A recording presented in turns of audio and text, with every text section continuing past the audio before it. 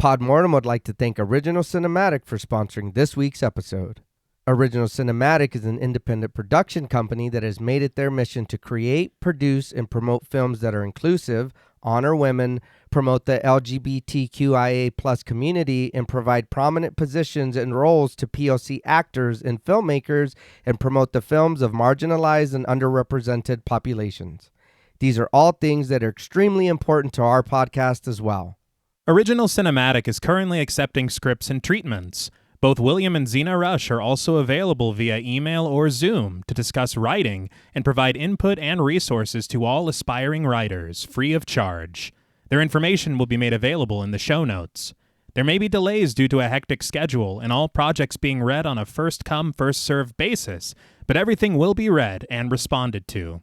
William Rush has individually produced numerous projects, including Pack is Here, Before, The Cottage, The Winemaker, and Day by Day.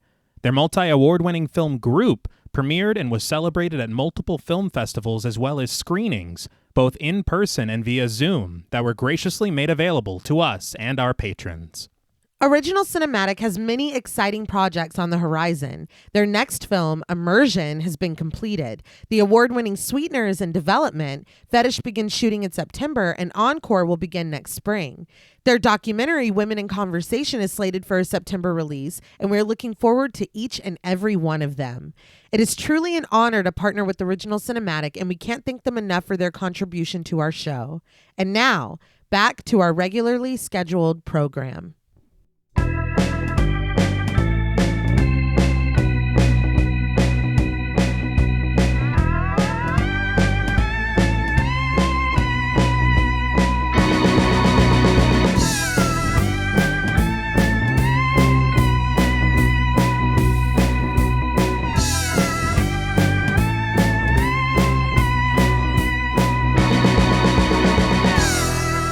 Salutations! Welcome to Pod Mortem.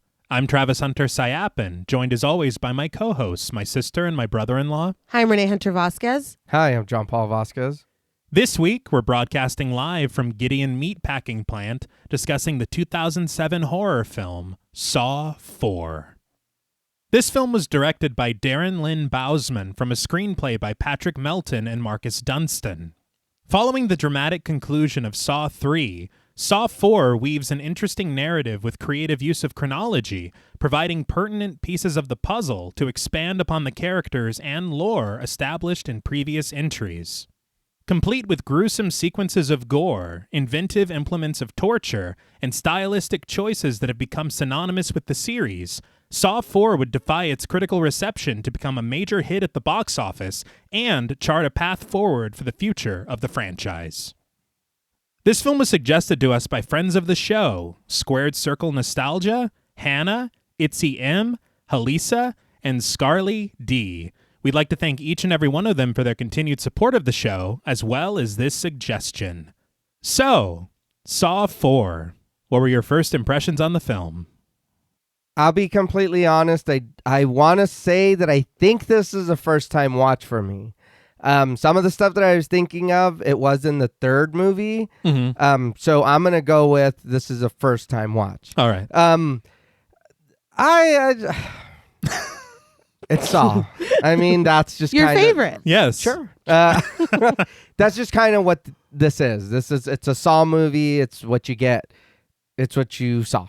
A lot of the effects, everything that's going on. I mean, again, that's where they shine. The traps, the gore, all that is always really, really good. I think there was just a little bit of confusion for me on some of the stuff, and I did, on suggestion of your sister, to go back and kind of get a refresher. So I did, because I was confused when I did do my notes and everything for it. So going back and watching it, it did kind of, I remembered some stuff. Oh, okay, here it is. That's what goes here. So, watching the fourth one again still, I still didn't know what the fuck I was I think that really hurt the movie for me. It's just kind of a lot of, what? You know what I mean? And it's, I think it was just kind of the stories that are in it for me. I feel like we're focusing on something more than we should be focusing on something else. And it does, I think for me, and that not in so much of a mean way, but it gets a little bit irritating that we're doing something else other than what I want to see, what I want to follow, or who I want to follow, or whatever. But we're still doing like, hey, look over here. It's like, I don't want to look over there no more. It's like, now you don't have a choice. It's like, oh, okay. It's like, Yeah, I was told that I saw this in the theater. I didn't really remember it. I honestly don't remember how far into this franchise I got before I was like, I think I'm cool on Saw. Yeah. But I know that I had seen this before. I just really didn't remember it. I think for me, 3 was a good finale. We talked about that a lot on the episode, that if they were to have just left it there, Yeah. that's satisfying. I think that in my mind is kind of where it stopped. And so I know that this wasn't a first watch for me, but it was like a fresh watch for me. And I think that Saw does a few things very well. I think that it does, as a whole, I think that the gore is done very well. I think that the kills are, for the most part, very creative. I think that they really do a shockingly good job at pulling in side characters and giving them more life. I do appreciate that. And I do appreciate the fact that you kind of need to be up on your lore. You need to know what's going on from film to film. I like that. There are things that the franchise does not really excel at for me. And I think, and we talked about this a lot, we're wrapping up our season of PMTV this month, and we talked about that a lot that season as well, where you're going in and reworking backstories that have already been established. And it almost, for me, never works. And it goes in that pile for me. I think that Tobin Bell, I love to see him reprising this role again and again. It seems like he's having a great time. I love that. I don't want less of him, but maybe we shouldn't have ended 3 the way that we did. If we're just going to do this. Yes. I feel like we had a pretty solid, we talk a lot about how fucking petty this dude is and how, like, for any infraction, you wake up and you're in a fucking trap.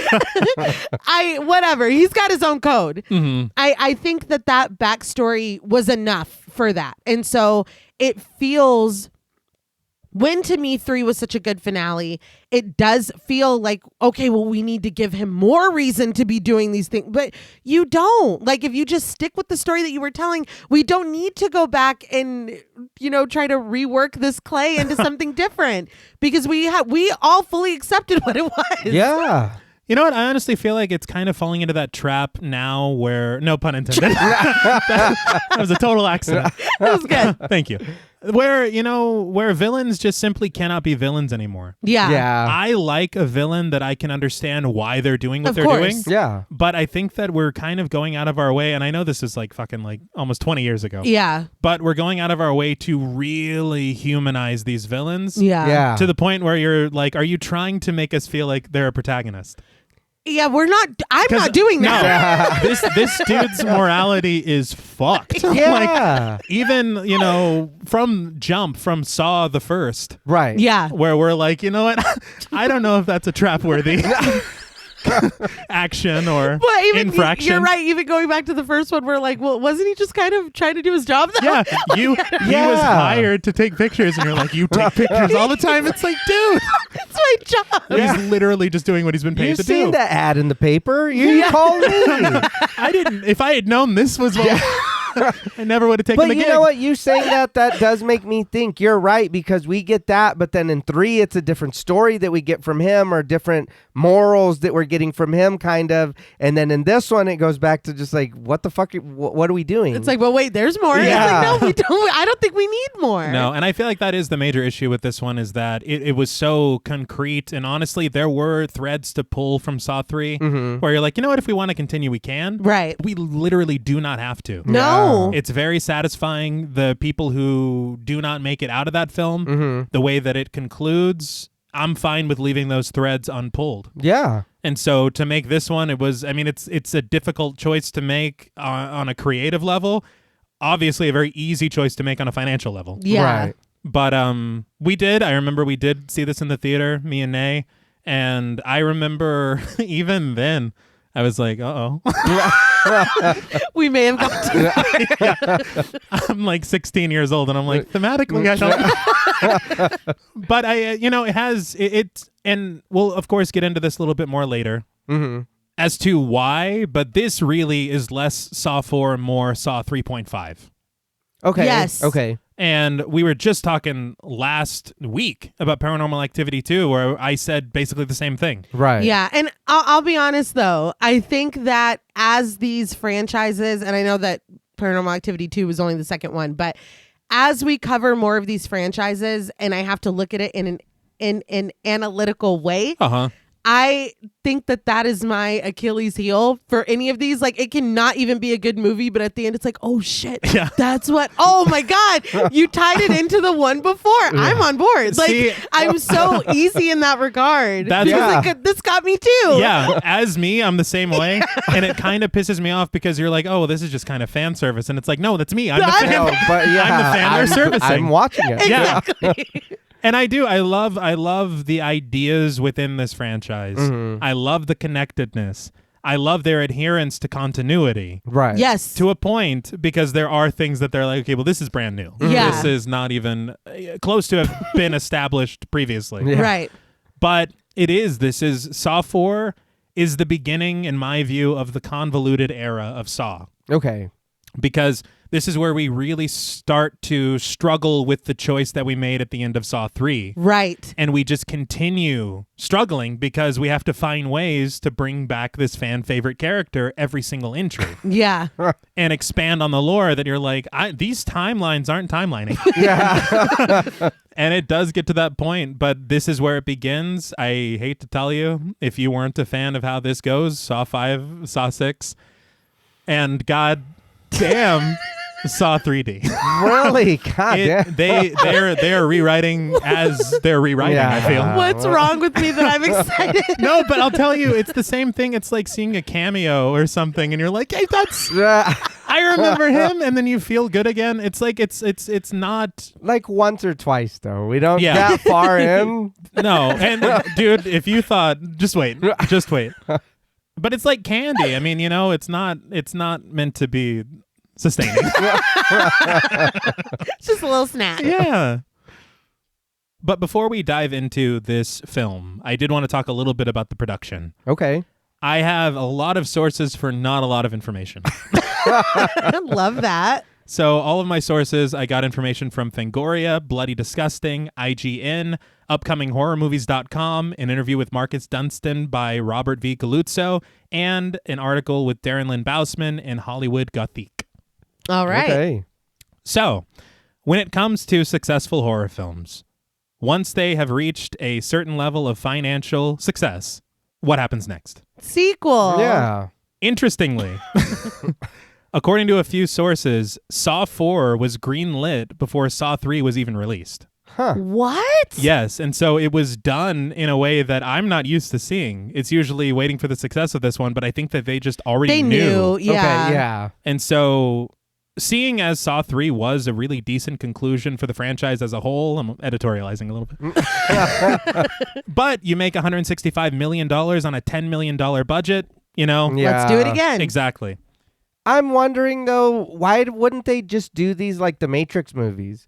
Just film them back to back to back with these same characters if you're telling this long story, and then do them like that. I will tell you, a lot of stuff bleeds into each other, and we'll get into it a little bit, where they do film portions of the next film while they were filming the previous one. Okay. And so it does kind of get like that, but it doesn't do in that exact way. Okay. They would have benefited, I think. Yeah. And maybe, but they really wanted to own Halloween, and so, they can't release one every like 3 months or something. Yeah. That's true.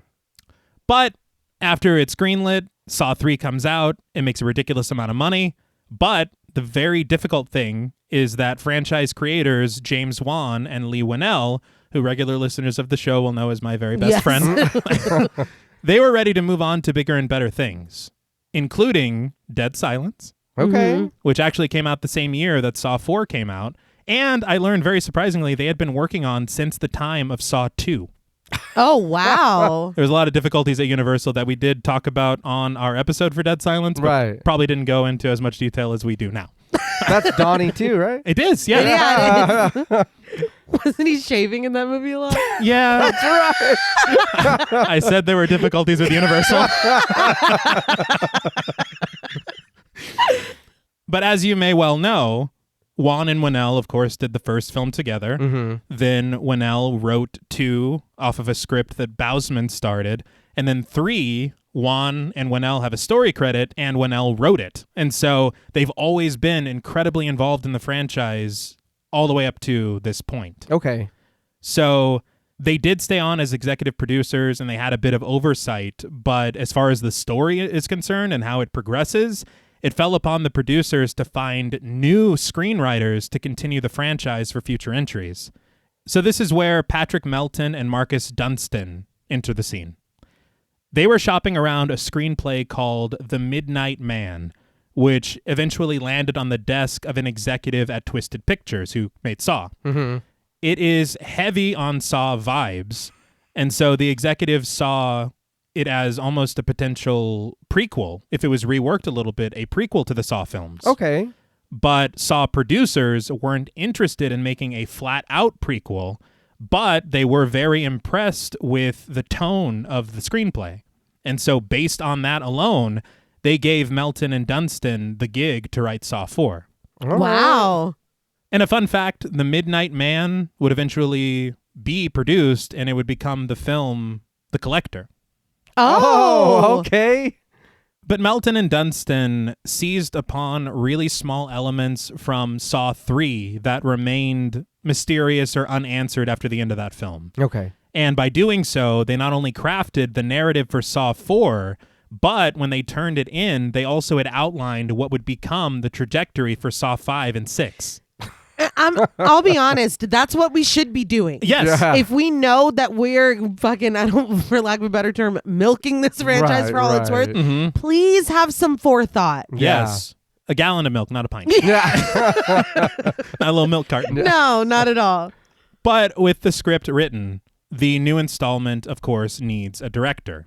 Darren Lynn Bousman, who directed Saw 2 and Saw 3, was actually reluctant to come back. And so producers looked to a guy we talked about literally last week, David Hackle. Yeah. It was the production designer for 2 and 3. They were thinking of bringing him to direct 4. Mm-hmm. But I did read an interview that was with him, and he had said that the literal day that they made the offer to him for directing the film, his wife received a troubling diagnosis from the doctors. Oh my man. God. He said in the interview that at the time of the interview, she was free and clear now and everything is fine. Good. But of course, he could not direct the film, and he just stayed on as the production designer of the film. Right, right. But because of this, they had to move on from David Hackle back to Darren Lynn Bousman. And he was convinced to rejoin the production after he read Melton and Dunstan's script, and there were parts of it that actually surprised him. Mm-hmm. And he had said that the fact that that happened means that it's a good screenplay. Yeah. I will say too, because we did talk about it kind of last week too. All of these Saw films feel the same. Yes. And so I do appreciate them picking people who understand the language and the vibe, because it feels like we even talked about last week the directors for some of them being the editor. Yeah. Them giving the production design. Like, it's like you understand, because it is a very specific vibe, and all of these movies have it. Yeah. And Hackle would go on to direct Saw 5. Okay. I like that a lot. And he really set me up, because the other deciding factor for Bousman is he said that it was like returning to a family. Yeah. He said, we're filming in the same locations. We have the same production designer, the same editor, the same composer, the same actors, the same producers. Like, it really is like coming back to something so familiar. Yeah. But Bousman saw this film as an opportunity to up the ante in every way, to dive deeper into Jigsaw's story and philosophy, while also creating an amalgamation of all the previous films, while also expanding the mythology and lore. Sounds like a lot. Yeah. It sure does. Take one of those things off. Yeah. Yeah, just one. This plate's getting a little full. So with all of this in mind, there were constant rewrites during production. Some ideas unused from Saw 3 were brought into Saw 4. Some ideas were moved from Saw 4 and saved for Saw 5. And some ideas were crafted entirely during production or truncated and salvaged in the edit of what was shot. It's so funny because at the planning, we're like, they outlined this movie. Yeah, no, Not so fast. Slow down on didn't that. finish it. No, no. But speaking of the edit, I will say that after Bousman turned in his director's cut, he left immediately to begin production on Repo, the Genetic Opera. Oh, Hey. okay. Love that film and had to mention it. But he was not there for the theatrical cut of the film, which the producers oversaw. And due to cuts from their ideas as well as mandated cuts by the MPAA, Yeah. and we'll discuss some of the differences in the commentary, there were quite a few things that were changed, not only narratively, but stylistically. Yeah. But critics were not kind to this film at all. Really. That was a sharp Wow. one. Yeah. What? Yeah. But on a budget of $10 million, it made $140 million. Damn. So Saw 5 would be released a little less than a year later.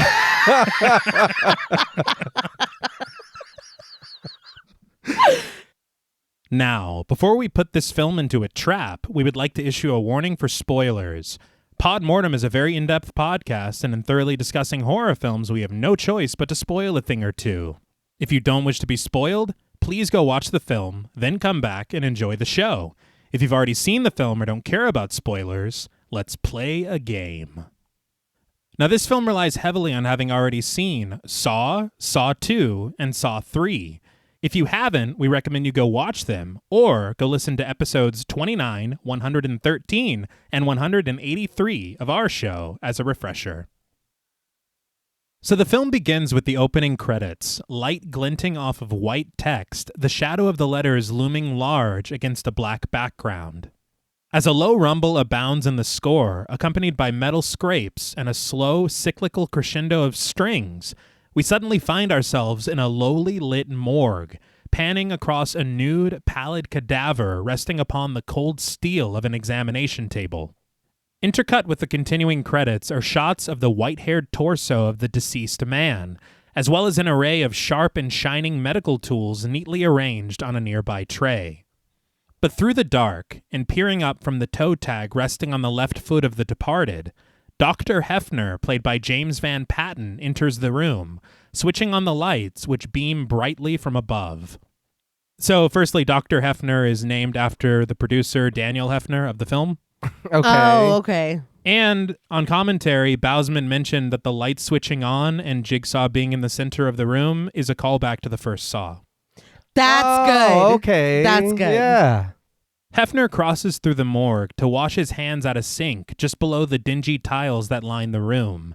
But once he's properly clad with protective gloves, a surgical mask, and a plastic apron covering his pale scrubs, Hefner approaches the side of the occupied examination table.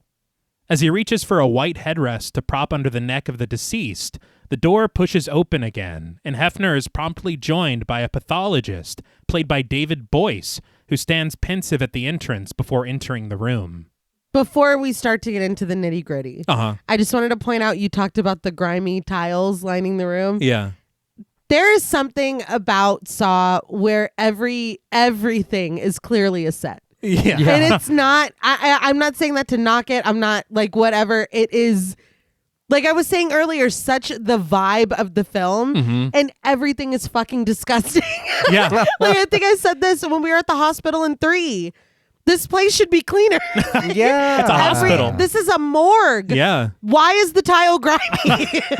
Well, I don't know if we asked in 3, but is Saw set in Gotham? Dude, I think you said that. I don't, that's one thing that I thought was interesting is it's almost like 7. Yes. Yeah. Where they never mention which city. But I always, every single time we go into one of these films and we start seeing these surroundings, I feel like House of the Dead, and I'm like, what's wrong with this city? Because it is fucked up Yeah. everywhere. But I think that that's got to be like some zhuzh to the production design. Oh, yeah. Because there is so much thought put into all of these rooms and like all the sets and everywhere that we're at. I'm just like, oh my God, like, does this city not have nobody on maintenance No. or like nobody that knows how to use a sponge? It's just, it's wild. But it is such a signature, and you see really is. It is. You it could is. see one set, and you're like, "Oh, we're watching Saw." It's Yeah. Saw. No, everything, yeah. the color, like everything about it. It's so itself. Like I just had to shout that out. Yeah. But the music pulses dramatically as we finally get a proper shot of the dead man lying supine in front of Hefner. It's John Kramer, Jigsaw himself, played by Tobin Bell, who reclines permanently in the peaceful sleep of death. John's head barely hangs attached to his neck, nearly severed from the slashing that he received from the hands of a vengeful Jeff Denlin.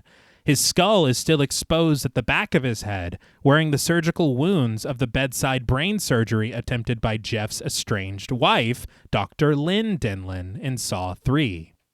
Hefner kindly folds a towel and places it modestly over John's nakedness because it was all hanging out. He was. Yeah. I was like, I was not expecting to begin the film with Little John and the Kramers hanging out. I mean, that's what would be happening. Well, I was gonna say it's an autopsy. Yeah. We jigsaw everything. Yeah.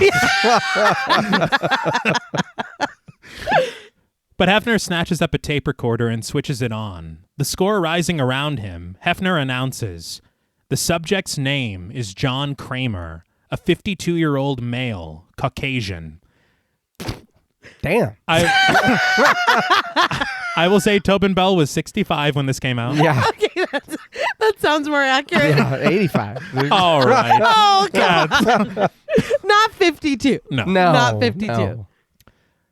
But as we press in on John's face from above, his lacerated neck a bright red against the drab examination room, Hefner notes to the pathologist that John has indeed seen better days. The score winds metallically as Hefner grabs a scalpel from the tray of tools, leaning closer to secure John's head as he pierces the blade into his temple. He glides the sharp instrument around both sides of John's head, setting the scalpel down to grip the freed flesh to peel it wetly over John's face to gain access to his skull. Upon closer inspection, Hefner discovers Lynn's surgical site, noting a recent rectangular transaction to the left occipital bone. The pathologist jots notes down on a pad, as with the aid of a pointed tool, Hefner dislodges the loose piece of John's skull, bewildered by what he assumes to have been some kind of backdoor brain surgery. So they were not told anything about the crime scene where he was discovered, I guess. They're like, what the fuck? I feel like they should have been let in on it. Yeah. Yeah, probably. But Hefner soon snags an electrical oscillating saw, the blades whirring as he presses it to John's skull, sawing the circumference of his cranium and cracking the skeletal crown loose with a mallet and chisel. But Hefner places the skull fragments aside on a small tray before seizing John's brilliant but morally ambiguous brain with both hands. That's being generous. Yeah. Tearing it free from a membranous mass, Hefner hands the wrinkled and gray organ off to the pathologist before peeling John's flesh back over his skull like a mask. As the pathologist weighs it in a nearby scale and jots down his findings, Hefner continues the autopsy, slicing a Y-shaped incision in John's torso and cutting through flesh and subcutaneous fat, peeling the layers open to reveal the skeletal muscle beneath. Hefner then takes the saw to John's sternum, carving through it, and once it's opened, he props John's yawning ribcage open with a metal spreader. He reaches his hands inside of John's cavity, squelching through viscera, as he grabs hold of John's stomach, severing it from the digestive tract and placing it in a large examination tray. As it wriggles bloody, Hefner slices through it with a scalpel, pressing its thumbs into the incision, and through the dark bile that oozes out of the organ, Hefner discovers a small, rectangular object covered in wax. Are you fucking kidding me? Yeah. That's commitment. Yeah. Say, I know it's about that. Yeah. Take precautions. He's like, hold on, just one more thing. And he was, dude. While Jeff was mulling it over, that's when he was eating it, I bet. But Hefner stands puzzled at the sight. And after a moment, he alerts the pathologist that they need to get homicide down here. Now. I was enthralled Yes. by this opening. Everything looks so fucking good. Oh, yeah. I saw on a behind the scenes thing, they said that this took 2 or 2.5 weeks to put together. They did a life cast of a body double and then a life cast of Tobin Bell's head. I will say that is some of the greatest life cast work. Yeah. I would have thought that Tobin Bell was under the table. I thought the same thing. Yeah. I would not have thought that was never his head. But they said that this was a self-contained piece. They had all of the organs inside so that the actor playing the coroner could really slice it open, peel the ribs apart, take these organs out. Like it was an actualized body. Yeah. It is incredible. This is the shit that I'm talking about, where I know that sometimes I think you think of Saw and you do think gore, but you think of like blood spraying everywhere and shit exploding and body parts flying. But this is what I mean, where it's like, no, they really bring it. Like this was excellent. Yeah. Then I know I've given the movie a hard time already, but Already. but this did look really good. Like I said, the gore, the kills, the traps, this is where they shine. Yeah.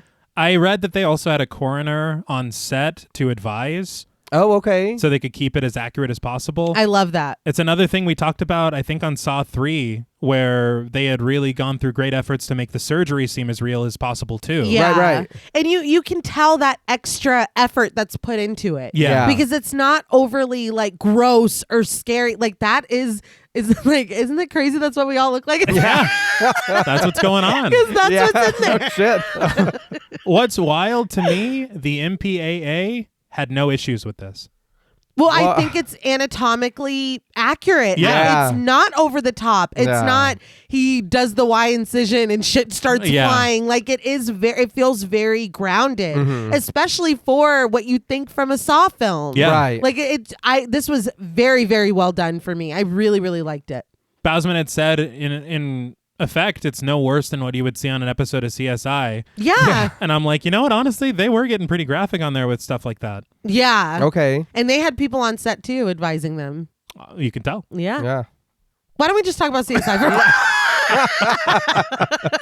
I'm activated. But sometime later, through the corridor just outside of the morgue, marches Detective Mark Hoffman, played by our Lord and Savior, Costas Mandalore. Now, for people who do not listen to Talk Mortem, I don't know how he became our Lord and Savior. There's some deep lore in there that we gotta figure out, but there's an entire episode of Talk Mortem named. Half accidental. But Yeah. I think, But we got there. Yeah, and we're sticking to it. But his black suit stark against the cold walls of the hall, Hoffman pushes his way through the door of the morgue with urgency. Hefner rises from his desk at the corner of the room to greet Hoffman as he enters, but Hoffman, with no time for pleasantries, inquires, "Where is it?" Hefner reveals that they found it inside of John's stomach, and the pathologist holds the discovered item in front of Hoffman on a small metal tray. The detective orders the men to cut it out of its casing, and as he stands over John's body, gazing down at the half-performed autopsy, we're treated to a flashback to the end of the 2006 horror film, Saw 3. John, in his makeshift hospital bed, pours melted candle wax from a red jar onto a mini cassette tape at his bedside table. Once the wax solidifies, John steels himself, placing the coated cassette into his mouth and swallows it. He did in Saw 3, we do see him pouring the wax on this tape. right. But I have trouble taking pills. I busted out laughing. Yeah. Because I was like, There's- if there's a fucking tape in this dude's stomach, Yeah. I was kicking my feet and giggling. I thought it was the funniest thing I've ever seen. And there absolutely was. Yeah. I will say, I did hear on commentary that Bousman and the producers went at it because Bousman wanted to put the tape in John's stomach, and they're like, no, they should have to cut open his intestines to get it. And so they went back and forth so long. Oh, like where it would be. Yeah. They filmed, of course, with the stomach, and the producers were so pissed off that they're like, we need to go back and reshoot this and put it in the intestine. And after a ton of arguing, they're like, look, we already shot it. It's done. Like, it's done. The movie's out. Yeah. That was last year. Thinking about it, just to go back to this tape for a second. I know we were just talking about it. But the size of it, Yeah. I feel like when Jeff cut his throat, it might have actually helped him because it would have been caught there. He's like, oh, thank God. Yeah. I'm just thinking of like when Homer swallowed the bride and groom from their wedding cake and you saw it go down his throat. Yeah. There's no way. Yeah, no. No. It's not even one of those little mini tapes. Like, No. That's a lot. Yeah. Well, it's mini enough, I guess. We have to suspend some disbelief. This is Saw 4 we're talking about. It's a mini tape, but I'm thinking of the like tiny yeah. ones. No. That one, sure. Yeah. That one was pretty big. Yeah. I don't know a lot about eating tapes. No. It's not our forte. But back in present day, as Hoffman puts on a pair of surgical gloves and peers down at the man known as Jigsaw, the pathologist cracks through the layer of wax covering the mini cassette tape, and written on the outside of it in bold black letters are the words, "Play me." Hoffman removes the autopsy tape from Hefner's recorder, replacing it instead with the newfound tape broken free from the wax. He presses play, and as the iconic Hello Zepp pulses in the background, Hoffman is promptly greeted by the gravelly voice of Jigsaw. "Are you there, detective? If so, you're probably the last man standing." Jigsaw proposes that perhaps Hoffman will succeed where all the others have failed. He wonders if Hoffman thinks that he'll walk away untested before promising that his work will continue. He then asks, "You think it's over just because I'm dead?" And he assures Hoffman that it is not over and that the games have just begun. It was interesting to me that Hoffman seems to have zero reaction to this. Yeah. He's just like standing there listening to it. So that sucks. Damn, dude. I love this theme. I love it every time they play it. And I'll be honest, for a film that I don't think any of us loved, this is a pretty fucking good opening. Yes. Yeah. Like, I'd be like, what the hell are we in store for? Mm-hmm. You know what I mean? I will tell you, this was meant to be the end of Saw 3. Oh. The autopsy and Hoffman playing this tape, and then it would have cut there. Okay. That still could have been done. Yeah. Absolutely. That would have been Wow. Yeah, because then it's honestly, it's almost like, choose your own adventure. the end. Yeah. What 'Cause do it's you not think done. happens? Yeah. But I will say, if you are choosing, if we must continue, It's not bad. this is a really good opening. Mm-hmm. This autopsy, the fact that it's like, yeah, we know we killed him in the last one, but there's still more. Right. And I would expect this to be the last that we see of John. I Right. would think. Yeah. Because again, I mean, you are dead, so I don't know how. And we've already gotten your backstory. Yeah, I think that means it's over for you. It's like, and we've already seen with Amanda, this way that he can draw people in and kind of indoctrinate them into his morality, quote unquote, and get them on board. I think that it's like the sickness that keeps passing on. That is scary and that is disturbing. And I think that that's conveyed. I think that it's a passing of the torch. Right. And that's the thing that always gets me about the end of Saw 3. Mm-hmm. I know that Amanda has to die for the film to make sense. Yeah. Right. But goddamn, if you're going to continue it, killing Jigsaw and Amanda. Yeah. That's why it feels like it's over. Yeah. Mhm. I think that the ending it with this, Oh, ending yeah. 3 with this, Yeah. that would That would have been perfect. kind Yeah. of would have been Yeah. amazing. And we tuck it in and put it to bed. Yeah. But what a tight trilogy Saw was. That was crazy. But you've got a whole script in front of you. No, there's several more pages. But we quickly cut to the inside of a marble-walled mausoleum, sunlight pouring in through the windows as we dip down an ornate chandelier at the ceiling to a pair of wooden crates stacked on the floor.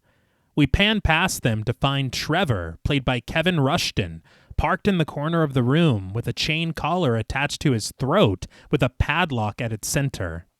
As he coughs, lurching upward and awakened from his undoubtedly pig mask-related drugging, Trevor reaches for his eyes, discovering the source of his newfound blindness, his fingers tracing the thin black threads of his sewn-shut eyes.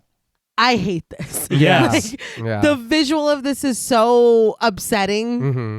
Already, I'm like, I don't even know. This is the beginning. Yeah. We haven't even started any kind of trap or fucking tape or anything. It sucks already, enough. Yeah, it's already too much.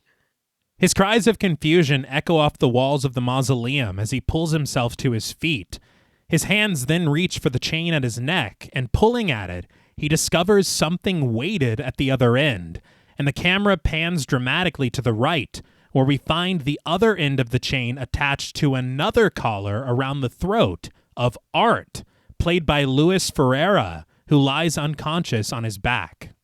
We talked about him in Dawn of the Dead 04. Mm-hmm. Yes. And another amazing fucking opening. Yeah. That one was better. But I remember him in Breaking Bad, too. Yeah. Okay. A very good scene he had. Yes. But Trevor's rough tugs of the chain lift Art from his sleep, and puzzlement pours over him as his eyes open and he reaches for the chain at his neck. But Art's voice is muffled behind the thin black threads sewn into his lips, which seal his mouth shut, exactly like Trevor's eyes. Guy got it worse, right? Oh, yeah. Yeah. And Guy is at a big disadvantage Yeah. of anything that's about to happen. This sucks. Yeah. This is terrible. But Trevor hears Art's muffled cries and demands to know who's there, pleading with whoever it is to talk to him. Art's voice remains unintelligible as he makes an attempt to do so, but the camera suddenly pulls back to reveal a rusted metal device at the center of the room, a box of gears where Trevor and Art's chains are connected. I may or may not have tried myself to speak if my mouth was stuck like this. I feel you can like get Yeah, you something can. across. Yeah, you yeah, your inner ventriloquist would come out. Well, even the tone of your muffled scream. Yes. No, but it's like, when you can summon the strength to lift a car off of a baby or whatever. Yes. I think it's the same thing. You're like, I'm fucking, name a famous ventriloquist. I don't know one, but I'm Mary Shaw. Not one. I was gonna say not one that we want to shout out. Anyway. No, fuck all of them. Not all of them. That one. Yeah. No, you can say something. Yeah, Something. yeah. It's not gonna come out clear, Mhm. but I think it'll be clear enough. I know that he's panicking, and he's panicking, right? Yes. Yeah. We gotta give some allowances. Yeah. I will say we just paused for a ridiculous amount of time trying to come up with a couple of decent ventriloquists, and all we had were Harley Cameron from AEW and Bobby Hill. Yeah. King of the Hill. Bobby with Chip Block. Yes. He did really good. Both decent human beings. Fluttering butterflies and all that. Yes, fantastic. Great work. But back in the mausoleum, as Trevor and Art pull their chains taut, we see through the top of the contraption at the center of the room rests a pin that will, most likely, kickstart the trap if pulled too forcefully. He really does rely on that a lot. Yeah, he does. Yeah, I was gonna wait, but since you brought it up, Uh-huh. I do want to say that a lot of these saw traps are really cool, but the small thing that it takes to trigger them, and then people just be like surprised about it. It's like, dude, you felt that wasn't gonna move. There was a little give, but you're like, no, let me just yank it some more. Yeah. Well, yeah, you think but- you'll be free. Yeah, and you don't know it's going to start wait. a timer. Yeah, well, let's wait for a second. Yeah. Evaluate the situation. Yes. Yeah. But in his frenzy, Trevor trips over the pair of wooden crates that he woke up next to, and various tools tumble out of them. Hooks, hammers, small axes, and blades.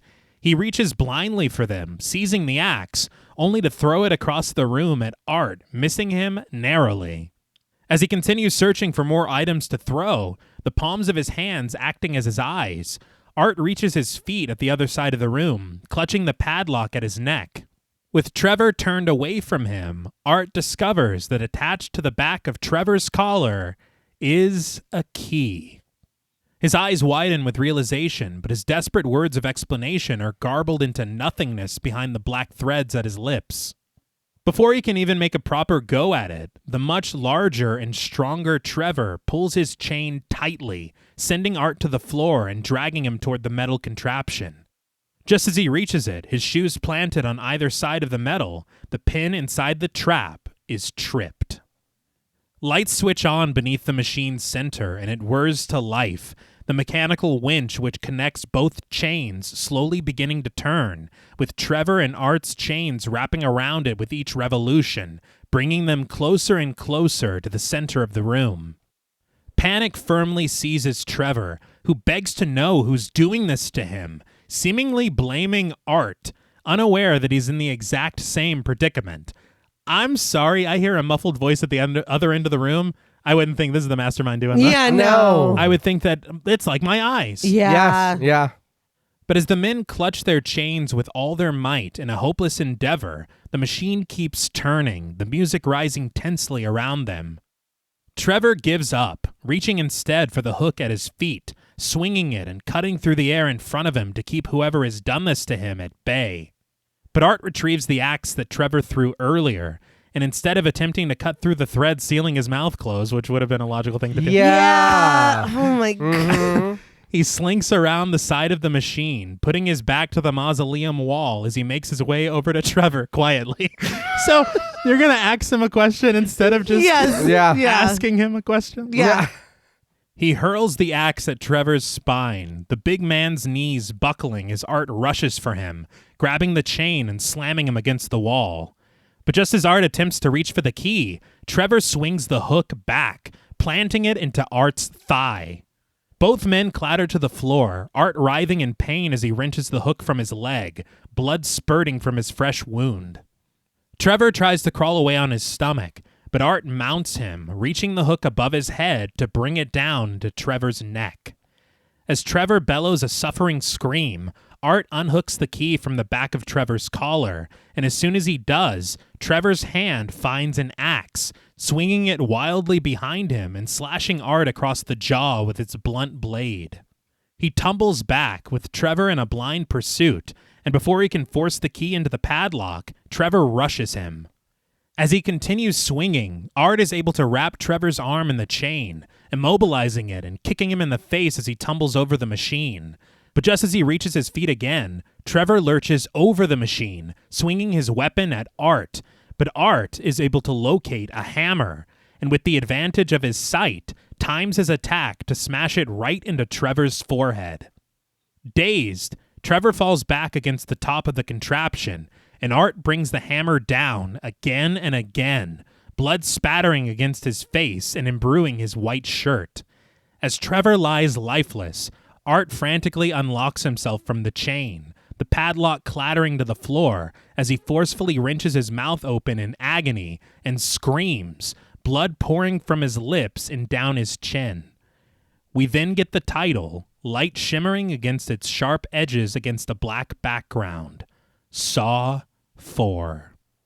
I have a few thoughts. Yes. Wild to get all this before the title. Mm-hmm. You couldn't have done that earlier with the ripping of your mouth open. Thank you. I'm not trying to victim blame here. Right. It's like these threads aren't that tight. Well, if you were capable of doing this, earlier probably would have been the most opportune time. And what the hell did Trevor do? We didn't even get a tape. Yeah, I don't know. That's a very fair point. We learn later as far as tapes are concerned in this room. Right. But as far as we know, they just woke up here. Yes. They had to face off. Art was victorious. Yes. Good job, Art. Yeah. It is weird that, because that's exactly what I thought. His lips were bleeding and whatever, but when he was like, you did this to me or whatever, do that and be like, stop, there's a key behind your fucking back. I'm bleeding. Yeah. Just wait. It's like, I promise I didn't, dude. Look, dude, I can save us both. I'm fucking scared. Yeah. Like, I'm as scared as you are. And there is even a time, and it's for a second, but it looks like the threads are loose and his mouth is kind of open. Uh-huh. Yeah. And I was like, dude, you can get sound out of that. Yeah. No,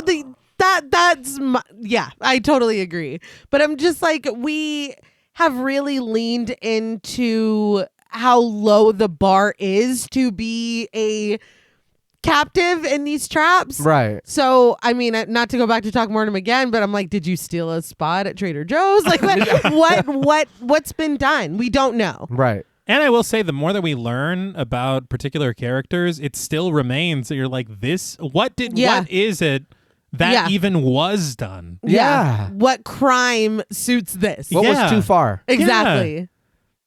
I did want to talk about this mausoleum trap very quickly. Okay. But I do want to talk about David Hackle. Again, we brought him up several times. Yeah. Mm-hmm. He was the production designer of this film, was also the production designer from Saw 2, 3, and 4. Clearly. This film? This film. He would go on to be the production designer of Repo, the Genetic Opera. Woo! But I did see in a featurette his whole idea around the traps in this film, because he was tasked with coming up with the majority of them. Oh, okay. And building them. Yeah. Damn. So he wanted to expand upon what had been done in the films previous, call upon ideas that resonated with the fans of the previous films, and also use real-world events and historical torture devices to create these torturous contraptions. Yeah. But he said that one of the rules that was given to the designer for all of the films, including the first one that he did not work on, was all of the traps have to be as simple as what you can find at a hardware store. I like that yeah. because they should be. Yes. And especially with what we learn of John's background, he's literally building all these. Yeah. So that really works very well. But he said that it's all born out of practicality, and everything that you see works and could work. Damn. And so this mausoleum trap, which holds the distinction of being the first trap in the Saw universe to outright pit two people against each other. Oh, all right. That's true. Yeah. But the tug of war, the concept of that was the jumping off point for this trap. And to create a balance between the two combatants, they decided to take an ability away from each of them. I don't think it's very balanced. No. And it's clear who's going to go on. Yeah.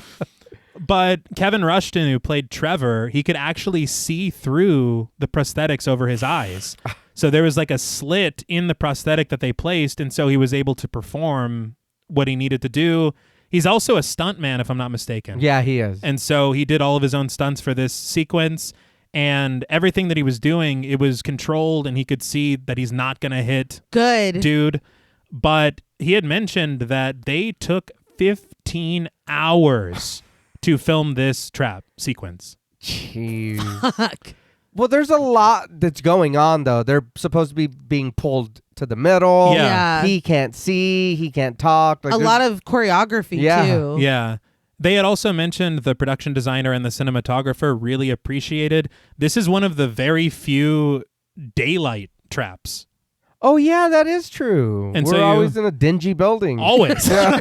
Usually the same building. Yeah, literally always. But it was nice. You see the sunlight pouring in. Mm-hmm. The mausoleum was actually a pretty beautiful set. Yeah, it was. And it was a set built for the production. That was not a real mausoleum that they used. Okay. But we abruptly cut to a SWAT team storming a dingy and decrepit corridor, their laser sights and flashlights guiding them through an archway and down the narrow steps of a small staircase. The men clear the area as they peer through a fence at the lower level, but above them, in his SWAT gear, stands Lieutenant Daniel Rigg, the commander, played by Lyric Bent. Of course, we talked about them. in the last Saw movie. Yeah. Uh-huh. That's one thing, I'll be honest, that really helped me. A lot of these characters are just from the movie before. We're returning. I again, you were talking about it at the beginning in the intro of just bringing in these smaller, minor characters. Yeah. He was in Saw 2 even. Yeah. That's really cool. And so to give him basically, I mean, I would say the lead role in this film, Yeah. it's very cool. The SWAT team chirps their calls over their radios, but through the corridor, we find Detective Hoffman, who orders the men to hold their positions. Through a fence at the lower level, the SWAT team not only observes movement in the distance as a shadow slinks across a far wall, but above their heads, they discover a device planted on the ceiling, a small red light at its center, and small, jagged wires hanging from the body of it. I will say some of these SWAT team members, because they reused all the SWAT extras from 2 and 3. Okay. Wow. Some of them, if you recall, one of them got fucked up by the stairs in Saw 2, I believe. Oh, yeah, that's right. Mhm. Yeah. And he's here in this. So they're like, look, there's something. yeah. Nope.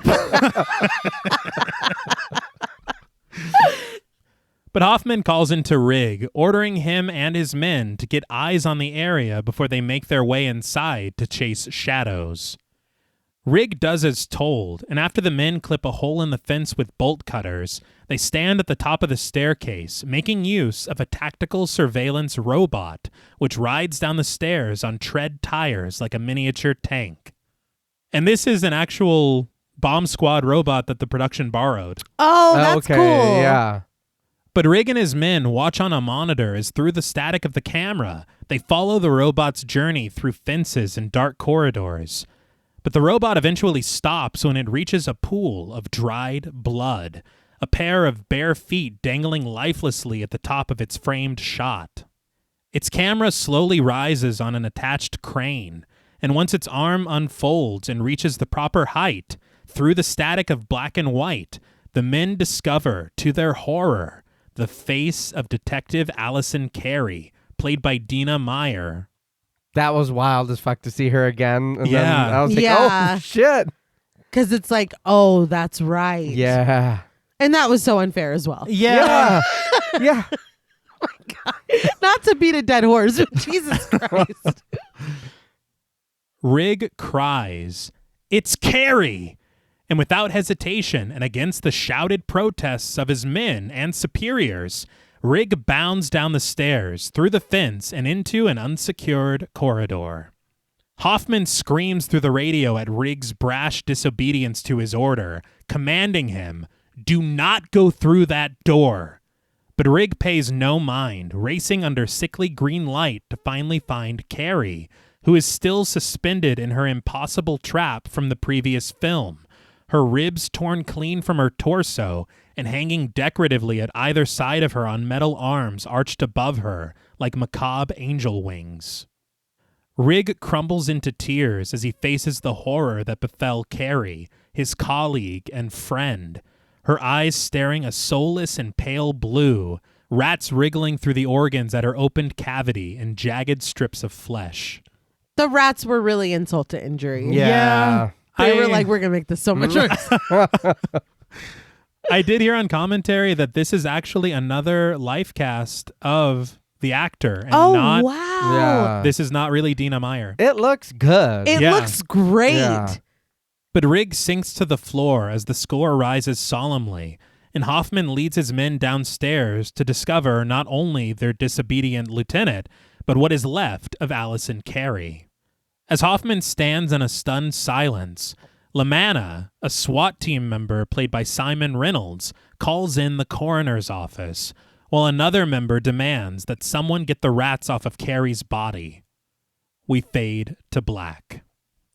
When we return, flashbulbs ignite as crime scene investigators fill the area, gathering evidence and snapping photographs. Rigg sits beneath a putrid wall, bearing a message written in blood: "Cherish your life." A SWAT team member stands next to Rigg, who catches his breath through coughs, before looking up and locking eyes with the man as he demands for Carey to be cut down.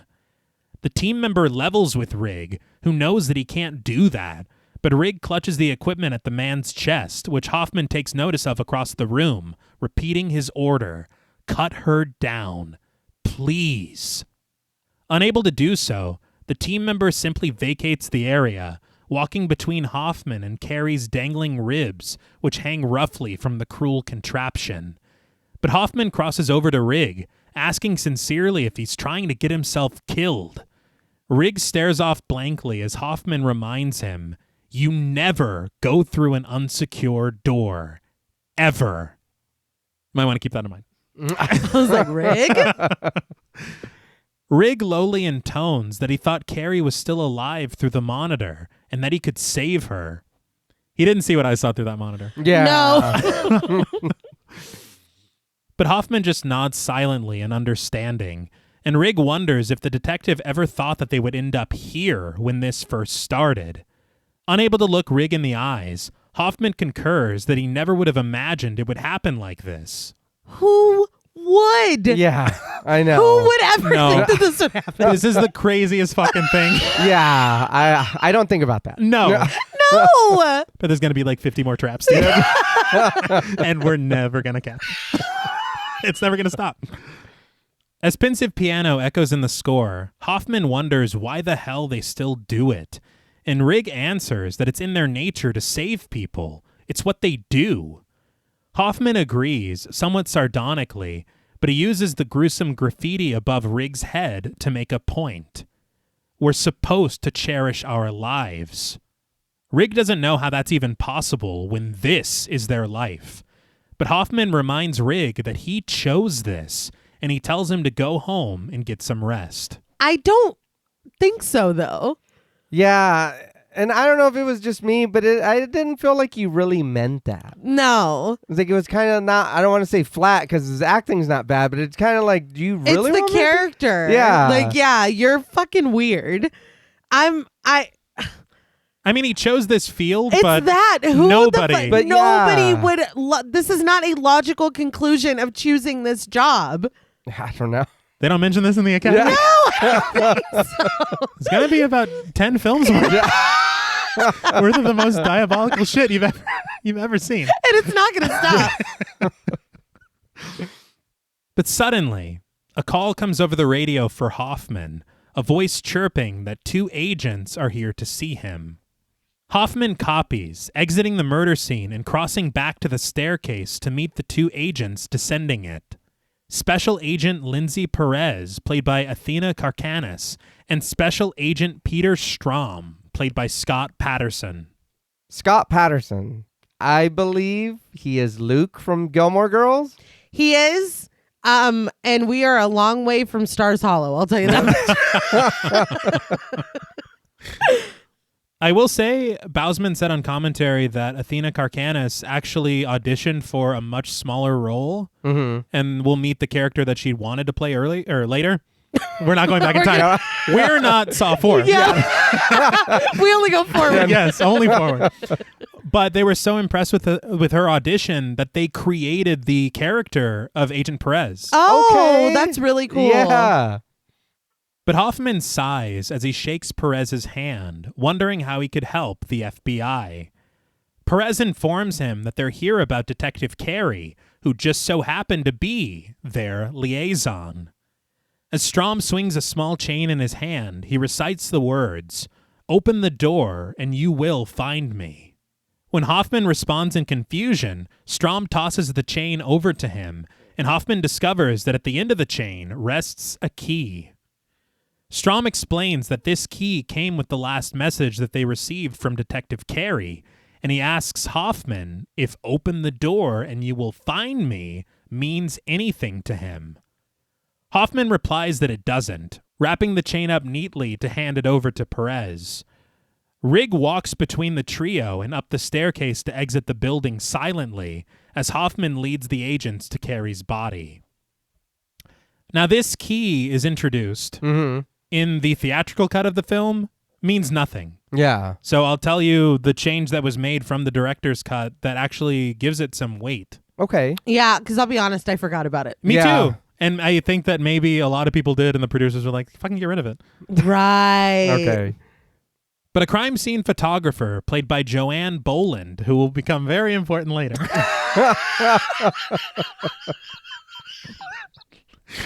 snaps a photo.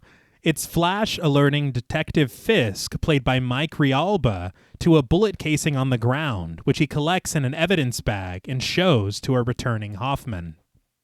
He explains that it was lodged between Carrie's body and the device, and Hoffman orders him to run it for prints. Strom and Perez then enter the fray, grimacing at the sight before them, and after Strom politely excuses the photographer from the scene, he and Perez survey the scene and the evidence markers on the floor. Before we get to what they find, I just want to point out, we all saw the angel wing trap in Saw 3. Yeah. At no point was a gun fired here. No, I was confused about that too. Yeah. So the fact that we're finding a bullet casing, it's like, oh, well, that's planted. Yeah. But Perez discovers the lock that Carrie opened during her game and notes that the detective still couldn't get out of the device even though she opened it. Hoffman explains that the game was constructed for Carrie's execution, which betrayed the rules. Perez just takes this to mean that this wasn't a jigsaw trap. Hoffman very swiftly states, well, Amanda Young, the accomplice, but Strom is certain that this wasn't done by Amanda Young either. I will say my suspicions Yeah. are heightened immediately. He's like, no, it yeah, wasn't. It's fine. I have an explanation for this. Don't ask any more questions, FBI. As he circles the body of the deceased detective, Strom notes that Carrie's weight was approximately 130 pounds, and Amanda Young's arrest report has her at 107 pounds. She couldn't possibly get Carrie up there alone. Hoffman's like, well, her father was an ant, so.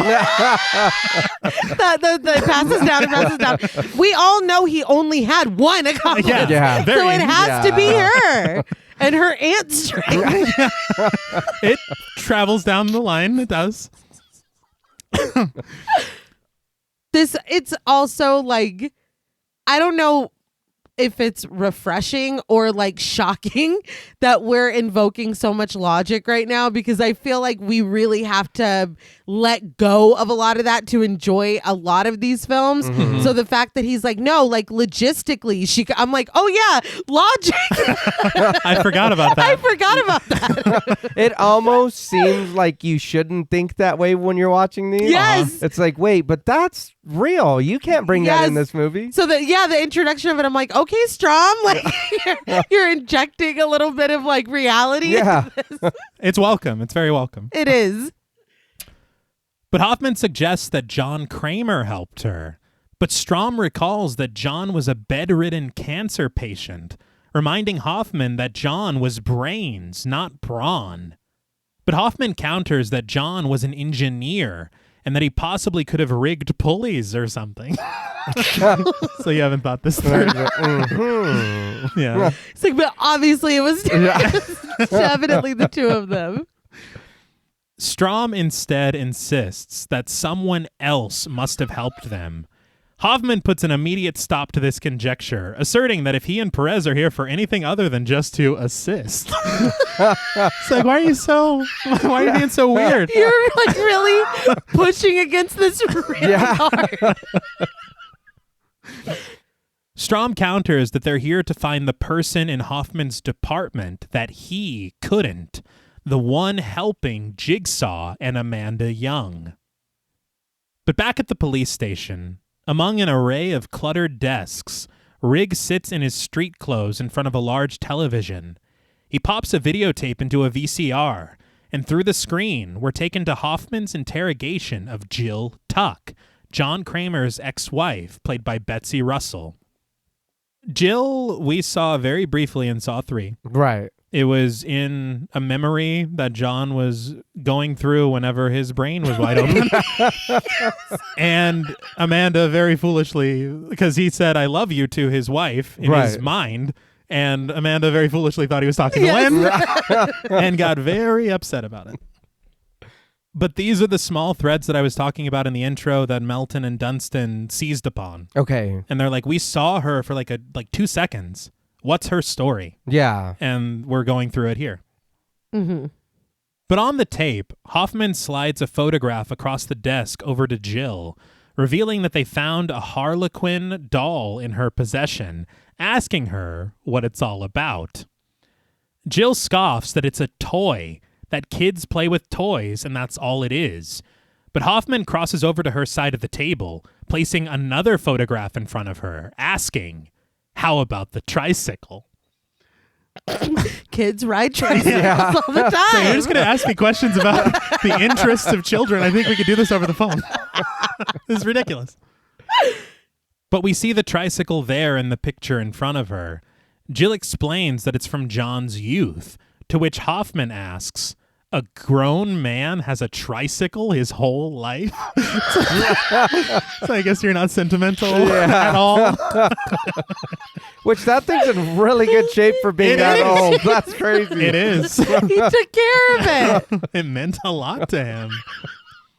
But Jill just retorts that she's sure that Hoffman has held on to things that were important to him, too.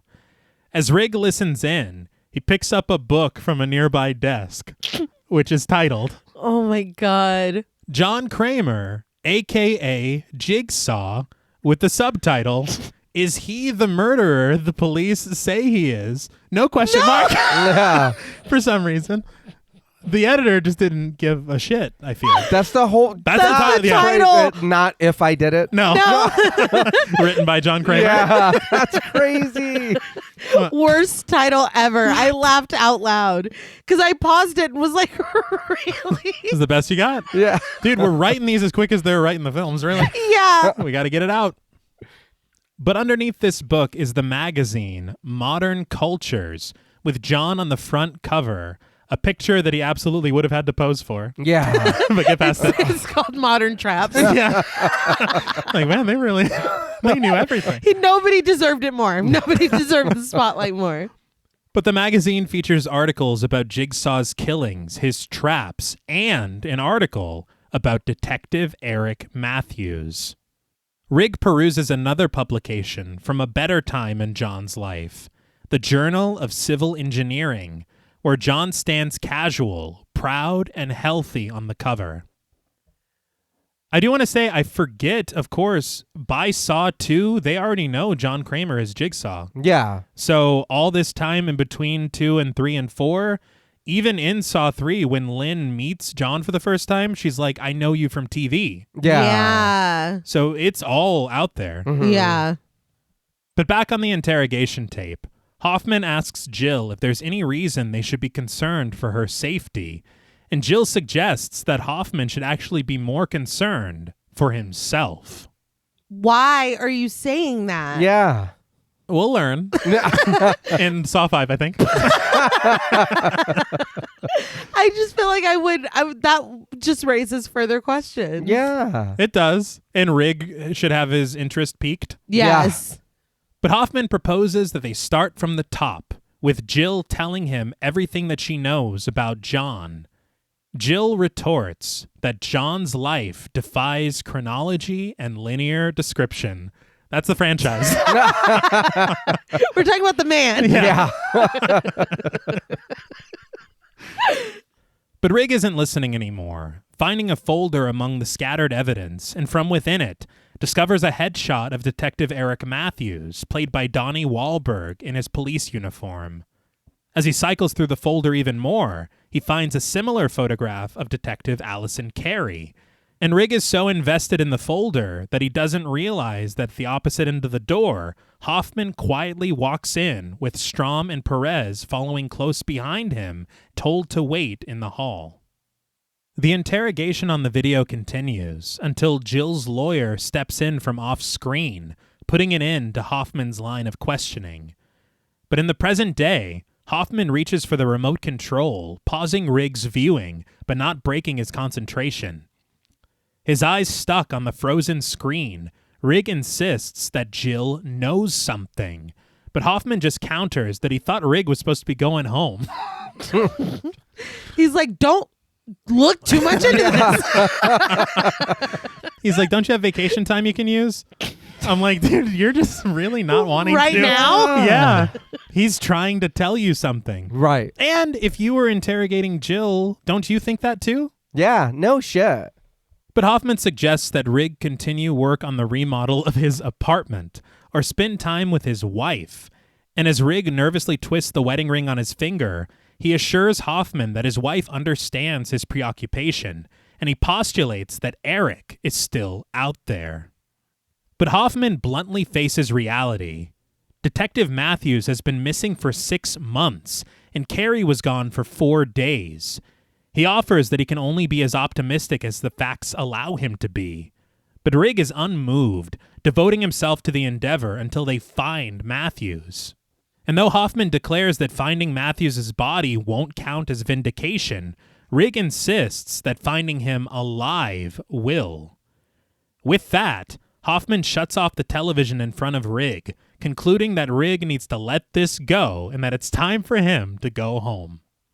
I was confused because, like you were saying, it's that. Why are you telling me to stop working on this or to stop looking into this? There's obviously something more there. Yeah. If I can tell, you can tell. You're my buddy or my mentor or whatever. Whatever he is. Yeah. It's like we're cops, right? Yeah. Yeah. But as Strom and Perez linger in the doorway, Hoffman tells a despondent Rigg that he'll call him later to make sure everything's okay. But without an answer, Rigg rises from his chair and storms out of the room past the special agents. His exit piques Perez's interest, and she wonders who that was. Hoffman tells her his name, and Strom asks what Rigg's problem is. The detective puts it simply: people around him keep dying. I understand these agents have just arrived on the scene, Right. but to have no knowledge of the things that have been going on Yeah. And where did we meet up? at a crime scene, Of Yeah. who? his colleague. Yeah. It's like, what's fucking wrong with that guy? What's his problem? And he says, what's his problem? Yeah. Like, are we serious? But not only that, why would you say that? I don't know. Why would you give them that answer like that? Oh, yeah. Oh, well, I know why it's like that. He's like, it's so strange. Yeah. I don't understand it. What the fuck? I understand it least of all. Yeah. Even though it's also people around you that keep dying no too. shit. It's just Rigg. Uh-huh. But sometime later, Rigg arrives home to his apartment, unlocking the front door and stepping inside. The camera finds him through the hall, pressing in on him as he discovers something resting in the foyer, a packed suitcase with a jacket folded on top. He finds a letter sitting atop an end table in the hall, and as Rigg reaches for it, he turns to find Tracy, his wife, played by Ingrid Hart, standing at the side of their bed in the master bedroom, packing the last of her things into her purse. This was the character that Athena Karkanis... Oh, okay. And I have to admit, I expected Tracy as a character to play a much bigger role. Me too. Yeah. Especially something that we see later. Yeah. Because I'm like, were y'all planning on something else and you didn't do it? Or Yeah, I don't know. I'll tell you something that was changed in the middle of it, of the screenwriting process. Okay. So that maybe could have been, but I'm not sure. But I think that she should have been given much more to do. yeah. Tracy makes eye contact with Rigg through the door frame, and with the letter in his hand, Rigg asks his wife what it says. Tracy somberly reveals, "It says I tried calling you 4 times. It says dinner is in the fridge, and at the bottom, it says I love you."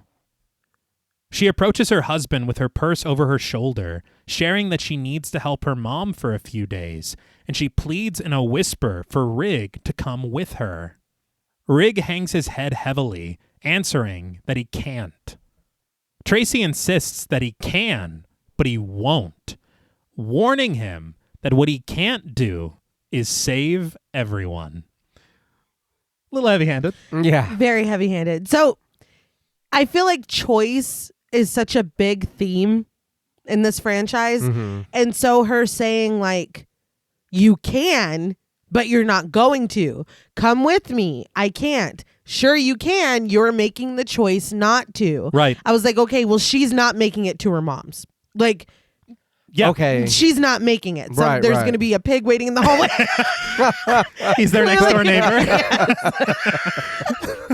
And it's going to come back to, you had the choice to leave with your wife and be clear of everything that's about to happen, and you didn't take it. Yeah. So that's why I totally agree. I thought his wife was going to play a much bigger role, or this decision that he makes to continue grinding in his heels and digging in deeper, which I think almost anyone in his position would do. I don't know why we're demonizing that. Yeah. But yeah, I thought that this conversation, this right here, would be a much bigger, like, cast a bigger shadow over the rest of the film. And I feel like it is just like, well, the wife needs to be gone. And so the wife is gone. Like, that's what it feels like. I felt the same way, because I did think that this was going to open the door for more of Rig and his wife's story and this going whatever. But yeah, and he seemed a little upset. And I'm like, dude, your wife is obviously scared and she wants you to go with her. Why are you like, no, I understand the wanting to help and all that. But I mean, this is getting very close now to home. Yeah. And it's like, who are you going to, that's what I thought that it was going to come down to. Who are you going to save? Yes. Yeah. Your wife. We have your wife. Yeah. That's the next note. That's what I thought. Yeah. Because it's like, where do your priorities lie? Yeah. And then we're bringing Jigsaw's ex-wife into the mix. Like, so I thought that this. Yeah, it does seem that way. Thematically, yes, this parallel of I couldn't and you can, but you're not. Yeah. Like that. I thought that was going to play more of a factor. And to me, that is kind of a more interesting story than maybe. I don't know. Mm-hmm. I thought that as well. And honestly, just seeing her suitcase by the door, I thought we were going to get some stereotypical and very cliche bullshit. Yes. Yeah. Of her being like, you're too busy in your work and I can't take it anymore. Yeah. She is still wanting to be with him. Yes. Yeah. She still loves him and she wants to, in her own way, protect him from what is happening. I thought the same thing. I thought the note was her leaving him. Yes. But I mean, she's not happy, but she's not leaving him. I thought that hot dogs are going to be defrosting in the sink. Exactly. But dinner was in the fridge. Yeah, it's even better. Yeah, a lot better. But Tracy kisses Rig sweetly on the cheek and walks past him toward her suitcase. Rig stands frozen for a moment, the love lingering on his face as he says his wife's name softly, begging her to listen to him. But Tracy just steps into the hall with her luggage, closing the door behind her. Where there, I guess, is not a pig waiting. No. But I'm just like, well, I guess I've got no choice but to watch her leave. It's like, dude, you're not going to go after her? You're not going to say anything? I think that's one thing that really bothers me on films and television, where it's like they're glued to the floor at this point. Yeah. You said, hey, wait. You move. Like, well, fuck, she closed the door, dude. I can't do that. I can't get through that. Yeah. They told me not to go through doors. Oh, yeah. But back at the police station, Perez sits at a desk, unfolding an archived edition of a nondescript newspaper. Underneath a headline reading, Urban Renewal Group, 4 walls build a home, Perez finds a photo of a seemingly jovial John shaking hands with a bearded Art, both of them standing in front of the large facade of the Gideon meatpacking plant. I will say, Art in his trap was not bearded. Yeah. Bousman said on commentary that you were not supposed to connect that this was the guy from the trap yet. Because of the beard? I believe so. Because his mouth wasn't sewn shut. Yeah. Nobody will recognize him. It's a different guy.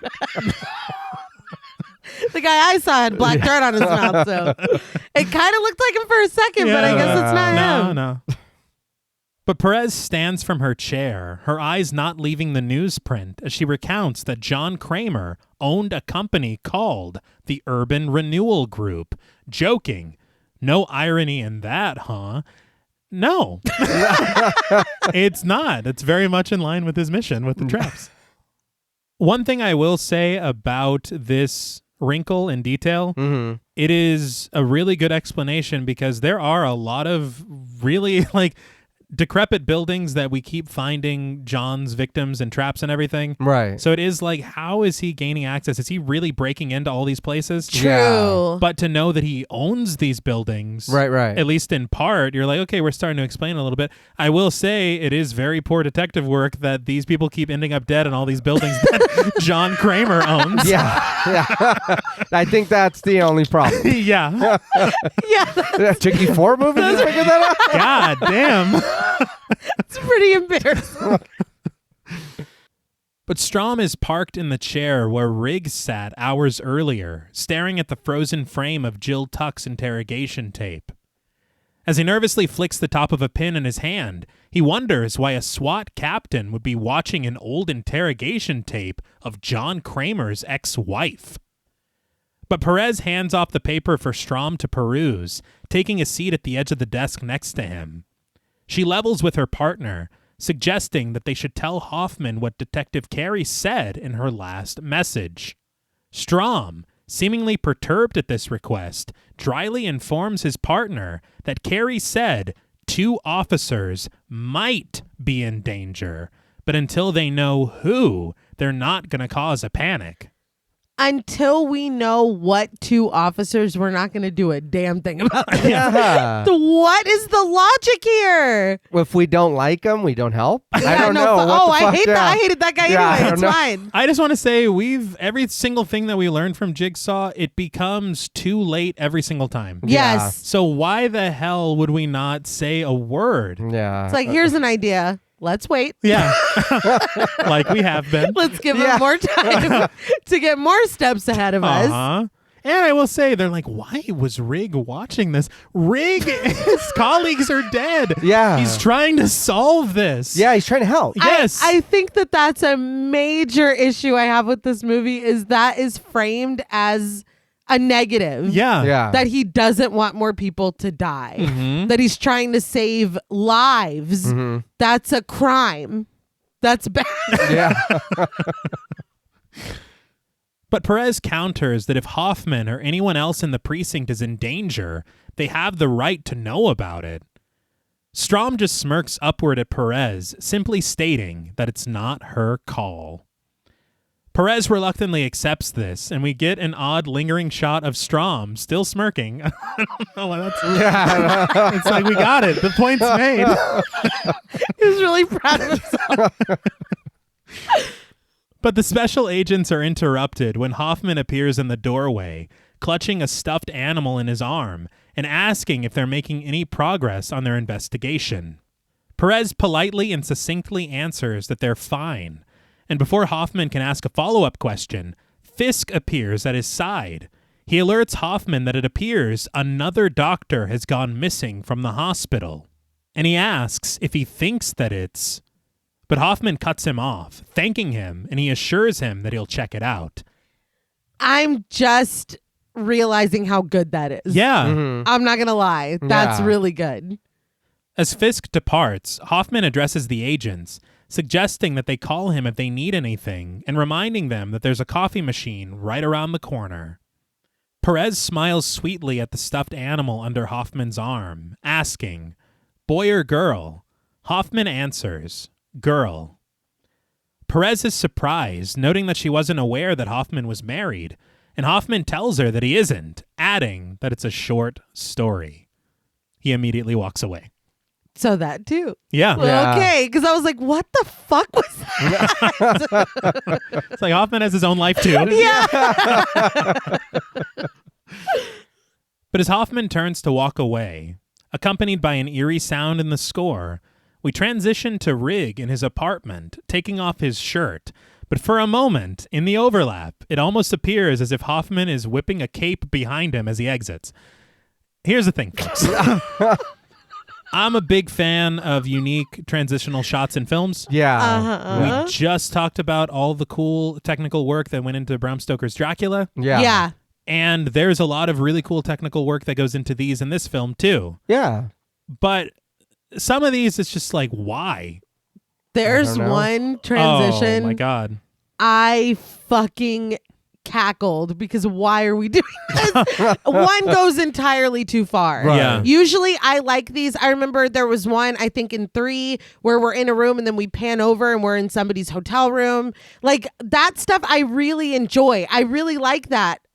Because it's almost like a commentary on how this is all connected. Like the story Right. is all connected.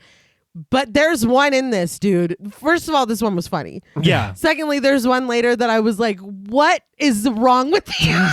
That you thought this was appropriate to do. I think the thing about them is that they're sometimes so jarring that they take you out of what's happening. It's Yes, that. yes. Because I think the whole point is that we're going. Right, and it right. does. When it is distracting like that, I think Yeah. that really defeats the purpose. Well, because we're going on that momentum or that high of what we're experiencing, or we're holding our breath for that Yeah. scene, and then when we get that, it's like, wait, what the fuck was that? Yeah. That was, I can't wait to get there. No. But one thing, and they did say they wanted everything bigger and more, like to expand everything. Right. And when we look at Saw 2, there were some transition shots from the security screen of the cameras. Mm-hmm. And in Saw 3, it was a lot of environmental stuff where they put these sets right next to each other. Yeah. And then in 4, they're just like, hey, what if...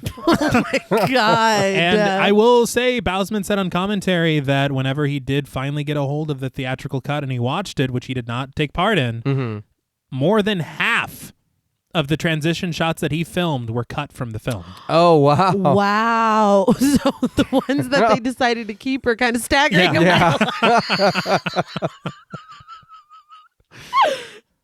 But a shirtless Rig rests on the edge of his bed with his head in his hands.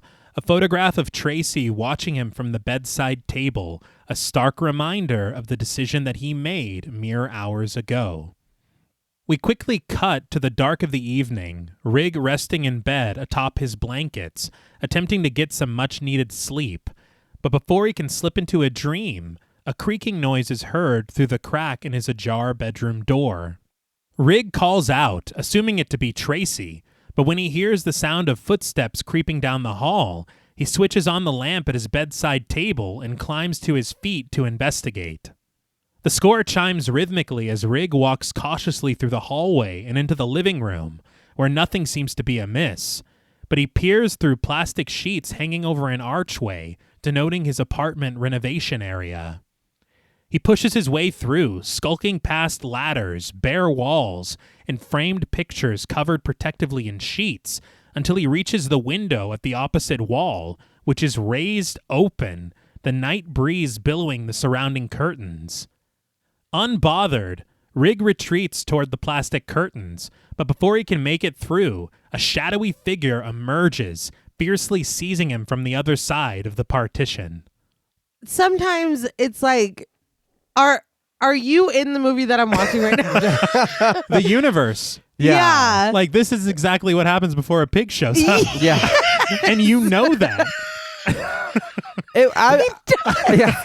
I'll be honest, I forgot about the whole renovation thing because it was that one little go finish, Line, what yeah. you're doing. And then when he went into it, I go, where the fuck are you? I was like, are we in here and we set this all up in your house for you to come into like an operation room or like something? a Dexter room? Yeah. And then the more he kept going, I was like, oh no, he is remodeling. I forgot. It's innocent. How Yeah, it convenient. is. Yeah. It is. But we match cut seemingly to Hoffman's home, where he sits at a desk, folding up a handwritten letter, the contents of which we are not privy to. He snags a manila envelope, placing the letter inside, but before he seals it, he drops what appears to be a key in with it. He stashes the envelope in a drawer before grabbing the stuffed animal from a table and flipping open his cell phone to make a call.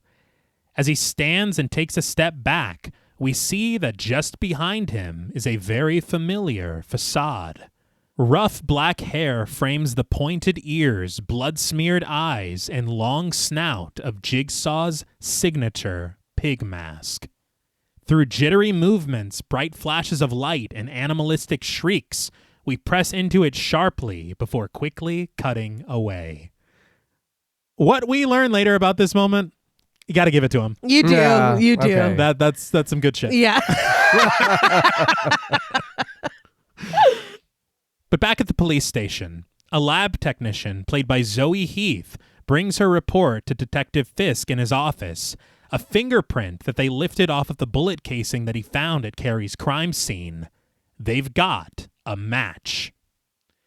Fisk can't believe his eyes when in bright red, underneath the diagrams of the sample and the signifying markers of the match, he reads that the fingerprint belongs to none other than Officer Rigg. And yes, for some reason, the system has him listed as Officer.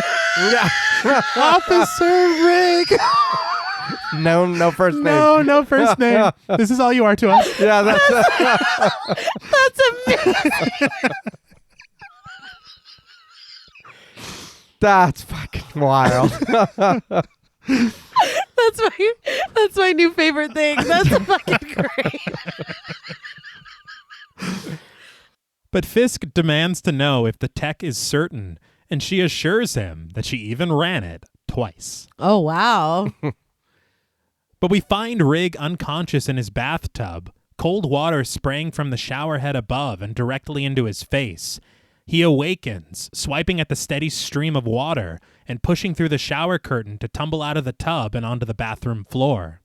He lifts himself up to his feet, dislodging the sink from the wall as he climbs clumsily to meet his own reflection in the mirror. But reflected in the glass, he discovers a bold red question mark painted behind him on the back of the bathroom door. He approaches it, snagging the sharp and ornate hanging hook from the back of the door and arming himself with it defensively before reaching his hand for the knob. As he clutches it, we see from the other side that it's attached to a wire connected to a video camera at the other end of his bedroom, which is secured to the top of the television.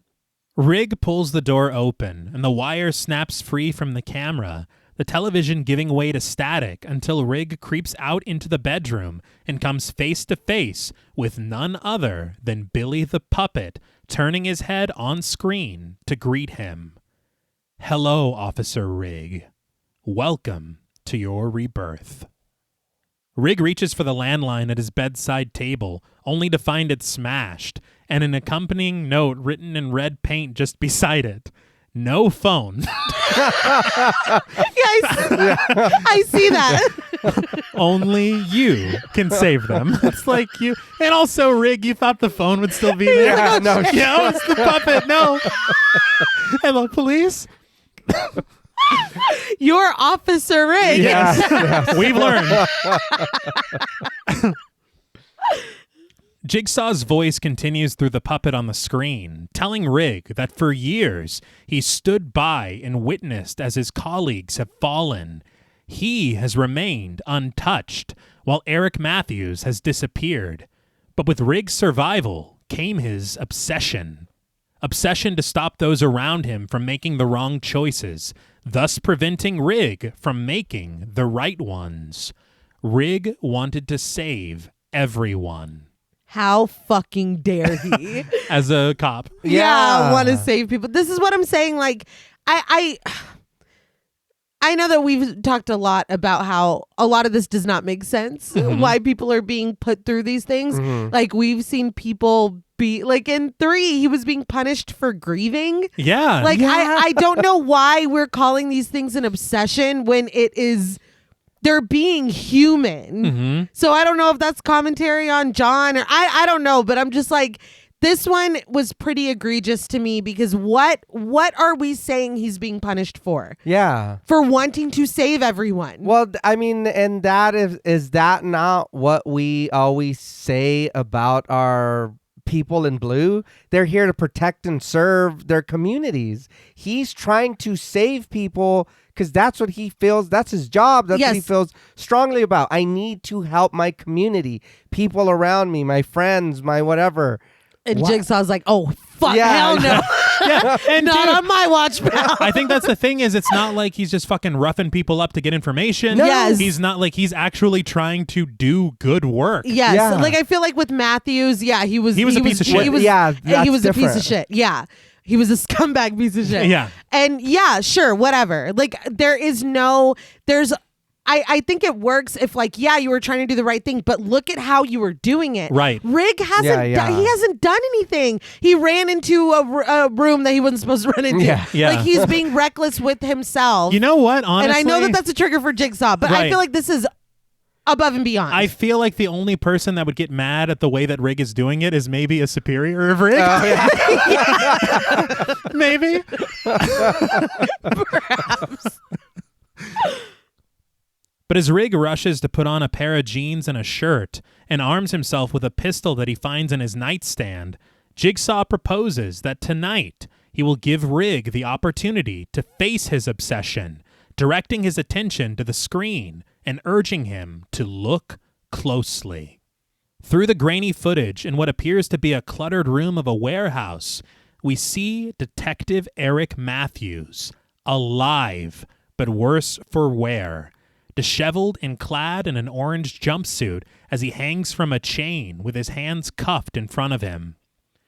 His feet slip against a large block of ice just beneath him, with Jigsaw warning that it's melting, and Matthews has but 90 minutes to save himself. But next to Matthews sits a bound and gagged Hoffman secured to a chair, each of the two men occupying their own space on a large metal scale. Jigsaw explains that Hoffman's fate is linked to Matthews's survival, and he cautions Rig that their lives hang in the balance of his obsession. He asks, "Will you learn how to let go and truly save them?" He reminds Rig that the choice is Rig's before the television gives way to the snow of static. Can you explain this to me again? It's like, wait, come back, Dave. I was surprised to see Matthews. Yes. Yeah. I don't know that we've ever seen this before. No, I will tell you, originally in the script, Matthews was not in it at all. Oh. Because apparently they had filmed a death scene for Matthews in Saw 3, and at some point towards the end in the editing process, they cut it from the film. And you just see him kind of getting his ass kicked by Amanda. Yeah. And implying that she killed him. Right. Yeah, but I mean, we've seen that before, or when they're like left behind or whatever, and it doesn't end up well. No. Yeah. So yeah, I was like, oh, I was surprised to see him back, because you think, what is so special about Matthews that he's been put on a shelf for 6 months? Yeah. I guess whatever issue he has with Rig. You know? It's sure. But Bousman had said on commentary that they were struggling to think of who to put in the trap with Hoffman. And this is just so like ridiculous to me, because they were like, well, should we like get like Rig's father or something? And I was like, Tracy, his wife who we've met. That Yeah. he made the choice to not go with. Yes. Yeah. They're like, Rig's father that we've never met? So why would you introduce somebody else? I have no I'm idea. so I'm so confused by this. But Bousman eventually begged Donnie Wahlberg to come back, and they only had him for 2 days. Oh, wow. And so he did all of his stuff in 2 days, and they did point out in commentary, and you can very clearly tell when he is not Donnie Wahlberg up there. And it's very funny. Yeah. But yeah, I think it works way better to get him back. Yeah. Yeah. And if to not use him, Tracy. Yeah. 1,000%. And we've talked about Donnie Wahlberg kind of a lot On this show? on this Yeah. show, and he does always show up, even when sometimes the characters are kind of cartoony or whatever. He always does a good job. Right. Mhm. Plus, he gave us the kind of iconic "You're not Jigsaw, bitch" that we've been saying all day off mic. It's a very funny line. It is. What makes me laugh is that how did he know that this would exactly get under Amanda's did. skin? Because it was all she needed. He cut right to the core.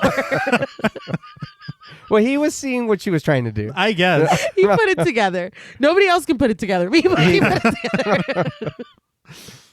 But Rig, overwhelmed but determined, wrenches open his bedroom door, which snaps free a wire connected to a large timer which rests on a shelf in his hallway, the bright red letters ticking down from 90 minutes by the second. As Rigg clears his path forward with his pistol drawn, he discovers dozens of photographs hanging above him on hooks throughout the hall. He eyes them suspiciously, but breezes past them until his eyes settle on a photograph taken of Matthews and his son Daniel, played by Eric Knudsen, who I'm sure and have been told is in a very safe place. Yes. And I got to admit, all this stuff with Matthews, I understand that there was a very strained relationship. Mm-hmm. I don't think we ever see Daniel again. No. Oh, yeah, I don't. And that's kind of odd. Yeah. Yeah. They're like, look, he's fine. Yeah, he did survive. Yeah. Honestly, he's right here in the safe. And that's it. But when Rigg reaches his living room, he finds, facing away from him, a figure donning Jigsaw's signature pig mask and parked in a chair, its back cluttered with gears and mechanisms, the static of a television casting a bright halo around the figure's silhouette. As Rigg stands staggered at the sight, the figure turns to face him, and we very foolishly hear a sharp and guttural roar emanating from the mask. Now, this always pisses me off in movies. Yeah. Because it's like, who did that? Yeah, Yes. no shit. Who made that sound? As Rigg creeps closer, LED work lights parked on tripods switch on around the chair, illuminating photographs that line the walls, another countdown clock of Matthews' life mounted on the wall, and smeared red graffiti imploring Rigg, "See what I see." Rigg makes his way around the chair, pointing his gun at its occupant, ordering her to take her mask off and put her hands behind her head. Muffled beneath the mask, the woman cries that she can't, and Rigg discovers that her arms and legs are cuffed and chained to the chair. But duct-taped to her hand is a cassette player, which Rigg doesn't seem to take notice of. And when he crosses the room to help the woman, the television in front of her springs to life from static. Rigg points his gun at the TV, which is hilarious. Yeah. As Billy the puppet reappears, offering to the officer that this is his first test. Jigsaw's voice explains that the person in front of Rigg is in desperate need of help, but it is not his job to save them. Jigsaw understands that Rigg may view this person as a victim, but if Rigg sees what he sees, then he would know that beneath the mask lies a criminal undeserving of the life she leads. Rigg tears the mask from her face, revealing Brenda, played by Serene Boylan, her eyes wide with fear, mascara streaked and tearful, and a gag tied firmly in her mouth. We return to the photographs that Rigg passed in the hall, where Brenda is captured, walking in front of a van, and photos that line the walls depict her leading young women, maybe even girls, into the cars of strange men. Jigsaw acknowledges that Rigg's obsession tells him to save this victim, but he urges Rigg to walk away. He reminds Rigg, however, the choice is yours, as the television once again dies away in a haze of static. I feel like he says a lot that the choice is ours, but there's a right choice. Yeah. Yeah. And see, this is what we're talking about, where some of the morality, you're like, why is this person in trouble? She's a sex trafficker. Yes. Yeah. Put her... This one, and then one that we see in a little bit. That's it's like, fine. oh no, yeah, go about your business. Like, I'm sorry. There are Yeah. some things that people do where it's like, no, it's fucking unforgivable. Jigsaw is like a broken clock. Sometimes he's right. Yeah, sometimes he's got it. He is specifically telling you, walk away. I think it's that. You've been on this case. You know.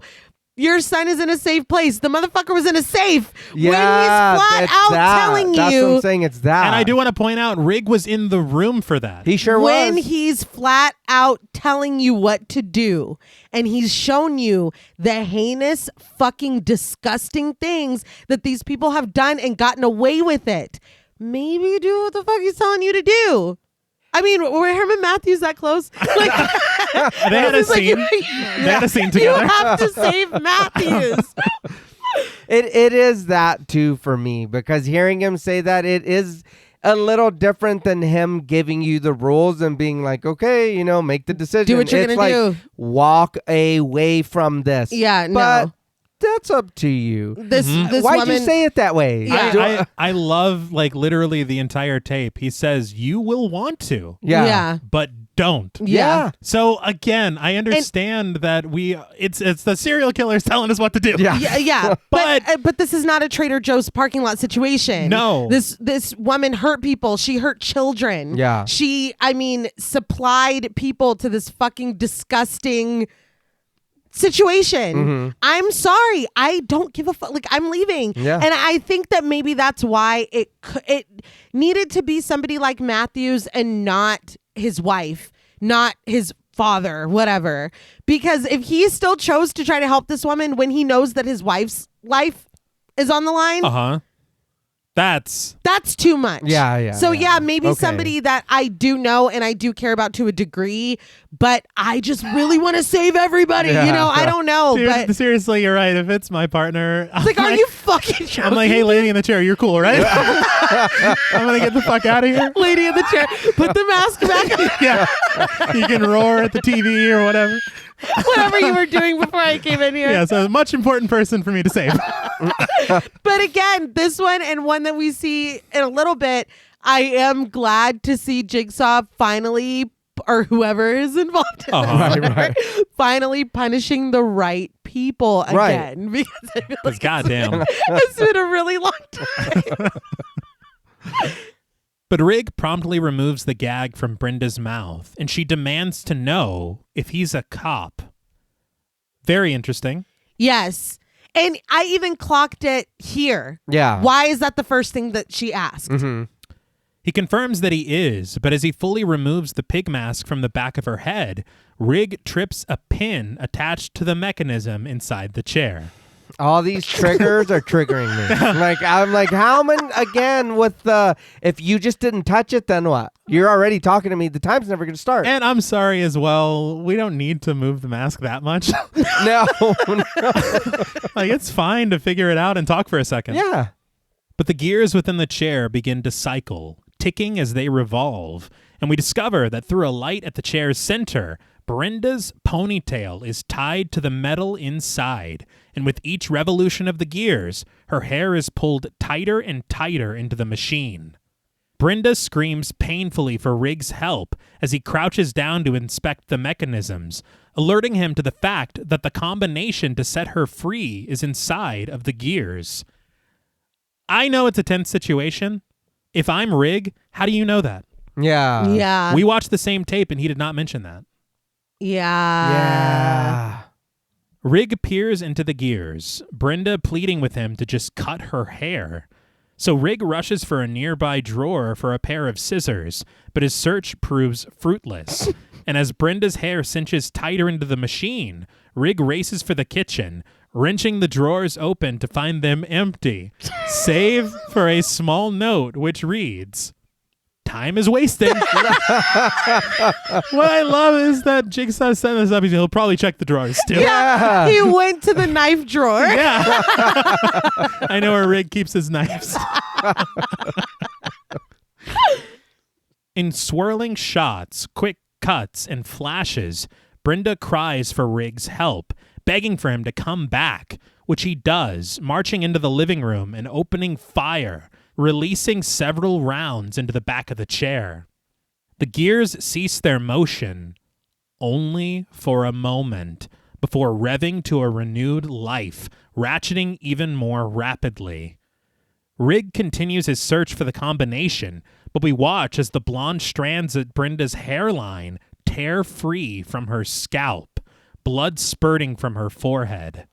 A moment more, and it begins to gush down her face, her scalp peeling further back as she screams.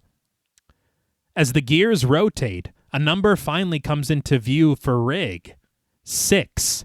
He dials it into the combination lock that rests in the back of the chair, impatiently waiting for the next number, which finally makes its appearance at the top of a gear. 4. Once this number is entered, the last one arrives swiftly in the mechanism's revolution. 7. Rig dials this one into an adjacent combination lock, the chains releasing from Brenda's arms and legs, and her hair loosening from the gears.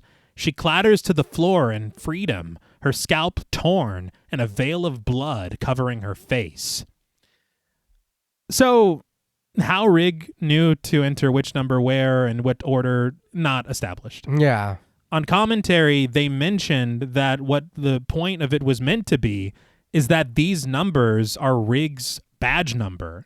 Oh. And I would have appreciated that told. Yeah. Because otherwise it's like, how the fuck did he do that? Yeah. Yeah, it would have even just took my badge. Yeah. Anything. Yeah. One line. Yeah. You were talking at the beginning about them kind of building off of historical torture devices. And on a behind the scenes thing that I watched, they said that this was akin to something that they used during the Salem witch trials. Good Lord. Which is fucking horrific. But they said that they built the chair on a dolly and that the actress's hair is actually really short. But they brought somebody else in with long hair to wind through the gears for the pickup shots. I was like, we couldn't have used fake hair for that. Yeah. You've been killing it with the life cast. You can't do a wig? Yeah. I was like, well, that was a choice. That's what they said. I thought that was odd, but they said that this was so like hard to watch that one of the producers completely walked off set while they were recording it.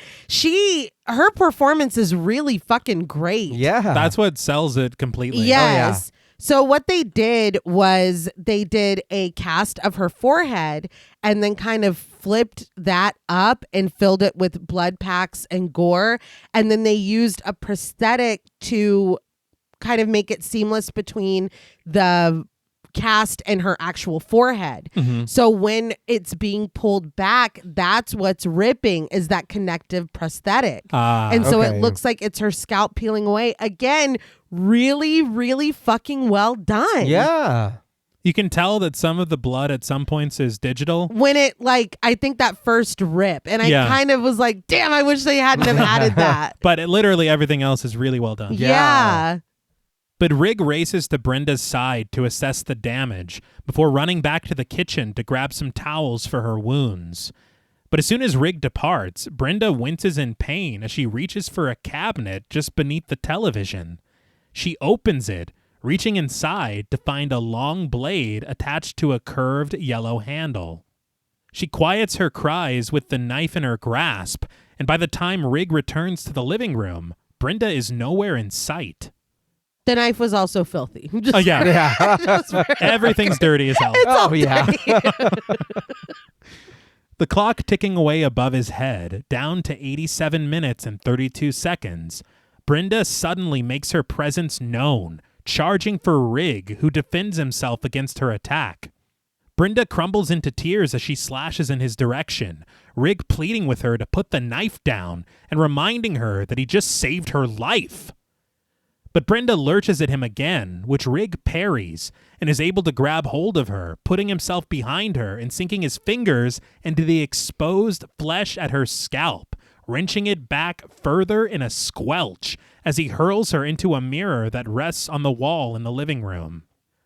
Brenda crashes through it, the glass shattering all around her, and we follow her through it as she clatters to the floor of the police station, where Fisk bursts into the evidence room to find Perez and Strom poring over files together at a desk. So this is it. Yeah. And of course, this is exactly as we said before. Everything was created practically. Right. They put these two sets together, had this breakaway thing, followed her with the camera that she does actually crash into the floor of the police station set. Yeah. Technically, fantastic. Yes. Right. Yes. But why? Yeah, I don't know. It's the audacity. It's entirely too far. And I cannot watch this woman explode through this glass, fall to the floor, and then they just walk past her. Yeah. It looks hilarious. Yeah, and we don't match the intensity of what just happened because he's literally like, oh, look at this fingerprint. Yeah. It's like, what? So, no. And I understand, sometimes you can do things. But should Right. you? Should Yeah. you? Should Never you? stop to ask if we should. No.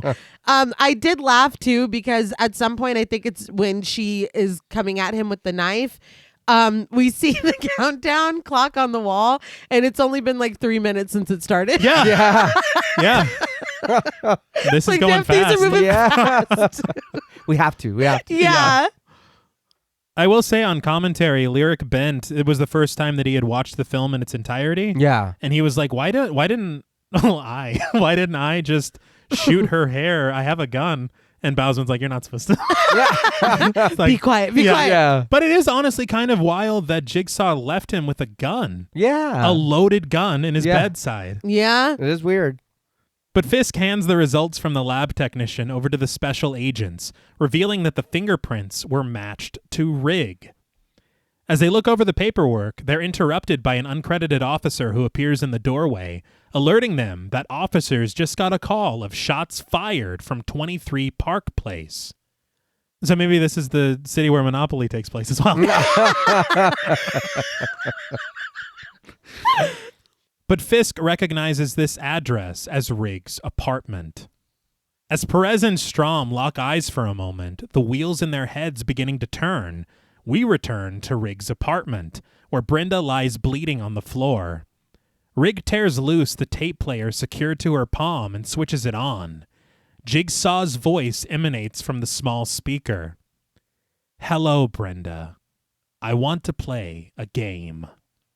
Rig secures the knife on the floor, discovering a G imprinted in the blade, as Jigsaw explains that an officer will try to save Brenda, and if he's successful, then her game begins.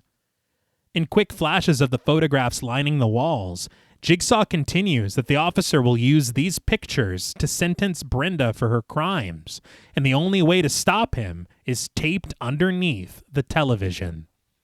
Another pet peeve happens right now, because we get a flashback of her finding the knife under the TV. It's like, no, we were there. Yeah. Yeah. And he taped that knife up there. That's really funny. And I will say it is kind of funny because she had no idea that it was a knife under there, Right. which is good because if I'm in the situation that she's in and I know that, I'm like, there's a knife under the TV. Yeah. Yeah. Please cut my hair with that, please.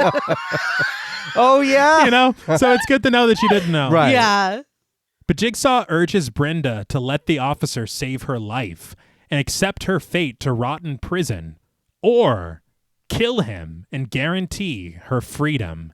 He implores Brenda to make her choice. But Rig drops the cassette player and runs to the front door, discovering his smashed cell phone, which he tosses aside. But at another side table, he finds a small box which lies open for him, and within its red lining, Rig locates 2 keys and a letter which reads, "One saves a life, one takes it away."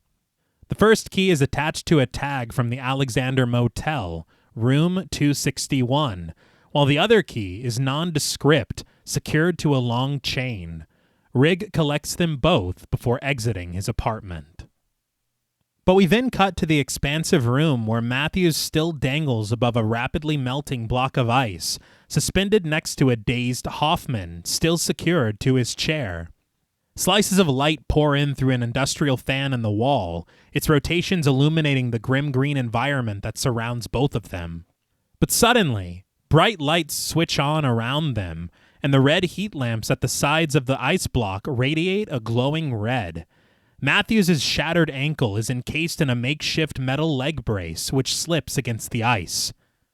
But Hoffman finally awakes next to him, confusion finding him fiercely as he becomes aware of his capture, whimpering through the cloth gag in his mouth as he peers up at his formerly missing colleague. But Matthews is lost in a memory, and we're taken back to the beginning of the 2006 horror film, Saw 3. Matthews, fresh from escaping his shackle in the iconic bathroom by way of a brutal bashing of his ankle, staggers through a dark corridor on one good leg. His screams and obscenities echo as he comes face to face with Amanda Young, played by Shawnee Smith. He batters her with a lead pipe, but in her pained daze on the ground, she stomps his shattered ankle, gaining the upper hand on the detective, who loses consciousness. But we watch as a much larger figure, shrouded in the shadow of a hood, drags Matthews to an empty chamber, leaving him alone to bleed on its dirt-covered floor. Sometime later, the figure appears in the doorway with an orange jumpsuit and the aforementioned leg brace, and as the months pass, we watch as Matthews, in his new jumpsuit, is fed slop through a slot in the door.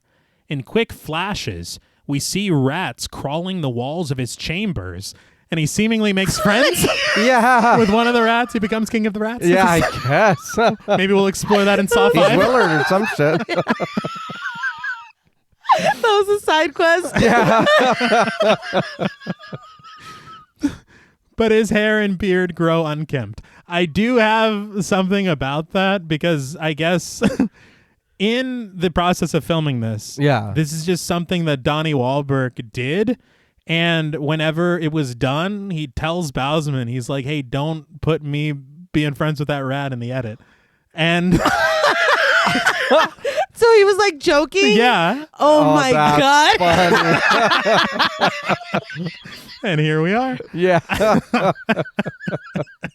It did give me a giggle. Yeah. I'm not Yes. gonna lie. I Yeah. was like, what? I was like, well, but 6 months is a long time. Yeah. Make friends need when to you make can. But the chamber door suddenly opens to a blinding light as we return to present day, where Matthews rests hanging by his throat above the block of ice. But the SWAT team storms Riggs' apartment, the camera swirling around their search, their tactical lights piercing through the darkness of the home, past the hanging photographs and plastic curtains, until they discover Brenda's body resting lifeless in a pool of blood in the living room, covered in the shattered glass of the mirror. I will say this was a pretty good transition Yeah. because we kind of swirl around the apartment and then we go over her body, and when we're back up, it's filled with crime scene personnel. Yeah. Most of the transitions are quite good. Yeah. It's just when they miss, they miss. And he admitted, Bousman was like, maybe I was being a little too pretentious. But Strom inspects her body, lamentful as he announces, it's starting. Fisk alerts Strom that an APB has been issued for Rigg, and Strom inquires as to the whereabouts of Rigg's wife, learning that she hasn't been located yet. But Perez calls out to Strom, and through the beam of her flashlight, illuminates 2 photographs on the wall, one of Matthews and one of Hoffman, which inspires Strom to ask if the officers have a 20 on Hoffman, which they don't. Yeah. Fisk attempts to call him as Perez tries to piece the puzzle together, wondering what the photographs of Matthews could mean. Strom asserts that Matthews must be alive, and Perez retorts that it's been 6 months, noting that Jigsaw has never kept anyone that long before. Strom counters, no one but Amanda Young.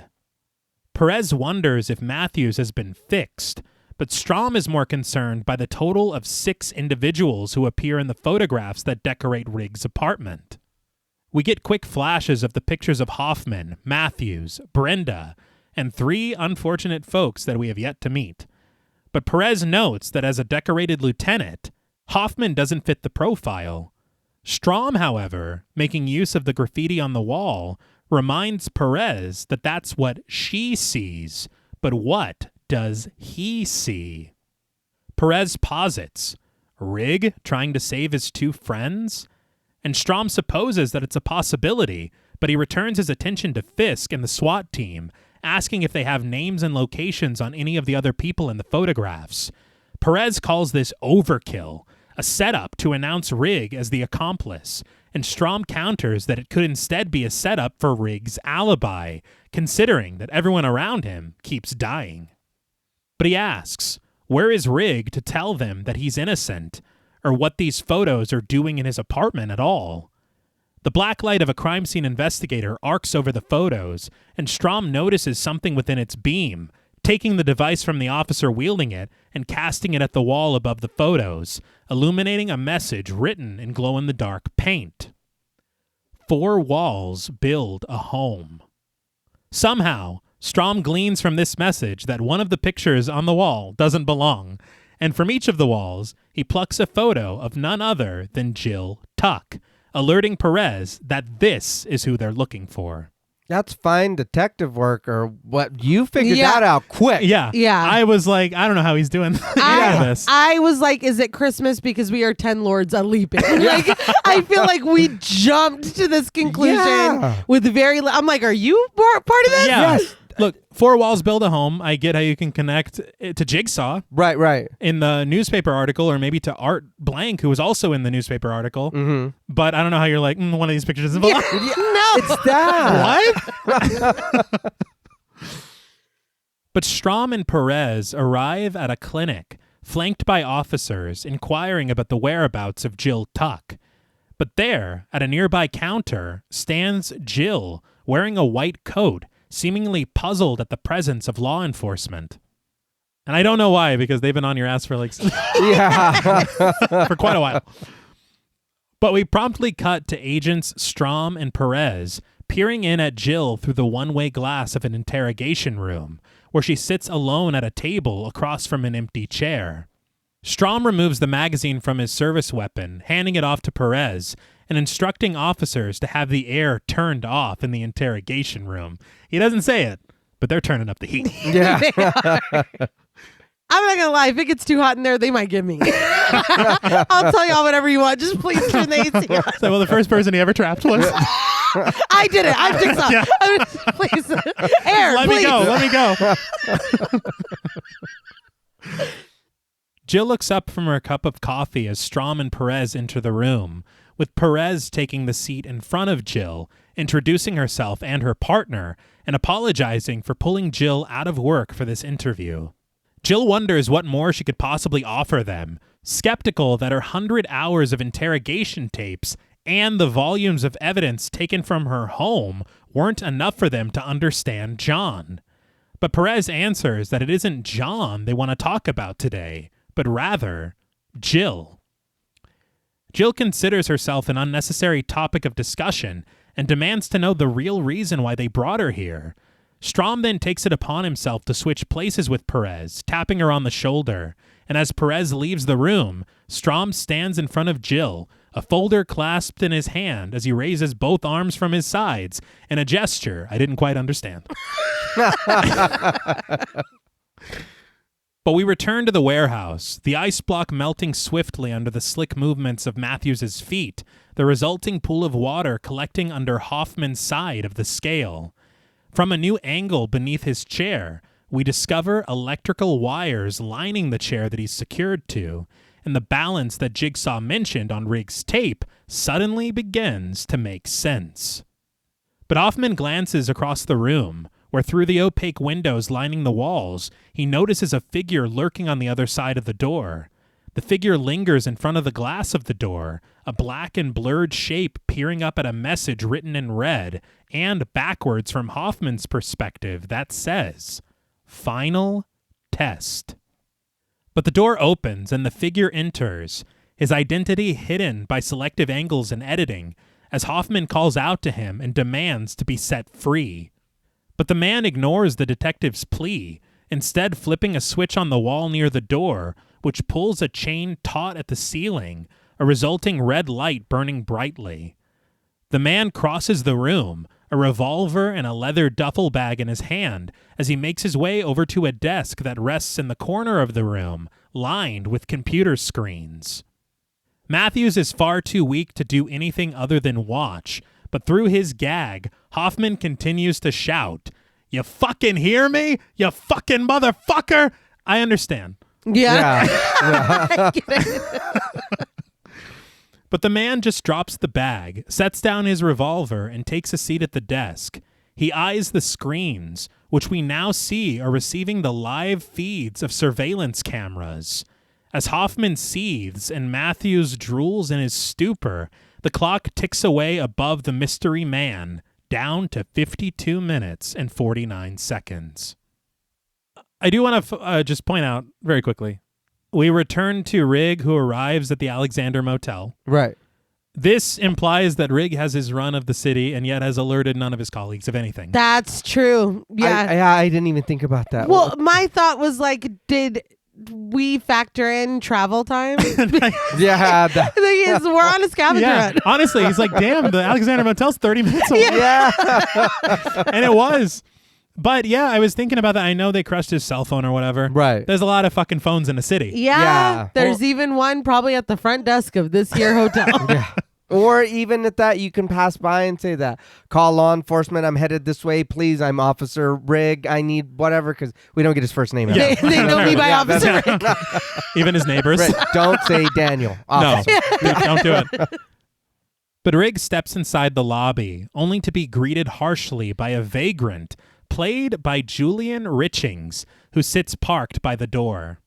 I know we talked about this man on Wrong Turn. Yeah. Yes, I was like, 3 finger, I see you. I was waiting for more. Yeah, I was very surprised because he does get a line, but that was it. Yeah, and this dude does come up a lot on the show, so of course you would expect more. Yeah. I will tell you there's something that happens later that was cut from the film, Okay. Of course. and we'll get there.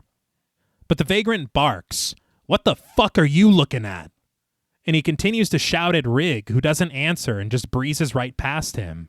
Rigg also passes Ivan, played by Marty Adams, who stands behind the front desk, calling out to the officer as he ascends the staircase. But Rigg ignores his calls, just following the number on the tag to the key that he found in his apartment, and with his gun drawn, he reaches room 261. Lights flicker above him as the camera hovers in the dingy hallway, and Rigg carefully pushes the key into the door's lock. He creaks the door open, revealing nothing more than a run-down motel room with cheap fixtures and aged wallpaper, until he spots something resting on the center of the bed. A closed chest with a photograph resting on top of it, and what appears to be hair poking out of the right side. He enters the room, closing the door behind him, and he peers pensively at the picture as he picks it up, revealing it to be a photo of Tracy. On the back is written in all capital letters, "She needed you." What? Yeah. Yeah. And I feel like there's a severe, if you're John Paul stuck in this situation and they have a fucking picture of me in one of these traps, I would hope that it would be a bigger reaction than nothing. Well, yeah, I would also assume if I found this, they have you. Yes. Yeah. And then also, I see this and there's hair poking out of that thing. Yep. This guy just sevened me. Oh, yes. yeah. And I will say this was an homage to Seven. Okay. I mean, clearly. Yeah. But where's the what's in the box? Yeah. There's he's just like, fuck, dude. Well, like, dude, because he it would, gotta open this it case would be now. a real bummer to see your wife's head in this box. So he's probably like, God damn, I really hope it's not. Let's not jump to Yeah. You know, I just took off a mask with some black hair on it. Let's hope. Let's take everybody's take off. But Rigg eyes the chest suspiciously.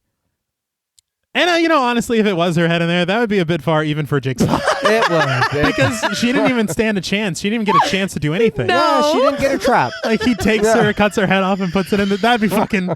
Then there is no morality, dude. And then No. I'm not listening to you anymore. But when Rigg finally opens the chest, he reveals resting on the red fabric lining is one of Jigsaw's signature pig masks. It's black wig poking through the side of the fucking thing. It was fine. Everything's okay. Yes. But there's also a silver tape recorder and a mugshot of Ivan, the man from the front desk. I don't know what Jigsaw's tape recorder budget is, but when he does his taxes, like, it's a With lot. that and the mask. Yes. Yeah. There's a lot written off. Yeah. H&R Block's like, okay. Yeah. All right. Another pig mask, huh? Interesting. Oh, yeah. And what is your business exactly? Don't ask questions. And then the tax man ends up in the trap. Yeah, that's all it took. But Rigg takes a seat on the foot of the bed, pressing play on the tape recorder, and he's greeted by the familiar rasp of Jigsaw. He explains that for Rigg to fully understand his ways, Rigg must feel what he feels. And in quick cuts and flashes of light, we see that this message is written in red on a door across the room. I feel like red writing on a hotel room door, The Shining? For sure. Okay. Take a shot. Yeah, yeah. Jigsaw continues that the photo before Rig is of a man in desperate need of help, and in the next room are the tools to his salvation. Jigsaw insists that Ivan's life is in Rig's hands, but in the end, Ivan can only save himself. He urges Rig to be careful, as there are cameras watching him, and we see snapshots of Rig from different angles, sitting on the bed in the motel room and entering the motel itself. And we also see a shot of him standing distraught in his SWAT uniform in front of Carrie's body in the angel trap. Jigsaw implores Rig to hide his identity, and we see him slip the pig mask on as Ivan approaches room 261 from the hallway, and the voice on the tape concludes, "Make your choice." We watch as Rig, in his pig mask and his gun drawn, tears the door open and startles Ivan in the hallway. Just a couple things. Firstly, I don't know why the idea of surveillance, him slipping on this pig mask, did it remind you of the video game Manhunt? Hell yeah, dude. Okay. I feel like there was a part of the game that was that, unless I'm just thinking of Saw 4 and putting it. No, I'm pretty sure there was. God, I loved that game so much. The game was wild. It was really good. And we were talking off mic this morning, and I honestly feel like it would have made for a better film if Jigsaw was intentionally, legitimately trying to recruit Rig. Right. I don't like that was a theory posited by Strom and Perez, because then we know that can't be what it is. Right. Yeah. But if he really is, he's like, I've seen you try to save people. That's what I do. That's what I'm doing. Yeah. You can fit in with this world. Yeah, Right. because in his mind, he's not over-exaggerating. He's not being petty. He's trying to teach lessons. Yeah. So, yeah, I totally agree. That would have been better. Yeah. But back at the police station, Strom continues his interrogation of Jill under Perez's watchful eye through the one-way glass. He shares the crime scene photo from Rig's apartment, quoting the glow-in-the-dark paint that they discovered. 4 walls build a home. And he asks Jill, rather wittily, if she'd like to shed some light on that. I was like, you got it. Yeah. He wonders what her photos were doing at the crime scene, asking if any of this is ringing any bells. He asks her, "Cherish your life?" In a flashback, we return to the clinic where the police found Jill, but in the past, she stands in a corridor with John. He explains that cherish your life is the concept that this whole clinic was built on. He repeats, cherish your life. Your life. In the present day, Jill explains that this was John's motto. It's like, Got it. We just watched we that. just saw it. But yeah. Strom counters, however, that it's Jill's motto, and he drops a pamphlet onto the table from Jill's clinic, which bears this motto at the bottom of the paper. But back in the past, Cecil, played by Billy Otis, rises up from his chair in the waiting room, shouting over the other patrons that he's been waiting for 3 fucking hours. A man sitting across from him shouts for him to shut the fuck up, and when Cecil returns this comment back to the man, Gus, played by Tony Napo, stands up and with a stiff slap across Cecil's face, asks, "Are you out of your fucking mind?" I'm sorry. Is this Rob Zombie's hospital? Yeah. he co-financed. Yeah. What is happening? He made some donations. His name's on the wall.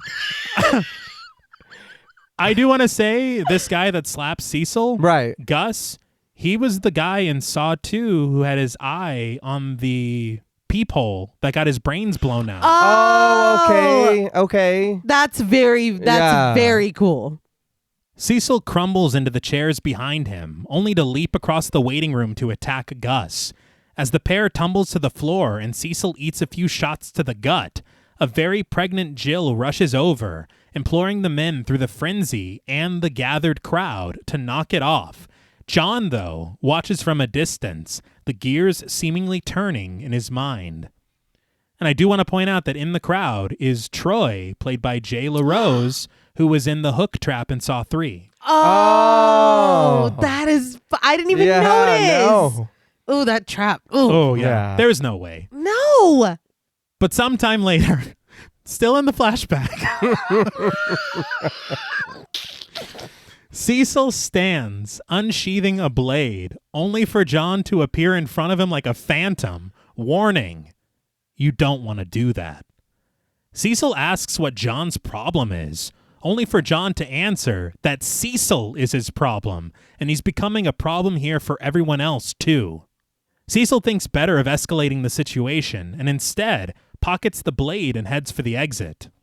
But in the present day, Strom removes his jacket, taking his seat across from Jill, wondering how she feels about a husband who takes a motto from her drug clinic designed to help people and twists it into some manic torture mantra. Jill insists that that part of John has nothing to do with her, but Strom crosses to the other side of the table, the camera following him dramatically as he leans over Jill's shoulder, recounting that he just left a room with more blood on the walls than paint. Which, no, you didn't. He's throwing some hot sauce on it. He said it's been a very long day. He says that 2 officers are missing, and there's a growing pile of bodies in their wake. He adds that every detail they've unearthed about Jill's Hall of Fame psychopathic husband points to Jill as a possible accomplice. Jill reminds Strom that John is her ex-husband, but Strom continues that there are a lot of people out there looking for answers and for someone to blame, and he's certain that that person is Jill.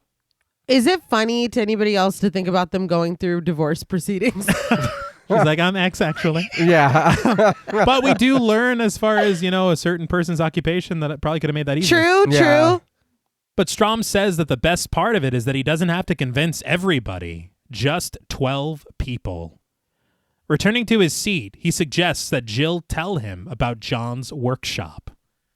I will say this was a line that was apparently changed from the screenplay because it was said, tell us about what John would do in his spare time.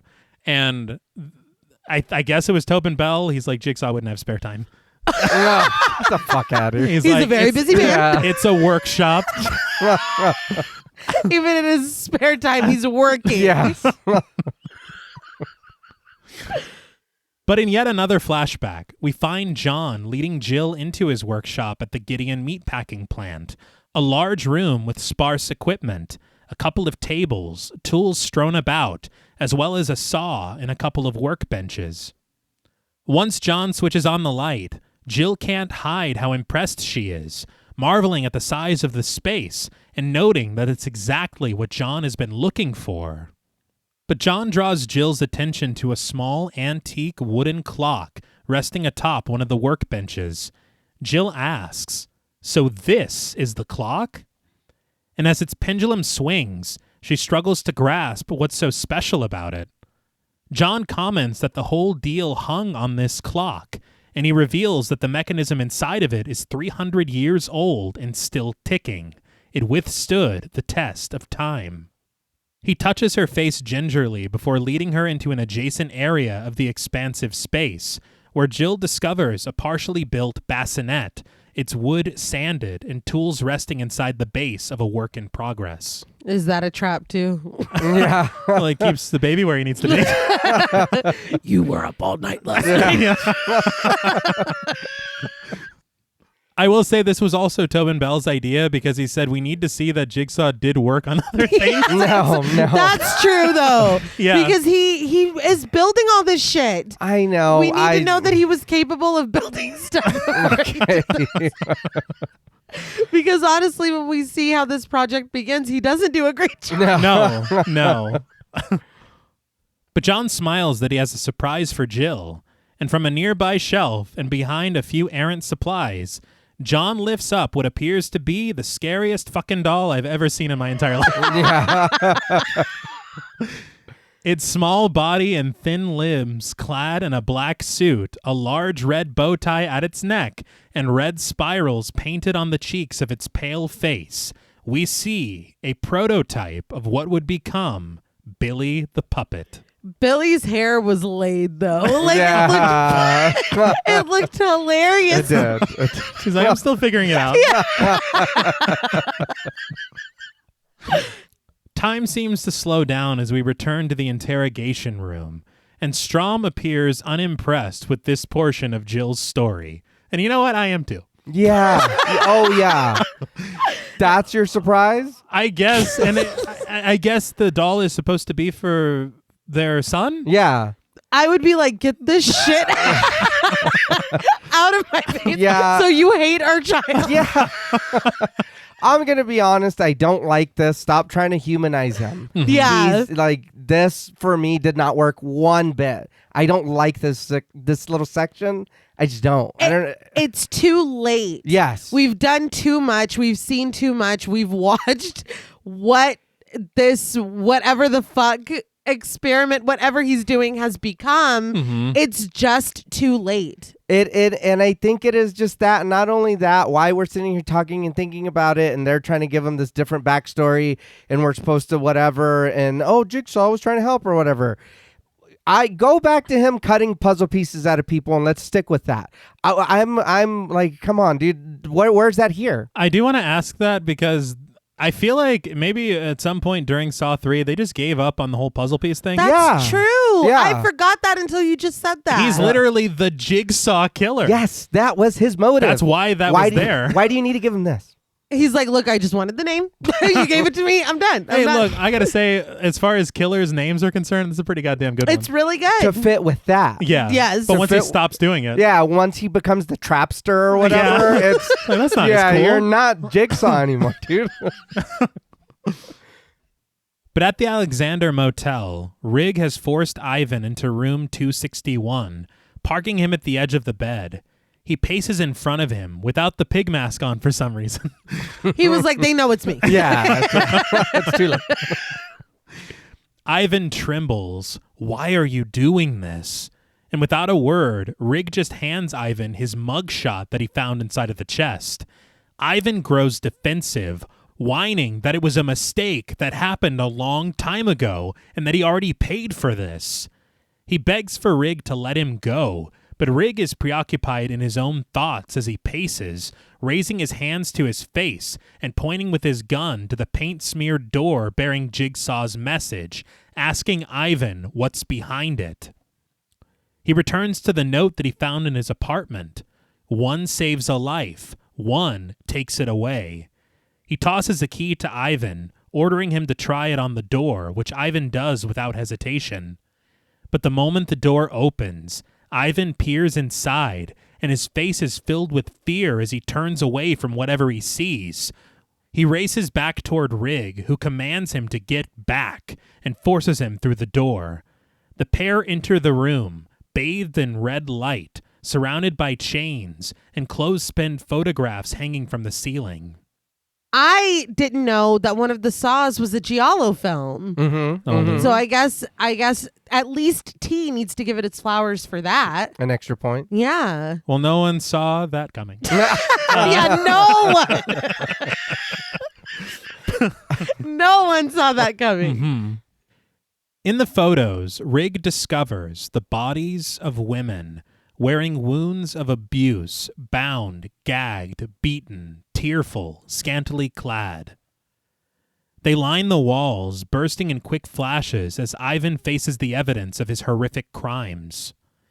The camera hovers above the bed, 4 restraints hanging over its corners, 1 for each limb, each attached to heavy chains and sizable gears, while at the head of the bed, a torturous mechanism of metal rests. Rigg discovers a small television at the far wall of the room, where he finds a live feed of Detective Matthews dangling precariously over his block of ice. It's clearly been added in post-production. Like there was nothing on that TV.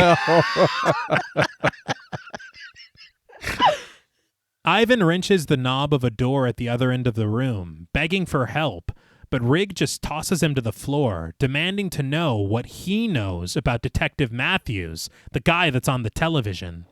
Ivan has no idea who Matthews is, and he claims to have no knowledge of the perverse pictures that pervade the area either. But there, on a side table, Rigg finds yet another tape recorder, along with a note addressing him by name. He presses play, and Jigsaw's voice rasps through the speakers. He explains that if Rig is hearing this tape, then he is one step closer to truly understanding how to save a life. He wonders if, as an officer of the law, Rig finds himself torn. Is the man before him a victim or a perpetrator of violence? In quick flashes, we get insert shots of Ivan's indefensible actions, and Rig can only mutter, "You sick fuck." Jigsaw reminds Rig that Ivan's salvation is out of his hands, but it's Rig's decision if he wishes to place Ivan's salvation into his own hands. We glide above the machine at the head of the bed, where blades like small scythes stick sharply out of it. Jigsaw promises that after this lesson is learned, Rig will be one step closer to truly saving Eric Matthews. He informs Rig that without him, Ivan's game cannot begin, and he orders Rig to force Ivan into position to face his demons and let him make his decision. But I thought you said I got to choose if I wanted to take care of him or let him pick if he wants to do that. He did. Yeah. Well, so... he says you choose if you do it, but you also have to help. Well, And then he chooses. So it's not really. It's complicated. The feed cuts from Matthews and Hoffman to a repulsive recording of Ivan's wretched actions. A woman lies bound and gagged on the bed, her cries muffled, as Ivan enters the frame, the pathetic predator taunting and assaulting his victim. Jigsaw came with the receipts. Yeah. mhm. This is what I was talking about earlier. Another person who finally fucking deserves it. Yeah. Yeah. Kill this guy. Yeah. Whatever. Next. Like, why are we spending so much time here? And I'm sorry, again, everything that we've talked about as far as Jigsaw trying to push Rig in the right direction, Mhm. see what I see? I see it. Yeah. Yeah. That's done. And I Yeah. feel like he is, well, I guess one of the things that he's asking him to do, because it's Yeah. not very clear, but that you are an accomplice now. Whether you're a willing one, whether you want to, whether whatever, you are one Yeah. because of what you're doing. Mhm. And I'm not faulting you for it. Don't Yeah, get me no, wrong. no.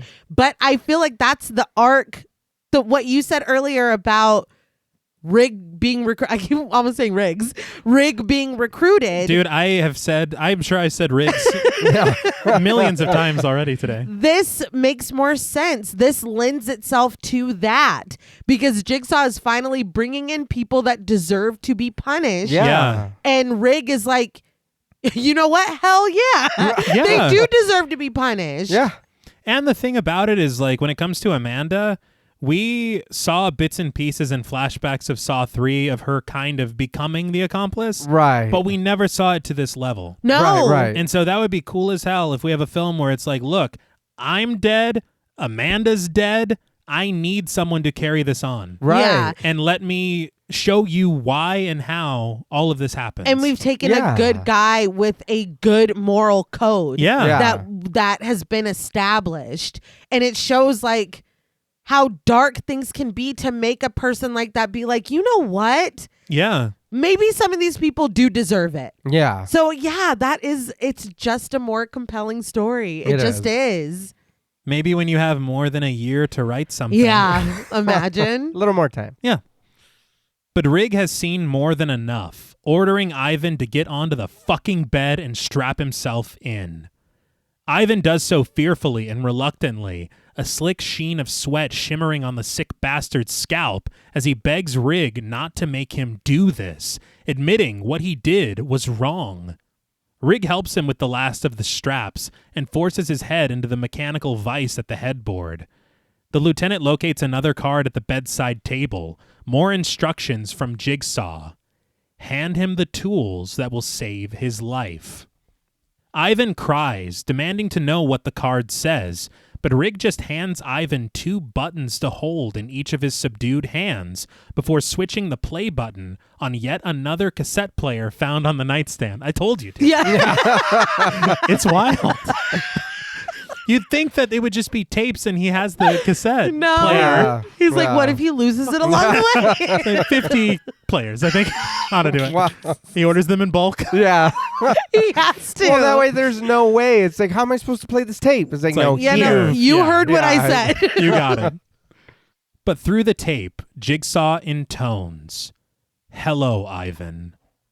He notes that as a voyeur, Ivan has kept photos of those he's victimized, and in quick flashes of these vile pictures, Jigsaw admonishes Ivan for tearing apart the lives of his victims, using his body as an instrument of abuse, and now Ivan has the choice to decide what is more important: his eyes, which have led him blindly astray, or his body, which has caused those around him endless suffering.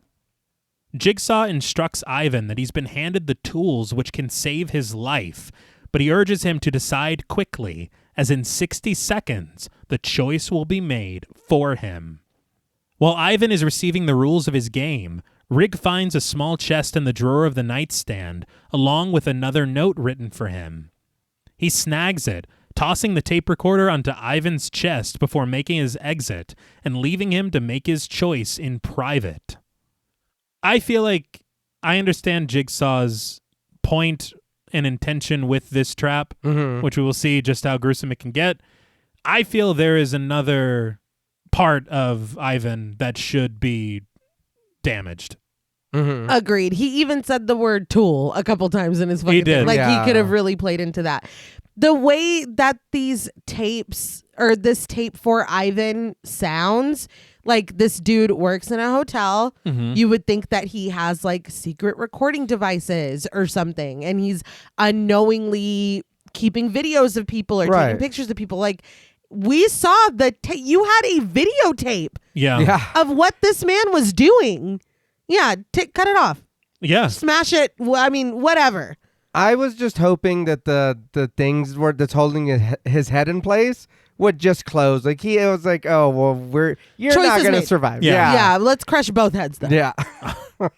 And I feel like, there's been a lot of traps made by other people, it seems, that were clearly rigged against the player. Yes. I think if there's ever been... If anyone. Yeah. Yeah.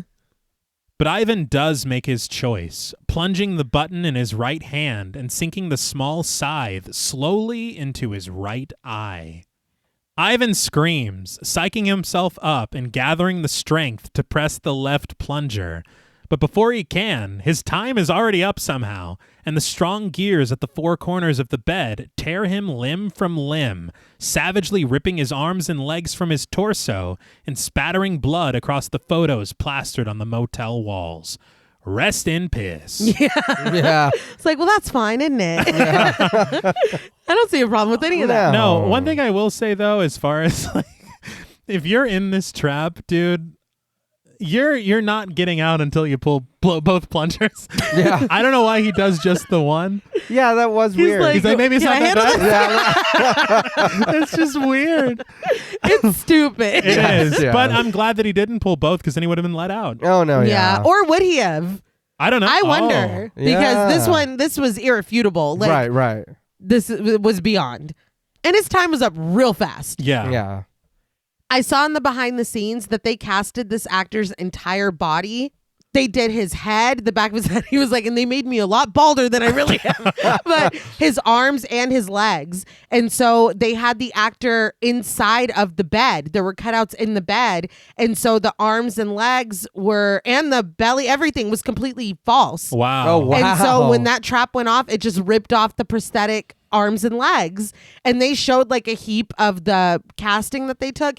It looked like real arms and legs. Like, I don't know who the fuck was in charge of the casting, the live casting. It is unbelievable. Yeah. I think that this one was really effective. It looked really, really cool. And it's such a we talked about it even way back on the old Day of the Dead, on the original.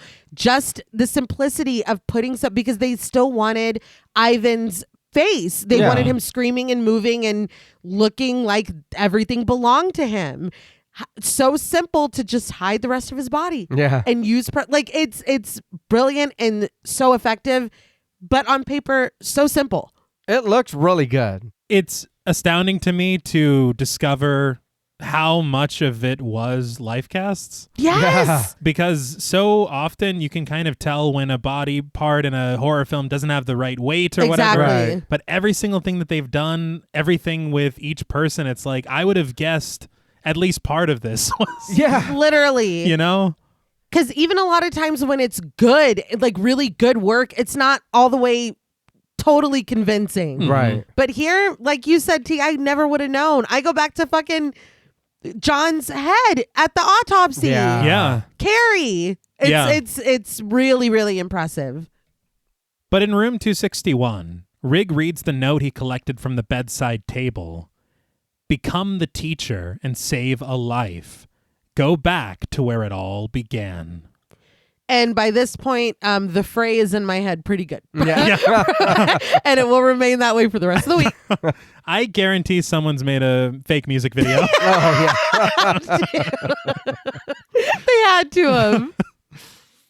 But through flashes of white light, we return to the past, where a younger Rigg wearing his police uniform, not much younger, it is the past. It's like 2 weeks ago. Yeah, Yeah. it's not too much. It's technically younger. He kneels down in front of Jane, a young girl played by Allison Luther, in an elementary school hallway. Allison Luther is Darren Lynn Bousman's niece. Aw. Okay. But Rigg very calmly and sweetly asks her to tell him how she got those bruises on her hands and on her neck. Jane's eyes are lowered despondently as Rigg inquires if it was an accident or if someone did it on purpose. When Jane doesn't answer, Rigg promises that she can stop it from happening if she just tells him the truth. Pensive piano abounds in the score as an adjacent office door wrenches open, and out steps Detective Hoffman with Morgan, Jane's mother, played by Janet Land, while inside the office sits Rex, Jane's father, played by Ron Lay. But Rex raises a silent finger to Jane, wagging it left to right, as the officers are somehow none the wiser, and the young girl solemnly states to Rigg that she wants to go home. That was so bold. Yes. How the fuck did nobody... No. This is pissing me off. Yeah. Rigg stands furious in the doorway with Hoffman, well aware that not only is Rex lying, but Morgan is covering for him.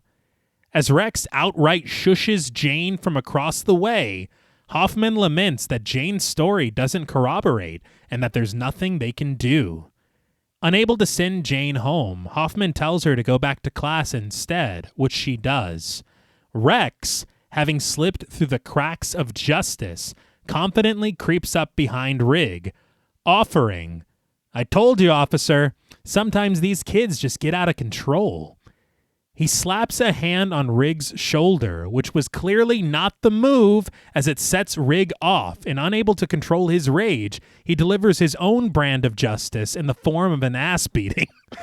I don't know what the fuck Rex was thinking, because literally, isn't that an admittance to the crime? I feel like he's being cheeky. Like Yeah. he got away with Oh, it. you Yeah, fucking piece of yeah. shit. It's like, oh, Well, like they just say stuff. Like I didn't do anything. Like that's how. Yeah. That's why Rick beat his yeah. ass. Yes. He had it coming. Yeah. I'm sorry, dude. Rigg hasn't done anything wrong in his whole life. He's a sweet baby angel. Because see, even here, it's not like he's looking away from it or whatever. He's upset. He's trying to help. Yes. So he's still trying to help and not doing it in a bad way. Yeah, maybe punching the dude isn't part of the law, but who wouldn't have want to beat that dude's ass? Yes. That part. How do you sit there knowing what's happening, knowing that he's getting away with it, knowing that this child is going home to him at the end of the school day, and not kind of lose it a little bit? Yeah. But Rigg gets more than a few punches in before Hoffman is able to pull them apart. He orders Rigg to get out of the office as Rex, blood pouring from his nose, screams that Rigg just made the biggest mistake of his life and that he's going to take him for all he's worth.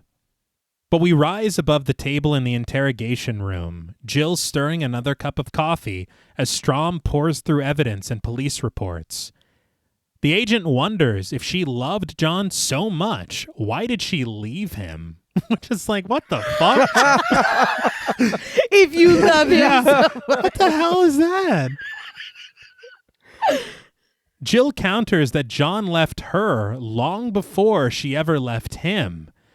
Strom then acknowledges that people break up, relationships end. He says it's called life. But John started massacring people. Jill just responds that Gideon meant everything to John. And Strom is like, I'm sorry, who? Look. What's happening? I understand. Again, they just arrived into town, whatever. Right. You have to be at least somewhat deep into this case. It's been on television. You're fucking law enforcement, dude. Yeah. And also, he didn't recognize Jill on the tape earlier, and he had to ask Perez who she was. So that's also a strike against Strom. And also, there's 100 hours of interrogation tape. She never once mentioned Gideon on the other tapes. Yeah. Like none of this works. And the mountains of evidence taken from Jill's home. Yeah. But we need it spelled out for us. I'm not about it. He's doing it for us. But Jill answers his question with a question. Do you know anything about the Chinese zodiac? Strom crumbles, incredibly disappointed at this for some reason. That made me laugh. I'm like, dude, she's telling you. Yeah. But Jill explains that she didn't just get pregnant. It was carefully planned, as everything with John was. He sounds like fun. Yeah. Oh, my God. It's like, we need to go now.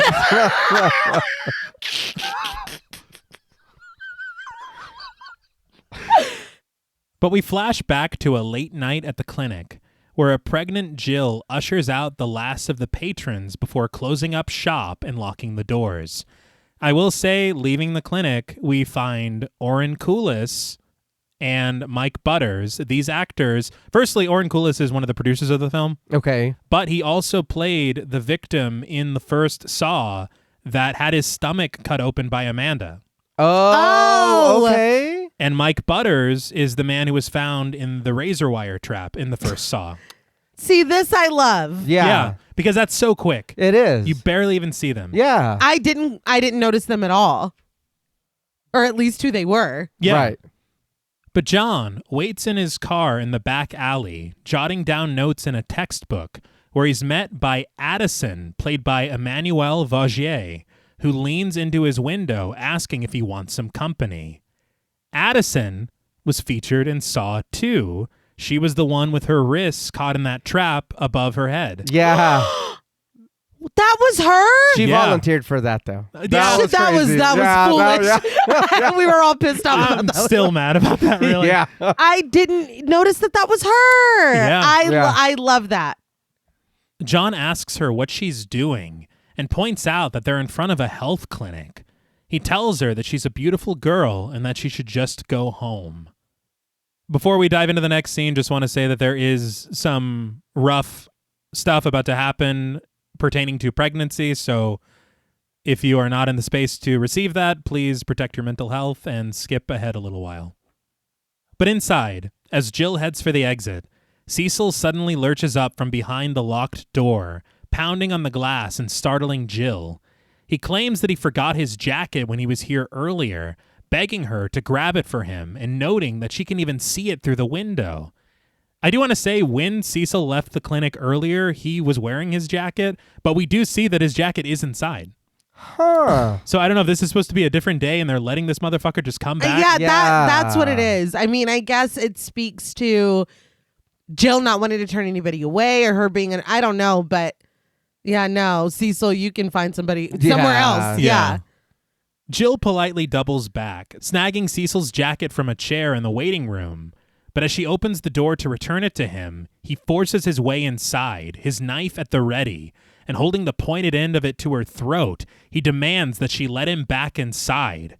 As she searches for the proper key on the ring, she accidentally drops it, enraging Cecil, who scoops them all up from the floor and orders her to point out the correct one for the door. He promptly unlocks it, and Jill cowers in the corner of the foyer as Cecil races inside. Moments pass like hours as Jill stands shaken, calling out to Cecil and inching her way toward the door. But Cecil returns in a mad dash, forcing the door open and slamming it into Jill, pinning her against the wall, the large metal handle smashed into her stomach. Jill gasps in sharp pain, and blood begins to trickle, dripping onto the floor and staining the front of her very white skirt. As she sinks to the tiles, Cecil poorly attempts to calm her, assuring her that everything is going to be all right. But he immediately races out of the building, bursting through the back door and into the alley, where John catches sight of him, exiting his car. And as Cecil escapes into the night, John heads inside of the clinic in search of Jill, reaching the front door, distraught at what he discovers. We quickly cut to John arriving at the front entrance of a hospital, pushing his way through the doors with Jill in his arms, somberly requesting help from the nurses at the front desk. One of these nurses is Deborah, played by Kim Roberts, who, if you recall from Saw 3, gave Dr. Lynn Dinlin a pep talk in the changing room. Okay. Yeah. Yeah, very nice.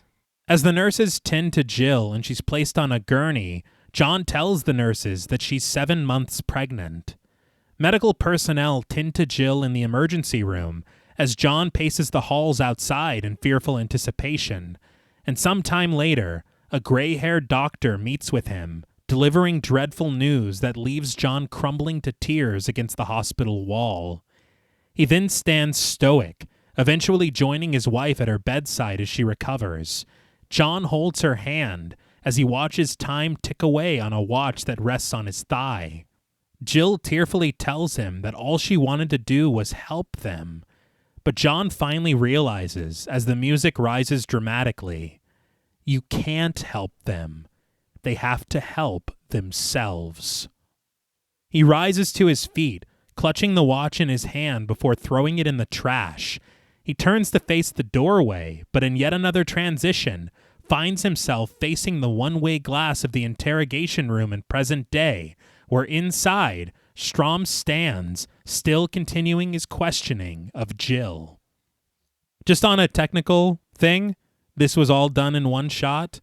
We see John holding Jill's hand, and then it goes to him looking at his watch, and in this time, Betsy Russell has run off of this set and is returning to the interrogation room set, changing her outfit on the way. And as John gets up, he's holding the hand of another actress. Oh my, that is fucking cool. So it's like really, I mean, things like this, you're like, okay. And then this, it bleeds out of the story and into the present day again. Right. And you're like, this is actually really good, this transition. Yeah, no, that's great. It couldn't be me though, because I'd be at the interrogation table like, yeah, no, we're not. They really did turn down the air conditioning. Why is she breathing so hard? Something wild though is that we do see him looking through the interrogation glass. Right. In the original cut that Bousman oversaw, you see John's reflection in the glass. But the producers were so fucking pissed that was there, and according to Bousman, spent $30,000 removing John's reflection from that glass. He said they said people will not understand and they'll be so confused. It's like, it's enough. Yeah. The fact... We don't think that he's actually in the room. Yeah. The fact that that's what they think of the audience really explains a lot. Fair. I'm not going to lie. No, that that's explains fair. a lot. 30,000. Oh That's my crazy. God. Yeah, that's what they said. insane. Yeah. But Strom very callously recounts. Let's review. Boy loves girl. Girl loves boy. Boy gets girl pregnant. Girl loses baby. Boy turns into a serial killer. He tells Jill that he simply isn't buying it. This is a tragic backstory. Yeah. In conjunction with the backstory that we already... Because that's not what you told us in the second one. Yeah, the second was him driving off a cliff. Right. Yeah. Right. After his diagnosis. Yeah. And then that's when he's like, I'm about to fuck some bitches up. Yeah. Yeah. That's not what we're being told now. Yeah. But again, this is Strom's version of what he's been told. Like, don't be a dick, dude. What happened was awful. Yeah. It's not a get out of jail free card for John to go on and do what he did. But this woman just told you something terrible that happened to her. Yeah. So maybe don't be a piece of shit. Yeah. And I'm sorry, but I've never interrogated anyone. But I would imagine that empathy goes a long way. It does. I've watched a lot of interrogation footage. Yeah. Well, like you're saying, this was something that happened to her. Yeah. Let's be cool towards her. She's not John. That's Yes. not. It's No. like, dude, I agree. I just don't. I do think that it's hurting the movie for me because we did get that other story and now we're adding this. But where was the first story at now? Is that gone? Is that what? Like, are you adding this? Like, what's happening? They do show that first story in this film. Yeah. So I guess it's supposed to play in conjunction with what happened in their marriage and everything Okay. that we just saw. But I don't know. I feel like it's kind of overboard and overkill Yeah. and overdone. It's the trope is like Yes. tragic and we don't need to keep doing it. Yes, Yeah. I totally agree because it feels almost like what can make everyone feel bad. Yeah. Like Yeah. that's how it feels like it's used, and that's not something to use in that way. I like y'all were saying earlier, we're really trying very, very hard to humanize John Mhm. and to excuse, it feels like, the things that he has done. Yeah. And I don't know, man. I didn't love it. I'm not gonna lie, I didn't love this. No. I don't know if I love the inclusion of Jill, how much she is included in this. Yeah. I think that she almost serves better as this idea of who John used to be. Because I unless Jill is twisted and that's a story of its own, what woman in those flashbacks is so enamored and in love with this man who would do this? Right. That's not who John was. He changed. I just think she almost serves better as that symbol of what we saw in his mind, Yeah. of what his life used to be, of how he used to view the world, like Yeah. when he was in love or whatever. I think that this is almost, I don't want to say cheap, but like that's kind of how I feel. No, yeah. It was something that was kind of dangled in 3 that they're like, oh, maybe we can expound on that. Mhm. And then you kind of reached for this. I don't, the story just feels like you said, T, it being this overused trope that, I mean, this is not a made up thing. This is something that people really go through. And so it feels cheap. It feels a little lazy. It feels like what's something that we can do that's going to make everybody sad and everybody feel for John and understand why he did what he did. But I don't think the point is for us to feel bad for John and understand why he did. To me, that's not the takeaway here. Again, Yeah. I feel like it's the thing that we were talking about at the beginning where it's like, look, everybody loves John Kramer. Mhm. Right. Everybody loves this character of Jigsaw. Like, let's make it okay. Let's make it okay to love this dude. I don't. Yeah. I don't want that. Like, if you love him, or even like what he just did with that piece of shit in the hotel. Yeah. What he just did with the piece of shit in the apartment. Yes, Jigsaw. Yeah, I love it. I like more. I love that. Mhm. That's enough. I think that really shining a light on him exposing just this fucking disgusting underbelly of society and it getting skewed in a way where you're like, no, I'm mad at him because he smokes or whatever. Like, Well, yeah. I think that that's enough. That is the story. That's the arc. I don't need him to be a hero. I Yeah. think you started in the wrong place with the first Saw when you're like, my oncologist is cheating on his wife. Yeah. And so I'm going to fucking shackle his leg to this thing in this dingy bathroom. Yes. And this guy, he was taking pictures. He was doing his job. Yeah. So you need to start at a level, if you're going to continue in this way and try to humanize him, you need to start at a place where it's like, look, almost like a Dexter.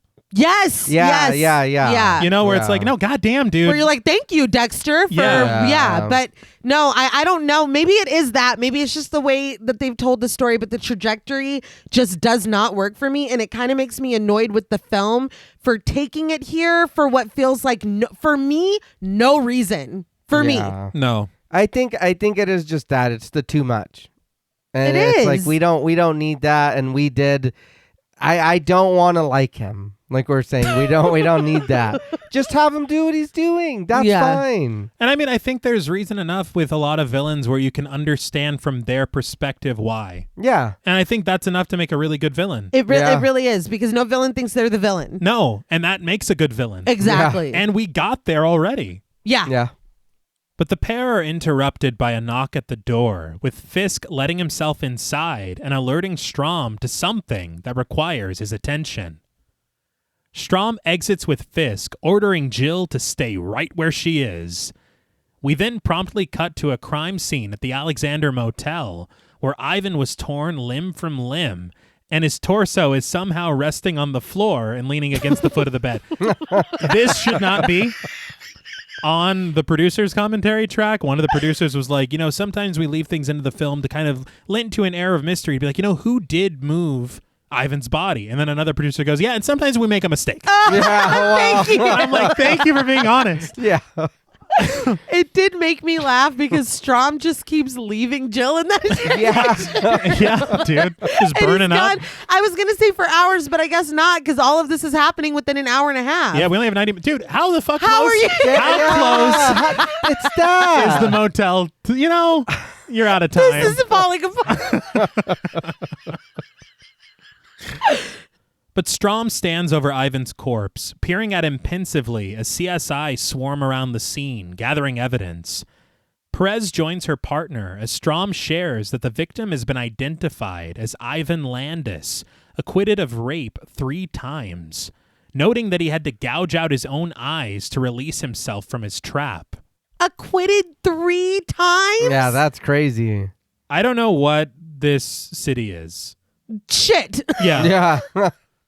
Perez wonders how a trap like this could be brought into a motel room undetected, and Strahm assumes it was brought in piece by piece. That's really funny to Yeah. Just nothing to see here. Just Just as a climbing the 2x4 staircase. stick out the Yeah. back of his pants. Is that Or- a tiny scythe?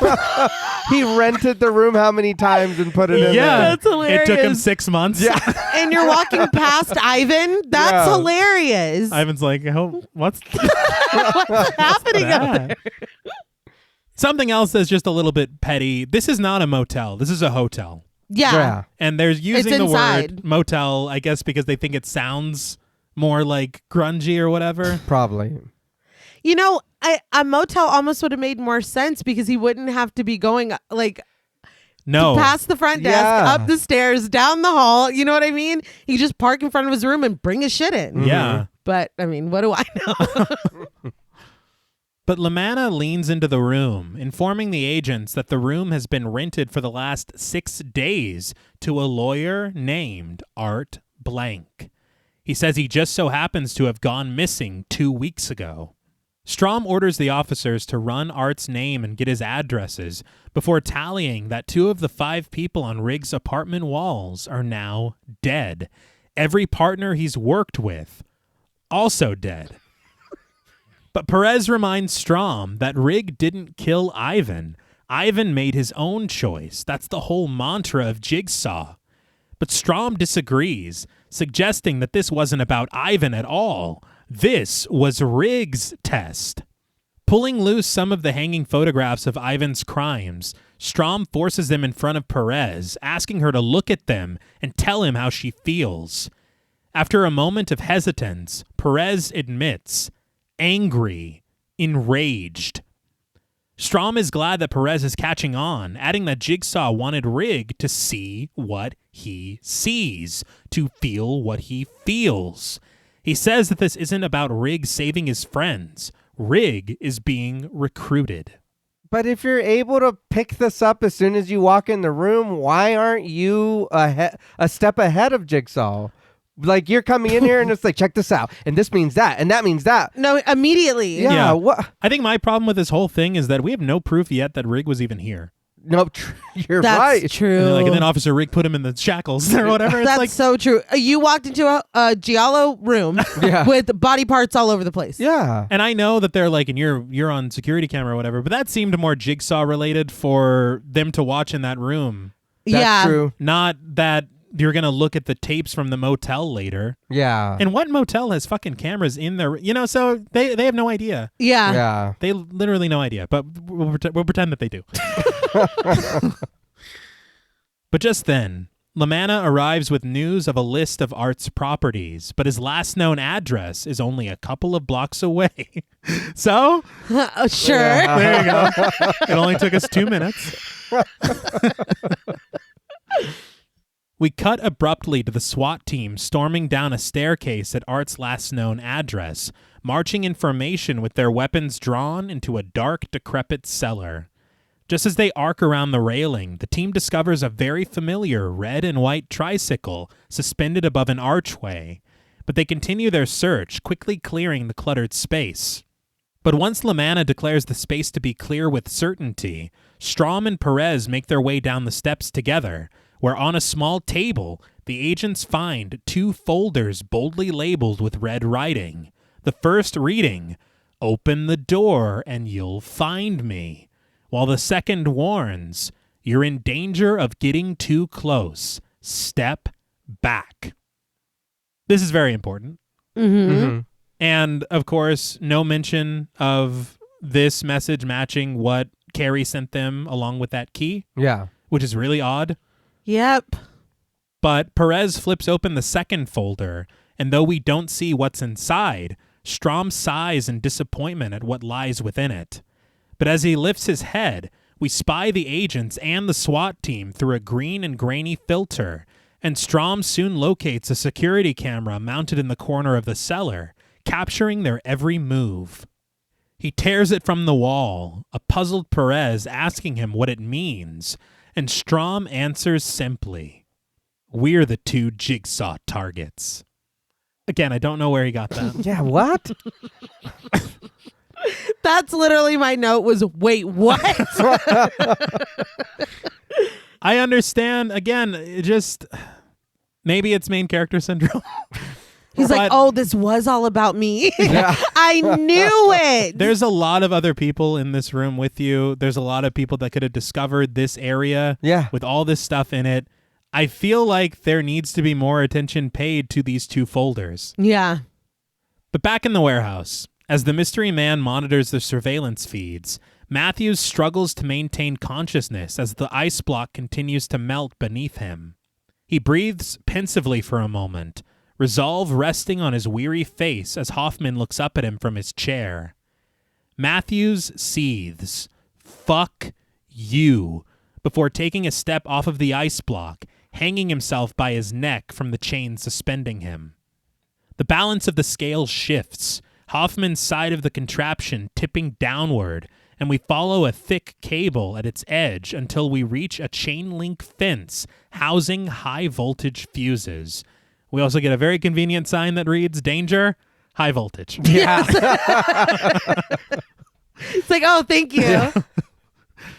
The water rushes to Hoffman's side of the scale until the mystery man returns the balance, reaching his arms around Matthews' legs and lifting him back onto the block of ice.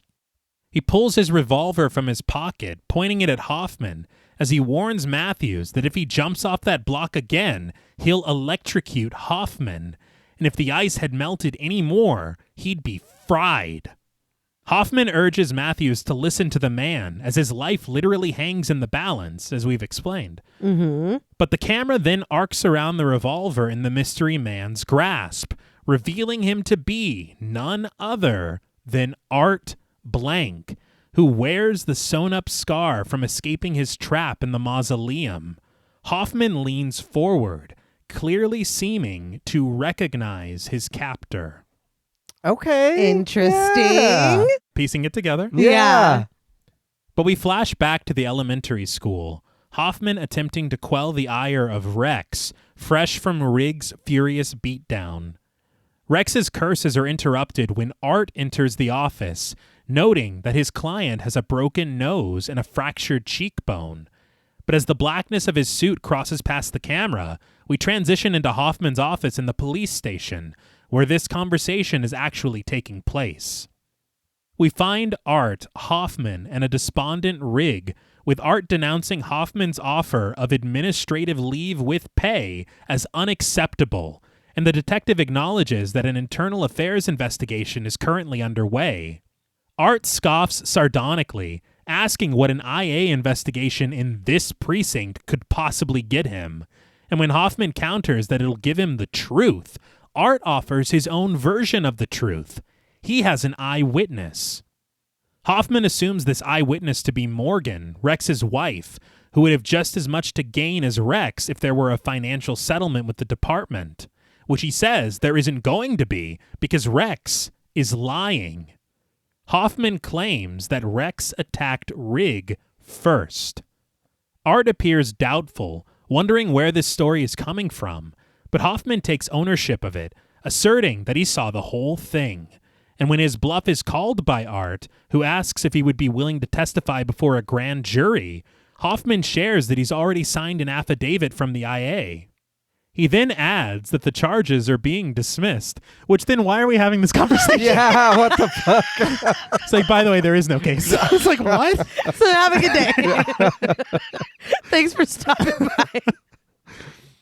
Disgusted, Art sarcastically commends the men as good, as obvious, as thick as thieves. But Art warns that somehow, someday, it will come back to them. But Hoffman just smirks at the lawyer from behind his desk. Here's the thing. Art is defending a monster. Yeah. Yes. But he's literally doing his job. Mm-hmm. Mm-hmm. He is a defense attorney hired by a client to defend him. Right. I think that he's also, in his own way, attempting to combat police corruption. Yeah, that's why I'm like, this is all very muddy for me. Yeah. So I don't like. How does he end up in two trials? Just a quick question. Just a quick question. That's true. One thing I will say is that they had mentioned on commentary that originally it was supposed to be Matthews that backed up Rig. Oh. And so that kind of lends to their friendship. Yes. And why he's so desperate to save him. Right. But without Hoffman doing this, it's like, why is Hoffman in a trap? Yeah, but maybe we should just continue to wonder that. Really? Yeah. I think that would give more motivation for him to be after Matthews. And it would be nice to see Matthews. It's something Matthews would do. Yeah. I'm just saying, he literally would do this. Yeah. I'm assuming it was because of Wahlberg's availability. Oh, that makes okay, sense. yeah. And he's like, I grew out all this hair, man. But back in the present day, Art's prophecy seemingly having come true, a restrained and bloody Hoffman sits stunned at the sight before him. Art, still pointing his gun at the detective, once again seeks confirmation from Matthews that he understands that he is the only thing keeping Hoffman alive. Matthews blubbers as he nods his head, cursing Art as a motherfucker as Art limps back over to the monitors. But Rig has finally arrived at the elementary school, which now appears abandoned. He creeps his way through a very familiar hallway, memories of his conversation with Jane haunting his every step as he cautiously crosses through the corridor. He passes a room sealed with police tape, and he reaches a set of doors on the opposite end, following a pair of pointed arrows to the right and down an adjacent hallway where he finds a large red question mark painted on the door of a classroom. We're talking chronology and timelines. We just received another clue with this taped up classroom. If you recall, a certain trap that was maybe impossible. Troy. Oh, yeah. Yeah. So it's like, why is that still here? Right. Think about it. Huh. Okay, sophomore. Yeah, all right. Okay. You got to give them every small victory. Yes. Yeah, they're tiny. Yeah. They're tiny, but there are quite a few. Yeah. I'm Yeah. not going to lie. Yeah. They add up. Yes. They do. But Rig pushes the classroom door open and is greeted by a message painted brightly on a chalkboard. Save as I save. He inches further into the classroom, only to discover at the center of the room, and secured to a metal pillar with chains and leather straps, are the unconscious and unconscionable Rex and Morgan. A sharp metal spike pierces through the couple on the left side of Rex's chest and out of Megan's right shoulder, their pajamas stained in blood. The pair are illuminated by the light of a projector, which casts anatomical diagrams onto the screen at the other side of the room, a collection of X-rays on radiographic film pinned all around the projections. And I do want to say we see Rig approach Rex, Yeah. who we clearly recognize, but we have to see once more Rig beating his ass. Yeah. Don't forget. Yeah, it's this guy. As Matthews' countdown ticks away to 32 minutes and 53 seconds, Rigg discovers a note painted on a slab of wood just behind the projector. Facing Rex, it reads, "Your life is in her hands." After getting a look up at Rex, Rigg crosses over to the other side to inspect Morgan, but she suddenly lurches up in a jump scare, frightening the hell out of Rigg. Puzzled, Rigg demands to know what she did. We flash back to some time earlier, when Morgan first awoke in this trap inside of the classroom. The couple then impaled by several metal spikes, not just the one that Rigg discovered. Their shoulders, stomachs, hips, and legs all painfully pierced through, and duct taped to Morgan's hand is naturally a silver tape recorder. She fearfully presses play, and Jigsaw's voice skips past the greeting to explain. The human body is a fascinating organism. It can withstand the most brutal injury and yet repair itself miraculously. Morgan's screams awaken Rex as Jigsaw continues that Morgan knows this all too well, asking, "How many broken bones have you suffered at the hands of your husband?" And we see them in quick flashes of the X-rays plastered to the screen. As Rex cries for help, Jigsaw wonders just how many flesh wounds Morgan has endured. He notes that in time, the bruises have healed, but Morgan's pain has not. He implores Morgan today to empower herself and to take control of her life. He asks, "Can you disconnect from the one thing that has brought you and others so much pain?" He assures her that in time her wounds will heal, but Rex's, however, will not. And we see proof of this, yellow dots on the anatomical diagrams marking the wounds on Morgan's body, as well as each of the crucial arteries that Rex has been impaled through. Jigsaw proposes, "Remove the ties that bind, or bleed to death from your inactivity. The choice is yours." Morgan accepts the assignment immediately, literally saying, "Okay, here we go," which was a choice. Mama wasted no time. Yeah. No. I was like, John would love you. Yeah. Maybe you should be his protege. She cries her apology to her husband as she seizes the first spike, jutting out of her upper arm, and in agony, she wrenches it through her flesh, Rex screaming in confusion and pain as the spike is pulled from his brachial artery. Morgan wastes no time, clutching the spike that juts out of her shoulder at an angle, unbeknownst to her, severing the carotid artery in Rex's throat as she becomes one spike closer to freedom. Rex gasps as blood spurts from his fresh wound, but before he can grasp the severity of it, Morgan reaches for another spike piercing through her hip, squelching the spear through her soft flesh and out of Rex's iliac artery, as the shot grows frenzied and the couple screams in discordant despair. So I did want to explain how this spike trap worked for the production, not the... No. Yeah. We saw how it worked. Yeah.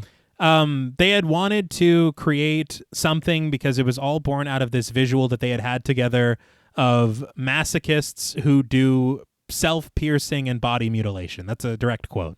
Okay. And so they thought of these two people back to back with some kind of spike through them.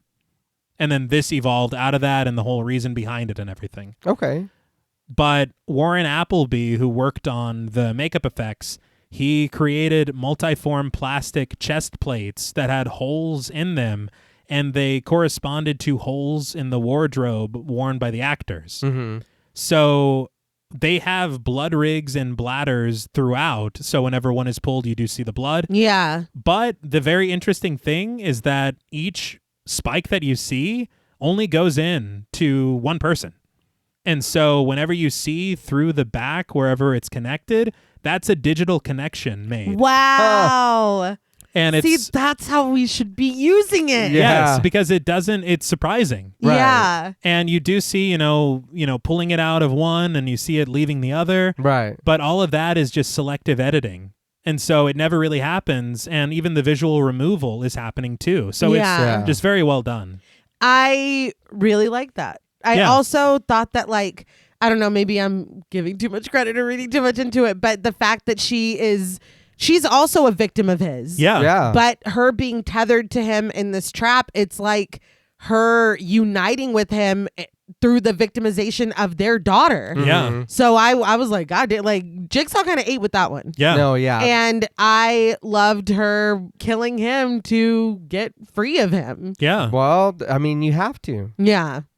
But in the present day, Rig watches as Morgan grips the last spike that pokes out of her right shoulder and through Rex's rhythmless heart on the other side. She begs Rig for help, but Rig is too shaken to offer assistance, instead retreating to the opposite side of the room, where he discovers another silver tape recorder just under the projector on the rolling cart. We should do like a running tally of how many are in this franchise. Honestly. Like, that's hilarious. You don't realize it until you're like, God, it's every trap. At least like 3.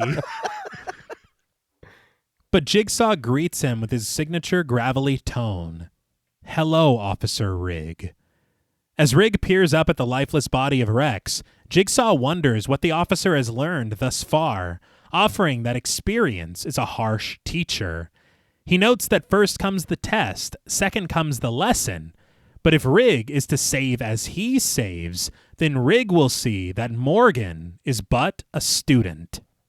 As Rig crosses over to Morgan and she reaches desperately for him, Jigsaw wonders, has the pupil learned her lesson? Has she been taught the error of her ways? Does she now view the world differently?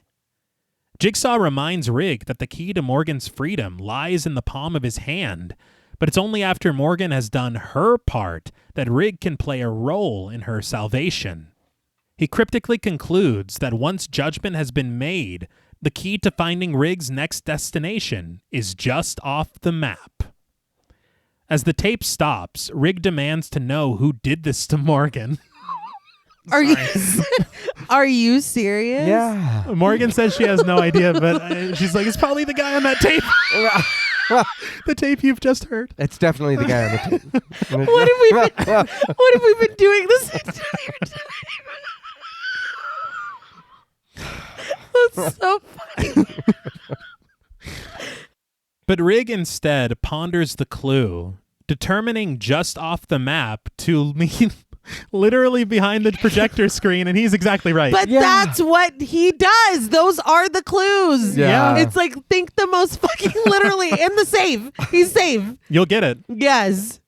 But behind the screen and resting on the sink that he finds there is another small chest lifted open, and within its red lining, he discovers not only a key on a chain, but a photograph of his wife. Written on the back of it is the message, "Go home." All letters written in red except for the letter G, which appears as a very similar etching to the one that he found on the blade of the knife that Brenda attacked him with earlier. Mm-hmm. Foolishly, Rig brandishes the photo of Tracy at Morgan. It's Tracy Morgan. Sorry. That was an accident. Spooky, scary. He demands to know where she is, as if Morgan has any idea. Morgan answers, "I'm so cold." It's like, yeah, dude, this has nothing to do with her. I'm dealing with my own shit right now. She begs him for his help, but because the film doesn't trust the audience, we see the G once again etched into Brenda's knife and sewn into the leather strap of Ivan's bindings, which we never saw. Yeah. No. But we also see this letter G corresponding with the bold letters mounted at the top of Gideon's meatpacking plant in the newspaper article, which Rig never saw. Oh my God. What? That was Perez. Rather than help Morgan, Rig gives her the key, covering her with his jacket and echoing Jigsaw's edict. You've got to save yourself. He exits the classroom, flipping the fire alarm in the hall as he marches toward the exit. Firstly, he's listening. Yeah. In the director's cut, for some reason, Rig does remove that spike. And I'm like, you're not learning anything. Huh. This far into whatever the fuck this 90 minutes was supposed to be, I think that he would listen. Yeah. And so it's good to see that he did. Right. Yeah. And he still did things in his own way, flipping the fire alarm. Yeah. But back in the warehouse, Art rests his head on the desk in front of the monitors, tapping his fingers impatiently. I guess he's bored with the most harrowing fucking thing he's ever seen in his life. But Matthews bellows through his drool that he wants to go, that he doesn't want to play this game anymore. Yeah, I don't blame you. Yeah, no shit. He's like, where's that rat the friend I made? Chew through the cables. Just like I taught you, dude. But Hoffman just implores him to shut up. But sometime later, we return to the classroom, which is swarming with crime scene personnel, as well as the special agents. Perez ponders the graffiti that she finds on the wall. Save as I save. She wonders what Rig did. Did he free Morgan and let Rex die? We have no evidence of Rig being here, by the way. Yeah. Oh my God, dude. It's like when you start to fucking Yeah. look or when that's a lot. This could literally just be a trap. Yeah. Strom notes that Rex didn't stand a chance, with these metal rods piercing through every major artery in his body. And after consulting the other note left on the slab of wood, your life is in her hands, Strom determines that Rig didn't kill Rex, Morgan did. Yeah, that's I think why I would assume this was a trap for her. Yeah. Okay. Everything's Rig's fault. Yeah. Strom supposes that she passed Rig's judgment, got fixed, and got her freedom back. What? I'm assuming that they must have listened to the tape. Did Rig leave the tape recorder behind? Or does he have like a pocket He's full like, of Yeah. eight tape recorders? just clattering together. Because if that's the case, then that makes sense to have them know a little bit more. Yeah. Right, I feel right. like we should have shown them listening to it or something though. Like the tail end of it? yeah. Yeah, maybe. Because I feel like Rig could very well leave it behind. He knows there's going to be another one wherever he's going. Yeah, there's more. I'm sick of carrying these around. But the pair are interrupted when Perez receives a phone call. But rather than receiving news about another address to investigate, Perez instead procures a connection between the 3 people in the traps. 4 people. It's fine. They were all represented by a lawyer named Art Blank. Strom asks, he got them all off? But Perez says that it gets better. Art is also Jill Tuck's lawyer. But suddenly, when a crime scene investigator dusts a spring-loaded spear gun for prints a little less delicately than he should, a spear blasts from the device, Strom barely able to move Perez out of the way. But a crime scene photographer isn't so lucky, catching the spike through her jaw and pinning her to the wall. Nobody even reacts. Yeah. No, the scene just ends. Yeah, I laughed out loud because it's like, dude, we're fucking tired. Like, we've seen so much today. It's just, that's par for the course. I'm like, that's a colleague of yours. Yeah. I will say, so apparently in an earlier draft of the screenplay, the photographer was supposed to be killed by a pendulum trap. And I remember a pendulum trap in another Saw film. I think maybe it ends up in 5.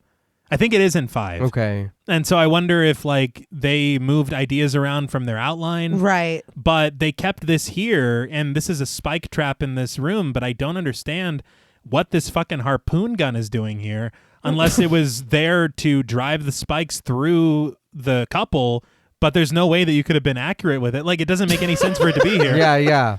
But the very like fucking wild thing is on the director's commentary, Bousman was kind of lamentful of how this scene ended and how it went, and he didn't really like it.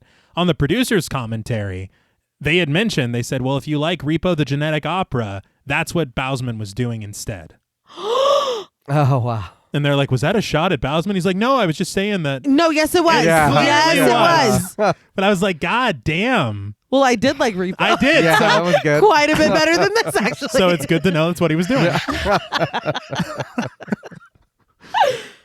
But as SWAT officers race into the classroom, a shaken Perez retreats with Strom into the hallway, pondering where Jigsaw's lair could be, where the new game is taking place. Strom insists that if they find it, they can find Rig. But just then, Perez is texted the second address that they've been searching for, and on it, the co-owner is listed as Jill Tuck. Strom demands to know where this building is, and Perez responds, puzzled. Here. It's this building. No, I don't know why Jill co-owns a school. Yeah, that was my note. Was Jill owns a school? I don't even know that you can you own a school? Yeah. Like as just a private citizen? I thought the district owned the school. Yeah, I don't know. Are they paying rent to Jill? Yeah. No idea. Maybe I don't know how any of she's this the works. PTA or something. Yeah. Sure. She's the superintendent, maybe. Strom creeps through the dimly lit elementary school halls with his gun drawn, and he gets his shit rocked when Perez racks the slide of her pistol behind him. But the pair venture onward, discovering the office where Rig almost caught a charge. But on the door, the number 3 is written in red over the black lettering of the word office. I don't get the significance of that. If someone could explain that to me. I was confused too. Yeah, I don't know. I thought it said of Bice. Me at too. first. Yeah. I thought that it was making the F a B. I thought the exact same thing. So I'm not the one. I don't know. And I also was wondering if it was like crossed out and it says of ice and it's like, oh, Detective Matthews. Yeah. Right? He of ice. Yes. Right. Yes. But the agents push the door open, revealing on a chair at the center of the office sits the one and only Billy the Puppet, lit by a halo of glowing candles that surround him on the floor. Billy clutches an envelope in his hand, and a silver tape recorder is worn like a necklace dangling at his chest. Naturally, yes. As Strom spies the space suspiciously, stepping behind the puppet to clear the area, Perez zeroes in on the tape recorder, cautiously reaching for it to press play. Jigsaw has a 50-50 shot in this moment, but through his tape, the voice rasps, "Hello, Agent Perez." Of course. And welcome to the world that you have long studied. Agent Strom joins Perez's side as Jigsaw predicts that Strom will soon take the life of an innocent man and warns Perez that her next move is critical. The voice on the tape garbles, Jigsaw's voice intoning something low and unintelligible. The warble repeats, inspiring Perez to lean in a little closer, but perhaps a little too close, as suddenly the head of the puppet explodes, shooting a spray of shrapnel and gas directly into Perez's face. The shards sticking out of her skin and her hair dusted a dull gray. Perez gasps for air, blood pouring from her fresh wounds. I laughed out loud. Yes. Mm-hmm. Why the fuck would you lean in like that? Also, John, that was cheap as fuck. Yeah. And the laugh, all of it. Yeah. I was like, I cannot believe that this is the movie I'm watching right now. What was funny was that she was leaning in to like if the puppet was really talking out of its mouth. The tape recorder's Yeah, on its chest. That's true. I don't know why you're going for his face. And I also, you could have just taken the tape recorder. Yeah, Like, there was no yeah. reason. He's like, well, that's his necklace. I need to respect his What if he- jewelry.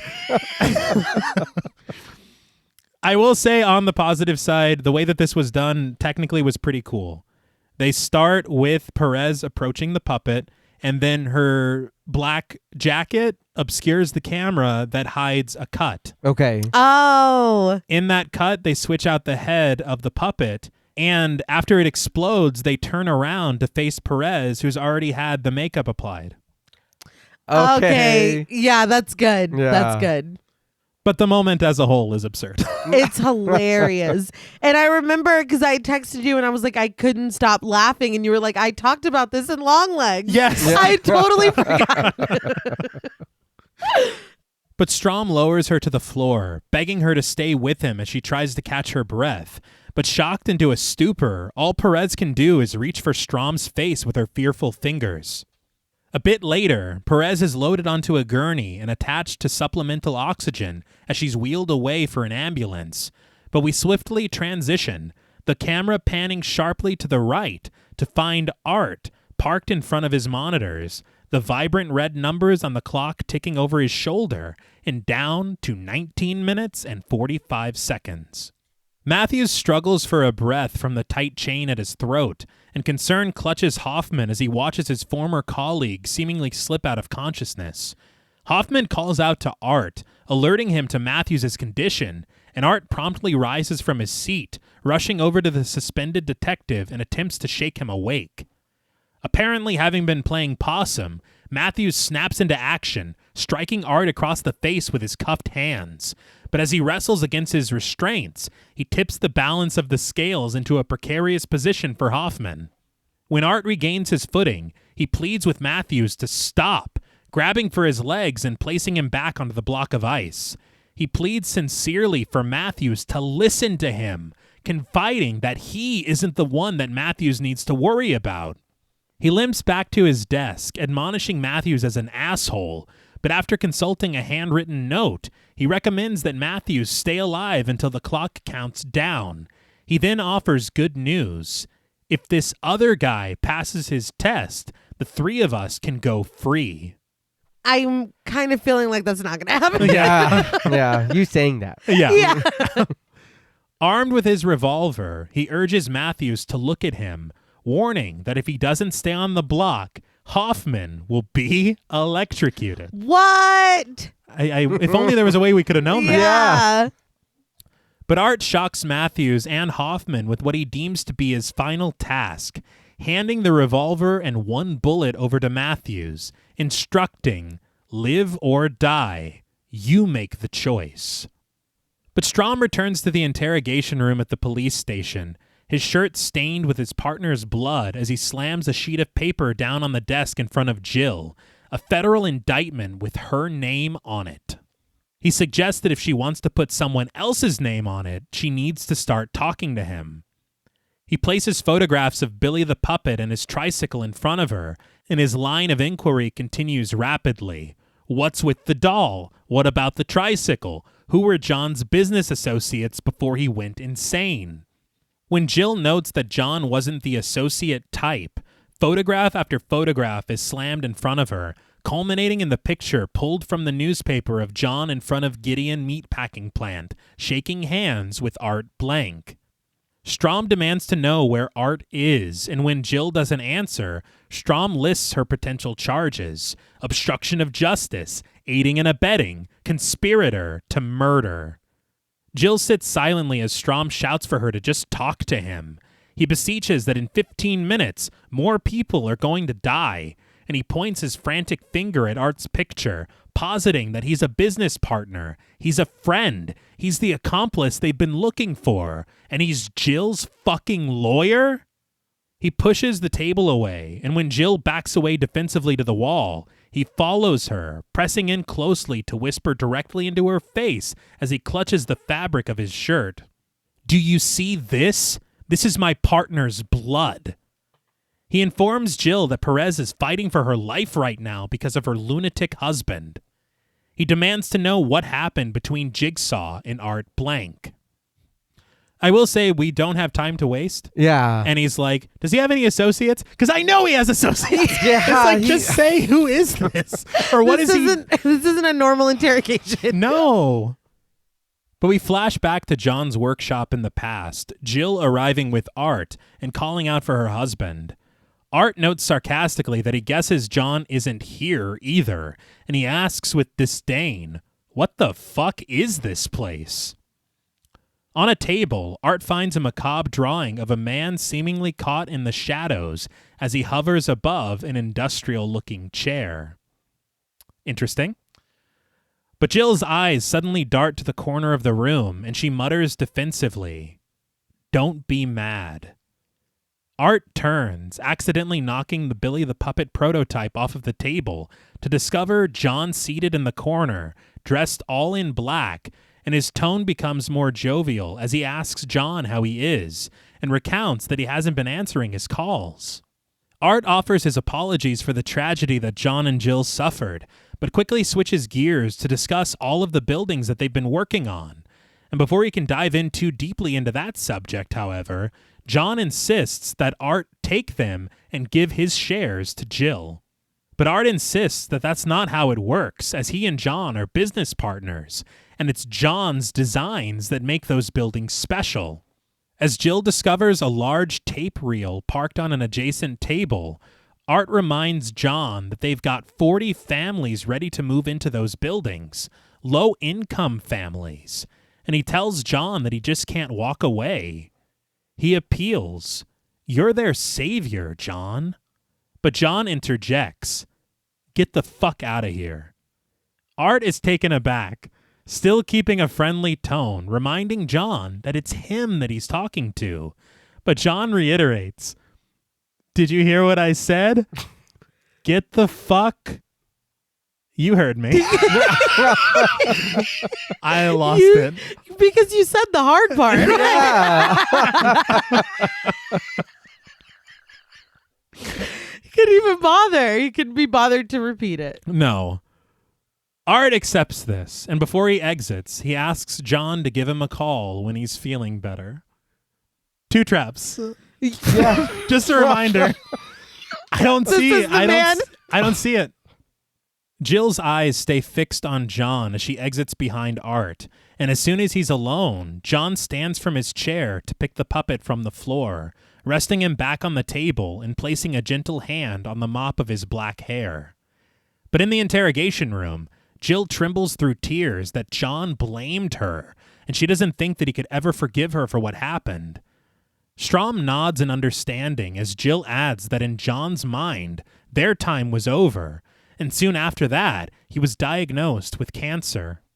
In quick flashes of the past, we watch clips from the 2004 horror film, Saw 2, with John walking into the office of his oncologist, Dr. Lawrence Gordon.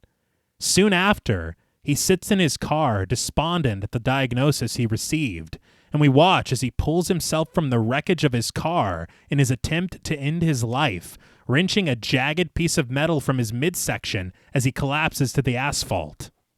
But in present day, Strom asks if Jill ever attempted to contact John again, and Jill admits that she did. In yet another flashback, this isn't getting tedious at all. Yeah, it's killing me. Man. I know you don't love a regular flashback. No. Yeah. Now we're flashing back within a flashback within a flashback. But in another flashback, Jill finds herself back in John's workshop, a newspaper clutched in her hand, and her voiceover lamenting that when she met with John again, a different person had crawled out of the wreckage. Someone else survived.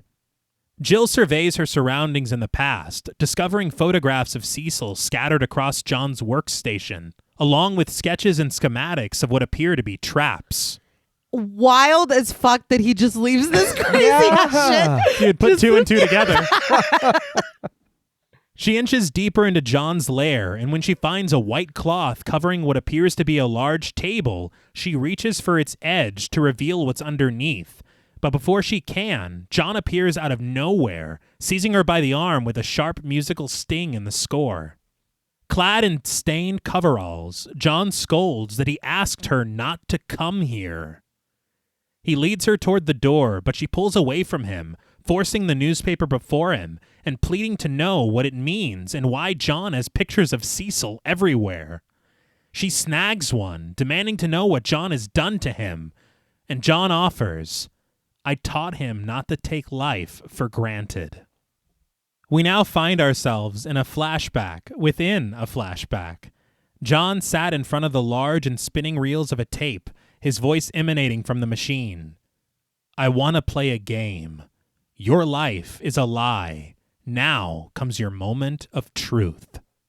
John rewinds the tape, altering it to make his voice sound even deeper. And we watch as Cecil climbs down a staircase, seemingly all alone. But John trails behind him, watching his every move as his voice on the tape intones. "As a drug dealer and a hustler, you've played roulette with other people's lives. Today, you play with your own." John pores over photographs of Cecil that he himself took from a distance. This was a hell-worthy trespass for Adam Stanheight, but I guess Jigsaw can just fucking Yes! do whatever he wants. Talk about a For real. double standard. Yeah. Unbelievable. But we find John once again trailing Cecil, this time through a small parade for Chinese New Year. A single street lined with booths and vendors, colorful costumes of dragons, and a banner reading, Year of the Pig. Oh. No. So, Trying. according to Bousman, they did a shit ton of research on the Year of the Pig. Yeah. And they said, like, all of these things that it was meant to signify for John as far as, like, the birth of Gideon and this idea of rebirth and renewal. Mm-hmm. And so it fits into John's philosophy. But if you look up Year of the Pig, the most recent one to the events of Saw, I believe, is 1995. And so I don't understand how any of that works with anything. Because if it is 1995, John's already got his cancer diagnosis. Yeah. He's already doing all this stuff. And then 8 years later, he kidnaps Dr. Gordon. He's like, you know what? That didn't sit right with me. On second thought, it's like, what? It doesn't make a lot of sense to me. Yeah, I'm sorry, I don't see John, you know what I mean? If everything needs to be planned out, whatever, I just don't see him taking stock and stuff like anything else besides what he thinks. That's fair too, because I was very excited about Year of the Snake because it's Year of the Snake and I was born Year of the Snake. So was Jackson, and a lot of people don't give a fuck about that at all. Yeah, not at all. I will say as well, I assume obviously money went to a lot of different places. If you're spending $30,000 to get rid of a reflection, right? But money did not go to this celebration of Year of the Pig. Yeah, because this is very clearly budget restraints. You can see them. Oh yeah, on screen. This is the smallest celebration I've ever seen. They're like, look, just get past it. So hurry up. It's literally one street. And not even an it's like an alley. Yeah. I was going to say. But John waits in hiding, pouring chloroform over a rag as Cecil makes his way through the crowd. We watch as he tricks a vendor into looking away so that he can steal a small wooden figurine, and John sees it too. And this is another thing that I don't know if it's even called upon, but this figurine that he steals, we see it in Saw 3 because it's on John's bedside table. Okay. And so it's like something just very small that is just kind of an Easter egg. Okay. Yeah. But Cecil escapes through patrons popping fireworks, and John snags a decorative pig mask in his pursuit through the sea of people. As the film's theme plays pensively on piano, John, donning the bright pink mask, finally catches up to Cecil, and with his chloroform-soaked rag beneath it, he places another pig mask onto Cecil's face, inconspicuously incapacitating him. And then they literally disappear like magic. I don't know how he did it. But Cecil awakens in a daze, secured to a chair in John's workshop, the arms of which pierce sharp blades into his wrists. He cries in pain as his wounded wrists drip blood onto the workshop floor, but he peers past a welded cross of metal planted directly in front of him to discover and recognize John gathering materials. He accuses John of doing this to him, but John retorts, "No, you did this to yourself." Very John. Yeah. When John reminds Cecil that his greed took the life of an innocent child, Cecil begs for time to explain, but John refuses, belittling time as an illusion. Cecil trembles in apology, and surprisingly, John forgives him for his trespasses, but he notes that addiction has ruined Cecil's life. Cecil just begs to be let go, which John acknowledges he could, but he knows that that wouldn't serve Cecil. So John makes another offer. He'll give Cecil a tool to reclaim his life, to discard the vices that have so corrupted his soul. When Cecil laments that he doesn't have a soul, John counters that maybe he will in the next life, as he doesn't see things as sequential. Good doesn't lead to good, nor bad to bad. He says that people steal and don't get caught. Others lie and cheat and get elected. Some stop to help a stranded motorist and get taken out by a speeding semi. John realizes that there's no accounting for it, and all that matters is how you play the cards you're dealt. He orders Cecil to look at him, and through his pain, Cecil does. John asks if he understands, and Cecil seems to. He understands that John is fucking nuts. Clearly the wrong answer. John moves on to the next phase of this experiment, collecting his creation and placing it in front of Cecil. The sight alone strikes fear into the man, and he demands to know what it is, but John merely repeats himself. It's the tool that's going to save your life. John announces for the very first time, I want to play a game. John brings down his contraption onto the metal cross in front of Cecil, welded beams that form a mask of knives in front of his face, angled to a sharp and crisscrossed point, the handles of the blades resting on hinges. John recites what we heard on the tape that he was crafting. Your life is a lie, Cecil. Now comes your moment of truth. As he tightens the screws on the trap, he admonishes Cecil as a drug addict and a thief who preys on others to feed his addiction. It was a hustler, but he did see him steal that piece. Yeah. But today, John says, they're bringing the ugliness inside Cecil out into the open. He instructs Cecil that in order to stay alive, he'll have to match his face with the ugliness of his soul. He tells Cecil to lean forward into the knives with his face, and if he presses hard enough, he'll release the arm and leg restraints that bind him. He repeats, press hard, though, and you'll be free. Or you can sit idly by and bleed out on the floor. Did anybody else think that a trap for this man specifically would be a little more poetic than you got to cut your face up with knives? This is his first trap. Okay. He's like, I'm still working out the poetry. Oh, okay. But in quick cuts, jittery camera swirls, and various angles, Cecil curses John as a sick fuck. But John circles his captive, proposing for the very first time. Live or die, Cecil. Make your choice. After moments of fear and hesitation, Cecil steels himself, forcing his face into the blades, the pressure slicing it into ribbons as he screams.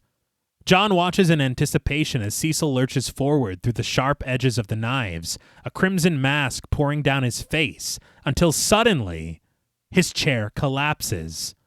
He slips in the mess of blood that is poured from him and pooled on the floor, reaching his feet to face John, who stands across from him with his arms raised.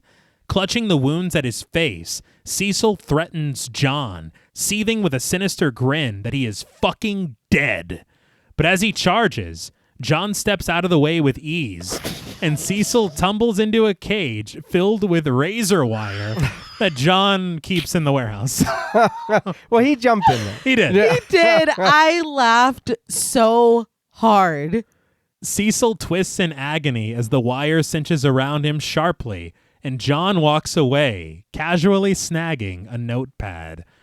So I don't know if this is meant to signify the razor wire trap from the first Saw. Oh, okay. 'Cause, like that was pretty Yeah, good. That was yeah. a happy accident. That fucked him up. Him falling in there was so fucking funny to me. Even I watched a behind the scenes thing on how they made this trap or how it worked or whatever. Mm-hmm. And the actor was talking about it. He goes, and then I fall into the Twisted Pictures logo. That's great. I was like, he did. Did the trap break, or did he push hard enough for it to break to release himself? I thought it broke, but maybe couldn't because tell. didn't it say it was going to release his restraints, Yeah. Right. not bottom out the fucking chair. I don't know. Yeah, on commentary they said that it broke. Okay. They said it's to imply that he wasn't there yet. He's still trying. Right. Okay. I mean, you got to start somewhere. Mhm. You know, practice makes perfect. But they did say on that behind the scenes thing that Cecil's wrists, like where he was bound, they were prosthetics with blood tubing inside to make it look like it was cutting into his flesh and he was bleeding. And I thought it was really cool. The knives themselves, the knives were bleeding. The blood came out of the knives. That's pretty cool. So I was like, that's so smart. Like, that's such a cool way to do that. Yeah. But they did say, like we've said several times, that this trap is so important because it is that transformation from John to Jigsaw. Okay. But returning to the first layer of the flashback, Jill stands before... Not the first layer. Yeah. We're too deep, man. Yeah. Jill stands before John, tearfully asking what's happened to him. But John just repeats her question, his voice breaking as he grabs a crowbar and strikes the antique clock that he was once so delighted to own, bashing it into pieces. The crowbar clatters to the floor as he orders Jill to never come back, asking her to do it for herself if she can't do it for him. But Jill reminds John that he wasn't the only one who lost something. She crumbles into tears before turning away from him and exiting his workshop for the very last time. John returns to the bowels of his workshop, removing the white cloth that Jill had reached for earlier, and revealing beneath it is a glass coffin filled with shattered glass. We heard you like glass. You put glass in your glass. I will say this reveal is for something that will come in Saw 5. Okay. Okay. I can't wait.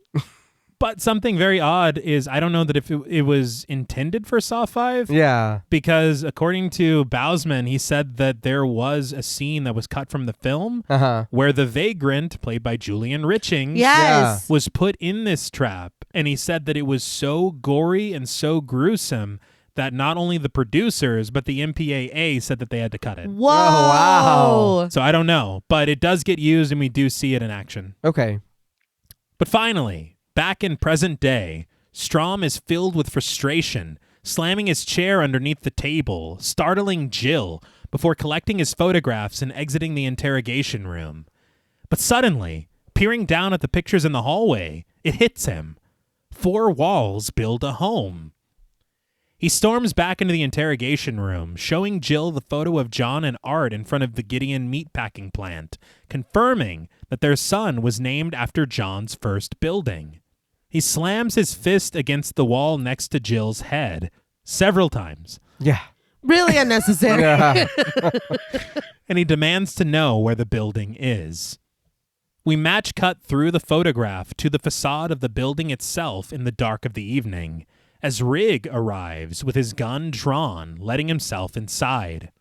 Once within its walls, Rigg finds another small chest with a note resting inside of it, reading, "Patience. Remember who you're saving. Time is on your side." Rigg doesn't understand. Of course. But elsewhere, we return to the warehouse with Matthews, Hoffman, and Art. Matthews grasps the revolver in his hand, and after a moment of uncertainty, he loads the round into the chamber. But when Art looks above Matthews' head, it inspires the detective to do the same. And above him, we see 2 large blocks of ice secured to metal frames on opposite sides with a hinge at its center. A long chain in the middle is attached to a pin, which connects all the way to the front door. Art, realizing what will happen to Matthews if the door opens, simply shudders. Oh, shit. Hoffman gazes upward with worry in his eyes, and Matthews curses at this critical crisis he's found himself in. But Art asserts that Matthews better hope that he doesn't come through that door, and Matthews can only cry out in confusion, "Who's coming through the door?" But Art refuses to answer him, pacing across the room, his movements matched cut with Rigg, who cautiously creeps through a corridor in the meatpacking plant. But when he stumbles upon yet another small chest resting upon a table, he discovers this one to be empty. There's also nearby the debris of a shattered crate. Okay. But he leaves it all behind, crossing through a strip of plastic curtains. But outside, Strom arrives in his cruiser, the red light flashing on his dash as he exits the vehicle and makes his way toward the entrance. He creeps inside with his gun drawn as Rigg continues down a corridor, dripping paint coating the walls along the way. Save as I save, feel what I feel, see what I see, judge as I judge, eat who I eat. I couldn't resist The Simpsons, man. Never. Memories of his nightmare of an evening return to him in quick flashes as a nearby clock counts down to 3 minutes and 40 seconds. Rig picks up his pace, discovering that in front of the clock rest the detective badges of Matthews and Hoffman, as well as one final note. Have you learned how to truly save a life? Rig rushes down a cramped and narrow hallway, while Strom traces his steps, pushing through the strips of plastic curtains. But on the ground, he finds a keychain featuring a crushed photograph of the Denlin family. This is when I'm like, okay, I'm sitting up. Yeah. I'm getting a little more invested. In the warehouse, Art ignores Matthews' continued cries, and with the tension rising as the clock ticks down, Art removes his jacket, revealing a mechanical device secured at his spine, a sharp metal collar stretching from it around the back of his neck. We never see this trap used, but what they showed on the featurette is there's a blade inside of there, and I guess whenever he fails whatever test his is, the blade comes out and severs his spine. Oh, damn. My God. Which, again, It's a lot. Yeah. for Art, like, what did he do? I know. He was in his business. He made him repeat himself I guess. in his warehouse or workshop or whatever. Whatever it is. So here's my question. Is he really put in this trap because maybe he was Jill's divorce lawyer? Oh, Maybe. Because that's petty John, even for... yes. Yeah. Oh, my God. Then again, he needs to be in a trap. Yes. Yeah. Hoffman's eyes widen at the sight of the trap, but we're suddenly transported into another flashback of Art surviving the trap in the mausoleum, blood pouring from his mouth as he wrenches it open through black thread. But there, he discovers a tape player and a folder labeled "The Key to Your Freedom." Jigsaw's voice greets him on the tape. "Congratulations, Art." But as Rig and Strom continue through the halls, we soon learn that they're not alone, as creeping through the shadows with a lead pipe in hand is Jeff Denlin, played by Angus McFadyen. Mischief. So I'm like, oh my God. Yeah. I was thrilled. I'm not gonna lie to you. I was eating out of the palm of their hand. I will say that I'm a little surprised that Strom went alone. That's Yeah. true. Like, He's got a whole station full of people. I don't know, dude. Strom's a weird one though, so I don't know. But Jeff swings the lead pipe into an overhead light, and as it sways above him, Strom races toward the source of the sound. With less than 2 minutes to go, Art anxiously observes the monitors, watching the three men making their way through the building. Matthews still not receiving any answers as to who is coming through the doors. But Jeff continues onward, toward John's makeshift hospital room, the tearful cries of Amanda Young cursing her mentor. "Fix me, motherfucker! I'm standing right here!" Jeff pushes the door to John's workshop open, as John warns his protege that her time is running out. As Strom pursues Jeff, John implores Amanda to think about what she's doing, what she promised him, to think about tomorrow. Jeff calls out for his wife, her blood spattering against the plastic strips dividing John's hospital room from his workshop when Amanda makes her choice and shoots Lynn Denlin, played by Bahar Sumek, in the back. She crumbles into her husband's arms as fury fills his face and he storms into John's hospital room. With less than 40 seconds on the timer, Art locates a red button labeled "Release." He seizes it, his eyes fixed on the door, and when asked by a frantic Matthews, Art explains that this button will release them when the timer's up. The camera swirling around them and Art's finger hovering over the button, Matthews demands to be released as Hoffman snarls at Art through his gag. But Strom finally makes his way into John's workshop and is within earshot as John gives Jeff his final test, weakly asking, "Live or die, Jeff. Make our choice." As Strom inches his way toward the heavy hospital room door, Jeff forgives John, but we hear the whirring blade of a saw switching on, followed by Lynn's passionate protests and the guttural sound of John's throat being slashed. The door to the hospital room slams shut just before Strom can reach it. But Rigg wades through a sea of hanging photographs, finally reaching the warehouse where Matthews, Hoffman, and Art wait with bated breath as the clock ticks down from 10 seconds. Matthews, spying Rigg's silhouette through the glass, begs for him to not open the door. But Rigg stands outside in the hall, overwhelmed, his mind racing as the clock reaches 5 seconds. And without a moment to spare, Rigg charges for the door. Art screams as Matthews raises the gun, firing his only bullet into Rigg's stomach. Just as he crashes through the door, the chain snaps, tearing the pin from the mechanism at the center of Matthews' trap. Rigg fires a shot into Art's chest, and he crumbles to the floor, but the lieutenant is forced to watch as the 2 large blocks of ice in the ceiling break free from their metal perch, swinging down to meet each other in a crash, crushing Matthews' head at the center of their collision. A rain of ice, blood, brain, and bone, bursting in such a blast that it somehow knocks Rigg off of his feet across the room. It's like, damn, that ice is powerful. So I do want to talk about this ice block trap now that we've seen what it can do. Okay.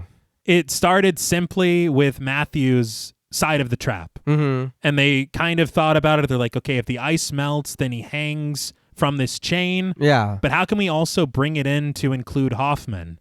And that's where they got the idea of this counterbalance, the 2 detectives placed in the trap together, electricity. Yeah. It is an interesting trap, Yeah. honestly. It is a very interesting trap. I was a little disappointed that nobody on any featurette mentioned what I got from the trap, which is that they're both dirty cops and this is the scale of justice. They're like, oh, yeah, that's totally what we meant. Yeah. Yeah. We'll do another commentary track. The thing was, it was very difficult to film because every single time you had to put Donnie Wahlberg or his stunt double up into this thing and have the chain, have his leg brace, all this stuff. Also using real ice. That's wild. Yeah. And they said, some actors, whenever they're like tied to a chair or whatever, they prefer like the appearance of the straps and they can just move and get out however they need to. Of course. But Mandalore like to be bound. Okay. And so every time they would have to do that for each take. Yeah. He's like, no, tighter. No. Well, He is our Lord and Savior after all. Let him have it. But they said that the blocks of ice were as heavy as 300 pounds. Holy Damn. shit. And so whenever they had the 2 secured in the ceiling, they of course couldn't have an actor underneath it. yeah. And when it's not actually secured in the ceiling, I think they said CG. Oh, wow. I okay. didn't notice that at No, all. hell No, but the ice beneath his feet was always real. Right. But the way that they accomplished the head crushing Mm-hmm. is they had a giant blood bag that was filled with 6 pounds of fake blood, and they had it underneath the swinging ice blocks, and they actually did that. Those ice blocks came down, swung down, and crushed it. Wow. Damn. And then they just put it together in a composite shot, had a dummy of Donnie Wahlberg, had the real Donnie Wahlberg, and then put Yeah. it all together as one. Okay. It was good. Yeah. It was good. But as Matthews' headless body collapses to the floor, Hoffman's side of the scale sinks down, the collected pool of water reaching the electrical wiring, which we hear sizzling in a shock. But Strom wrenches the door to the hospital room open, and with his gun drawn, orders Jeff, the only living occupant of the room, to raise his hands. Jeff screams, "Where is my daughter?" And he raises his gun to point at the agent, and he immediately is blown away by Agent Strom. Well, Jeff didn't last very long. No. Probably not a smart thing to do. No. Jeff collapses to the floor, and Strom surveys the horror surrounding him. The gruesome remains of Lynn's face from the blast of her shotgun collar, Amanda lying dead on the floor in a pool of her own blood, and at the center of the room, the body of Jigsaw, his head bearing the scars of his backdoor brain surgery, and his throat slashed at the vengeful hands of Jeff. So you had the 2 folders in that basement they went into. Mm-hmm. You have the one that is telling Perez to back up, to stay back or whatever. Yeah. That was the clue for her trap with the exploding puppet. Okay. And then you have this one that says, "Open the door and you'll find me." Yeah.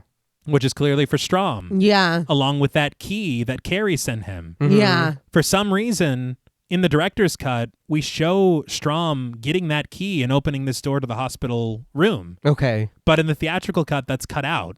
Huh. They probably thought we wouldn't remember the key. The key. Maybe. Like, they don't think very much of us, Steve. Because it's here. I think we all need to just accept that. But on the warehouse floor, Rig clutches the wound at his stomach, the clock above his head frozen at 1 second. He curses that he still had time. But Art, lying on the floor across from Rig, admonishes him as a stupid motherfucker, demanding to know why he went through the door. But Rig accuses Art of orchestrating this entire evening, with Art insisting that Jigsaw is testing him. He reaches into his duffel bag, which earns the ire of Rig, who orders Art to keep his hands where he can see them. Art screams, "Jigsaw is fucking testing you." But he returns his hand with an item that Rig reads as a weapon, and the lieutenant fires, blowing Art's brains onto the floor. But in Art's dying grasp is a tape recorder, which he somehow is able to press, Oh my God. turning it on and tossing it over to Rig as he slips into death. I busted out laughing at this because I know that there are 2 tapes in that duffel bag. Yeah. One if Rig didn't do anything. Yeah. And so Art's like, I got to grab the failure tape. He has to grab the right one. And they're each housed in their own recorder, for sure. Yes.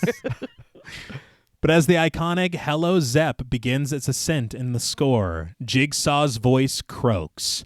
"Hello, Officer Rig." Rig drags himself across the floor, across blood and scattered ice chips, with Jigsaw lamenting that if Rig is hearing this tape, then he has reached Matthews and Hoffman in under 90 minutes, resulting in their deaths. As Rig reaches for the tape player, Jigsaw's voice rasps. "The rules were clear. You were warned." So I have a problem with what's going on here. He was warned and it seemed like he was learning. Mm-hmm. And you are looking for Detective Matthews. You are learning to see things the way Jigsaw's telling you to see. Now, we know Detective Matthews is dirty. We know he's not a good cop. So why are you not seeing what Jigsaw sees? You are part of the police department. You should know he's a dirty cop. Yeah. Yeah. You should know, be patient. You have time. Think about it. Don't rush. What is he doing? Now it's Matthews. I got to rush. I got to hurry. Dude, you've understood these other people. You were learning, you whatever. Jigsaw's constantly telling you, be patient, be patient. You have time. Hang on. Mm-hmm. He's too busy looking. I got to save this dude. Think about it. You know he's dirty. Okay, maybe this is. And even dude being like, he was testing you.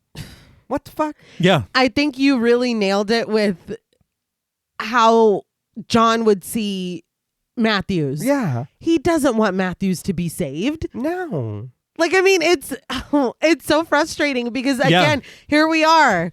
4th movie, same shit. He tells you in the tape exactly what to do. Yeah. I will tell you in a moment, there was an alternate ending, an idea that they did film a portion of. Okay. And I think, like me, I think you'll both like it a little bit better. Okay. Okay. I'm going to be mad, aren't I? Yeah, oh yeah. I do also want to point out, I forgot to mention with the prophecy that Strom would kill an innocent man. That's Jeff. Oh, okay. He did. Yeah, because Jeff's biggest fucking sin was grieving. Right. Yeah. But no, I agree that especially after with the spike trap in the school, Yeah. he was listening. He put the He jacket was. on her and he's like, you got to save yourself. He was. And he left. You're right. He was. It seemed like he was learning. Yeah. Ah! But this is where we begin the signature flashbacks, the montage that is so synonymous with Saw, which I like to call the James Wantage. Yes. Okay. But We flash back to Rig storming the crime scene to discover Carrie's body in the angel trap against the protests of Detective Hoffman, who reminds him afterward, "You know never to go through an unsecured door. Ever." We watch as he disobeys once again, crashing through the door of his final test, catching a desperate bullet in the stomach from Detective Matthews. Billy the Puppet appears through the static of the television, imploring Rig to face his obsession. Rig recalls Tracy's parting words, "What you can't do is save everyone." As Rig clears the corridor on his way to discover Brenda in her trap in his living room, he lingers on the hanging photo of Detective Matthews, Billy the Puppet asking, "Will you learn how to let go?"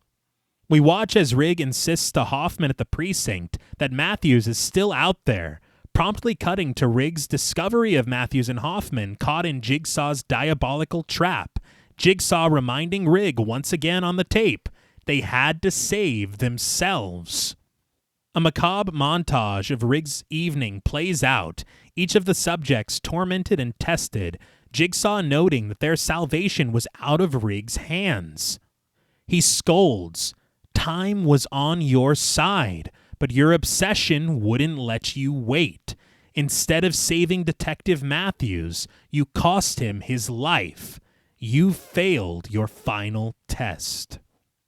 But behind a distraught and defeated Rig rises Detective Hoffman, unscathed from his seeming electrocution, releasing himself from his restraints and tearing the gag from his mouth. Rig climbs to his feet, gazing up at Hoffman, Jigsaw's accomplice, his proper protege, who approaches him, a stern scowl on the face of Rig's superior. Rig's voice laments in voiceover, a conversation at a crime scene from Saw 3. What I don't understand is how Jigsaw could do all of this. He was damn near on his deathbed the last time we saw him. Detective Carrie answers that she's not so sure that he did, and we see Hoffman, crouched, gathering evidence and listening intently to the conversation between his colleagues. And this was a weird moment that I pointed out on our Saw 3 episode. Yeah. Yeah. But Strom and Perez express their doubts that Amanda Young could have lifted Carrie into her trap, and we watch Detective Carrie kidnapped from her apartment by a larger figure. And as Hoffman folds a letter and places it into an envelope, we see now that the envelope is labeled Amanda, and we discover that this is what Amanda found in the desk of Jigsaw's workshop that left her crumbling to tears in Saw 3. We return to the precinct when Fisk informed Hoffman of another doctor being taken from the hospital, only now to learn that he was talking about Dr. Lynn Dinlin, who was kidnapped by Detective Hoffman, and we realize, certainly, that the events of Saw 4 and Saw 3 occurred concurrently. I love it. I do. I think there's some gold within the shit. Yeah. Yeah, they're a little. Frankly. A little. Frankly. There's flakes. Yes. It's gold leaf. Yeah. But in a very good moment that honestly got me, I have to admit it, we see that the pig mask that was resting over Hoffman's shoulder that we thought was worn by his captor, in reality, was just a mask hanging on the wall. Yeah. The disguise that he employed to carry out his deceitful deeds. As the music reaches a crescendo, we return to the present day, Rig clattering to the floor, Hoffman's words echoing in his mind. "You chose this." The detective switches off the security monitors with the aid of a small controller, static overtaking them as he approaches the exit. He turns to face Rig, who bleeds profusely on the floor, announcing with finality and condemnation, "Game over." So this is where I very quickly want to talk about the alternate ending to this film, Okay. before we get to the ending. Mm-hmm. On commentary, Bousman and Lyric Bent were talking about what they had in mind for what was more thematically pleasing to them as far as an ending is concerned. Mm-hmm. And apparently they even filmed a portion of it, like I said earlier. Yeah. But in that version, Rig passes his test.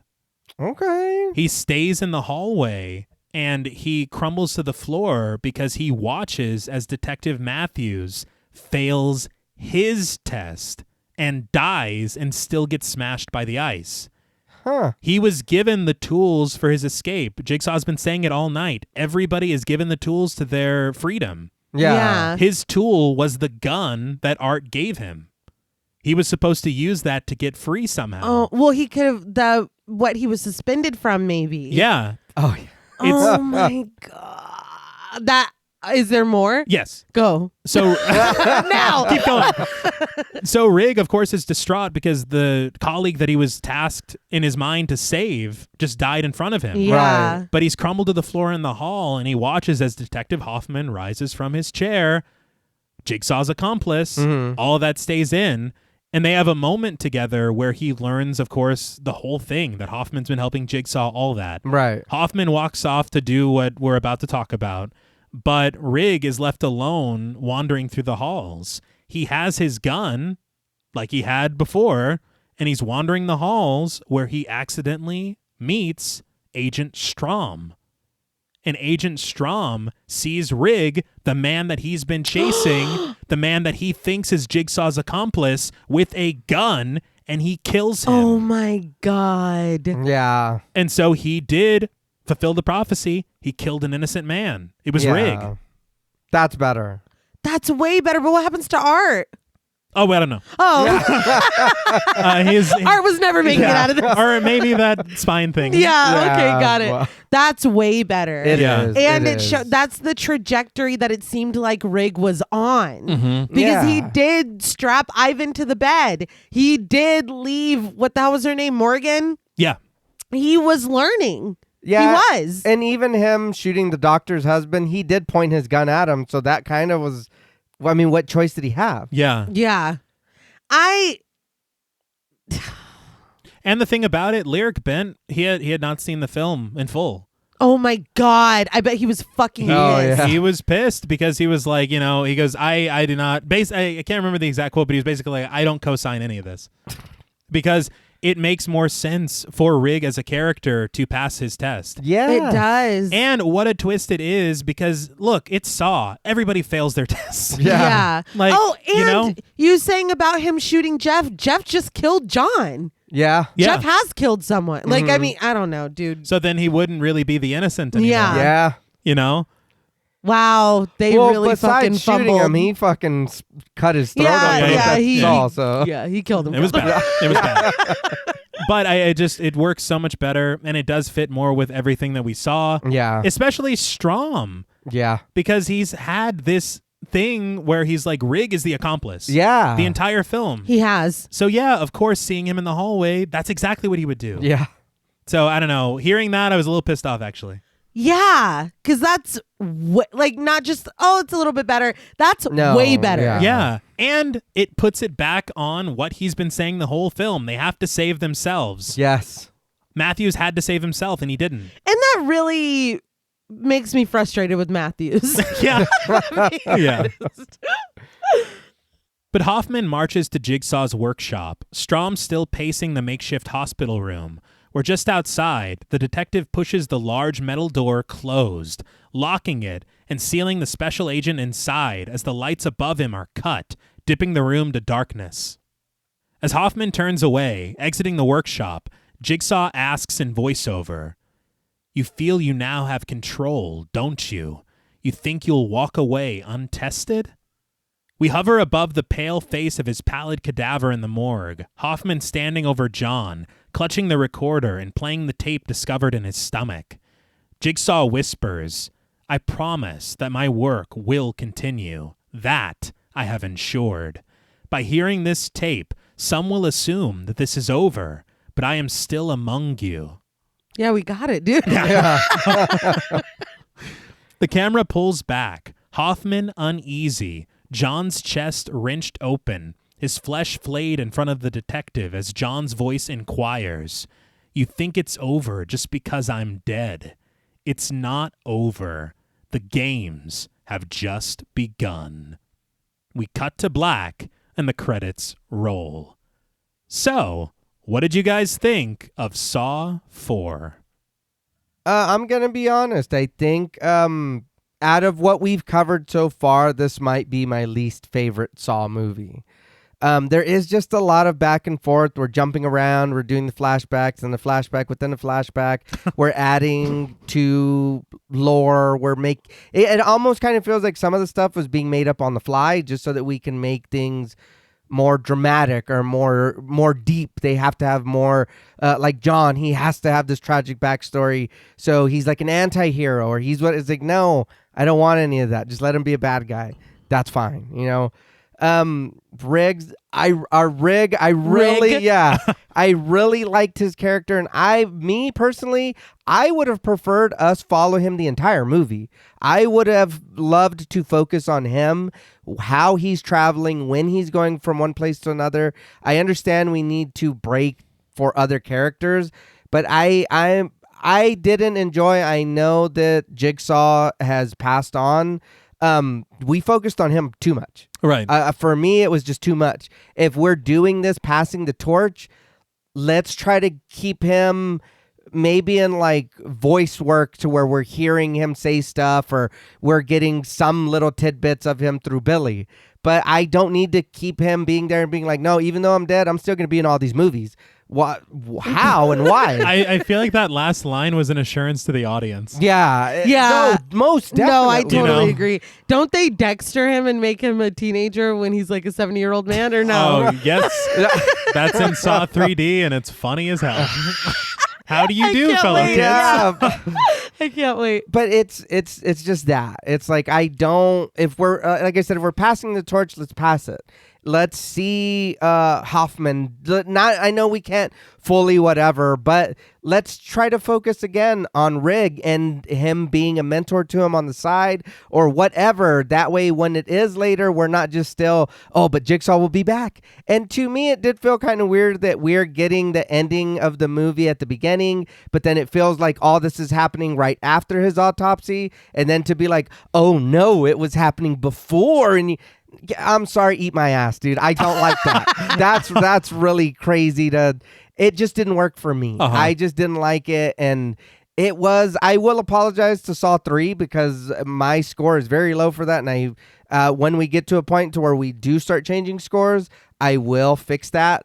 I know you've said it before, T, and I think this is what this did was make me appreciate the other 3 Saw movies a hell of a lot more. Mm-hmm. I'm not saying that there wasn't cool stuff in this movie. Again, the acting's fine, the practical effects, the body casts that they were always doing and all that. So Everything good. looks really cool. The traps are cool. It's just, for me, the story's too muddy. The story's too, no, we got to do this. Now we got to do that. Now this guy is Saw. No, he is. And no, well, you thought Amanda would. Okay, we didn't like Amanda in the third one after a minute. It's like all her traps, none of them you could win. It was like the carnival games where they're all rigged. You're not going to win that. Doesn't matter how many rings you buy and toss. They're going to hit the bottle and fall off. Right. You know, it was just that. And you know, something else along those lines is like, if it's implied in this film, not even implied, it's outright shown that Hoffman is helping Amanda with those traps. Yeah. He's putting Carrie into a trap that he knows that she can't win. Mm-hmm. So, Yeah. you know what I mean? If he's supposed to be the protege, he's a fucking shitty protege. Yeah, because he's not following. Yeah, he should be following John's way of thinking, not Amanda's. You know what might have worked better, and I know we can't rewrite everything. But we're going to keep No, doing we're- it. If we had learned in Saw 3 that Hoffman was also a part of it, Right. and Saw 4 is actually legitimately Hoffman's test, and Rig is replacing him as a proper protege. Okay. Mm. Yeah. But it is just that. There's cool things, but I think it's the story and the way some things kind of move along just to like, no, we got to get past it. Let's just keep going. It's like, oh okay. Uh-huh. But yeah, for me, this is the weakest movie in the franchise. Yeah, I agree. I think that it is the weakest for me as well. And it really does give you more of an appreciation for that first trilogy. Yeah. Because it's tells its story. It leaves it open. You know what I mean? To a point, especially if we would have gotten that thing with Hoffman at the end of 3. Yeah. It's like we kind of don't need more than that. That being said, there are things that lure me into these films, whether I want to admit it or not. Yeah. I am a little more excited than I have been to dive into this because it really feels like, what the fuck are y'all going to do now? Like, he's gone. You were able to do this one, in my mind, because it's happening at the same time. These things are happening simultaneously in the timeline. John is still alive. What is happening going forward? We'll have to find out. Well, he's going to be there. He's already told us. He's going to be there. He Don't assured worry. us about don't 4 worry about times in that tape that he's going to be there. This was entertaining. It's one of those things where you just can't look too deep. Right. I did appreciate the return, or I'm trying to think of how many people actually throughout the franchise have deserved their traps. Right. Very few. Mm-hmm. But it was nice to see a couple people that really did. Yeah. Like you said, I really like Rig.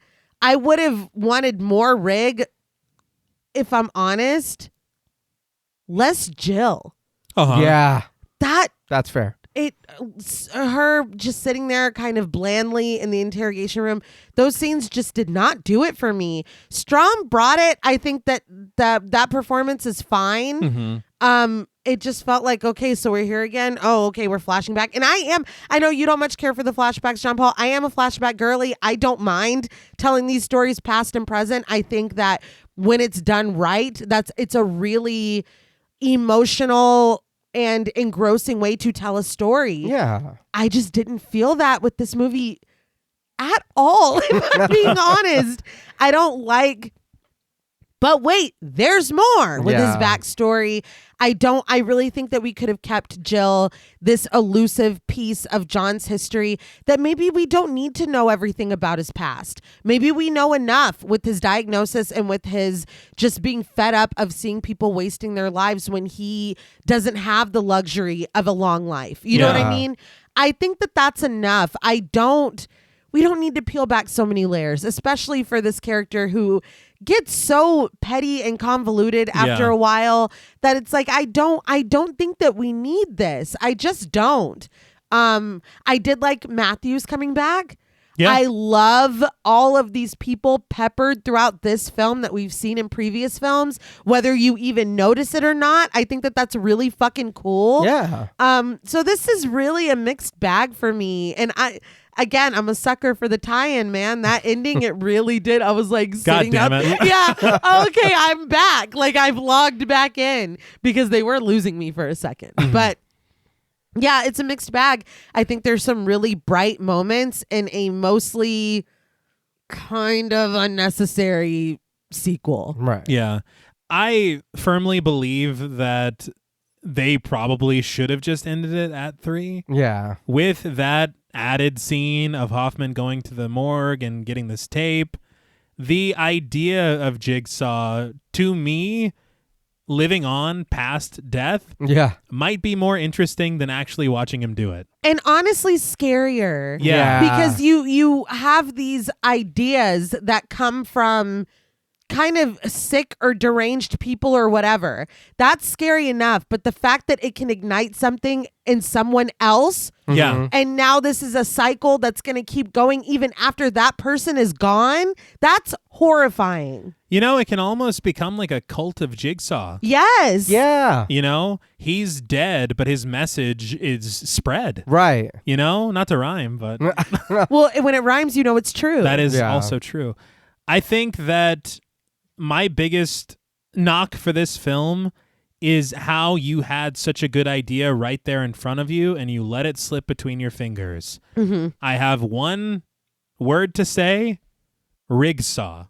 It writes itself. I feel like that is a much more interesting story to tell. Right. Watching him, who had always wanted to save people. Yeah. That, in Jigsaw's mind, is what he's doing. And you have that built-in backstory of how he got here. We don't need to be force-fed. Right. No.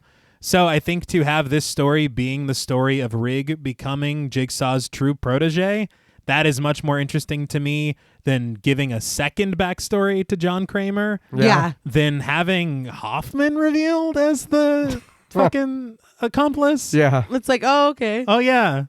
What happened to Riggs' wife? She's with her mom. Oh. She's literally helping her mom. Yeah, She's fine. Which is also wild. yeah, Right? They're just like, it's fine. But it's I don't know. I feel like this is, like I said, the point where these films do start to get a little convoluted. Because it's a matter of, okay, how can we fit this dead man into this story? Yeah. 6 more times, I believe. I'm really excited. Yeah. I feel like, and again, I think I said this maybe with Friday the 13th, where I'm like, do we embrace this? Do we embrace the ridiculousness, or do we continue to take ourselves seriously for every single installment, bringing this man back for every single, like, I'm curious, and I'm excited. I might just binge these. You should. I think I might. And John Paul's gonna watch Yeah, it. no, you can tell me. Right? Like summaries. Yes.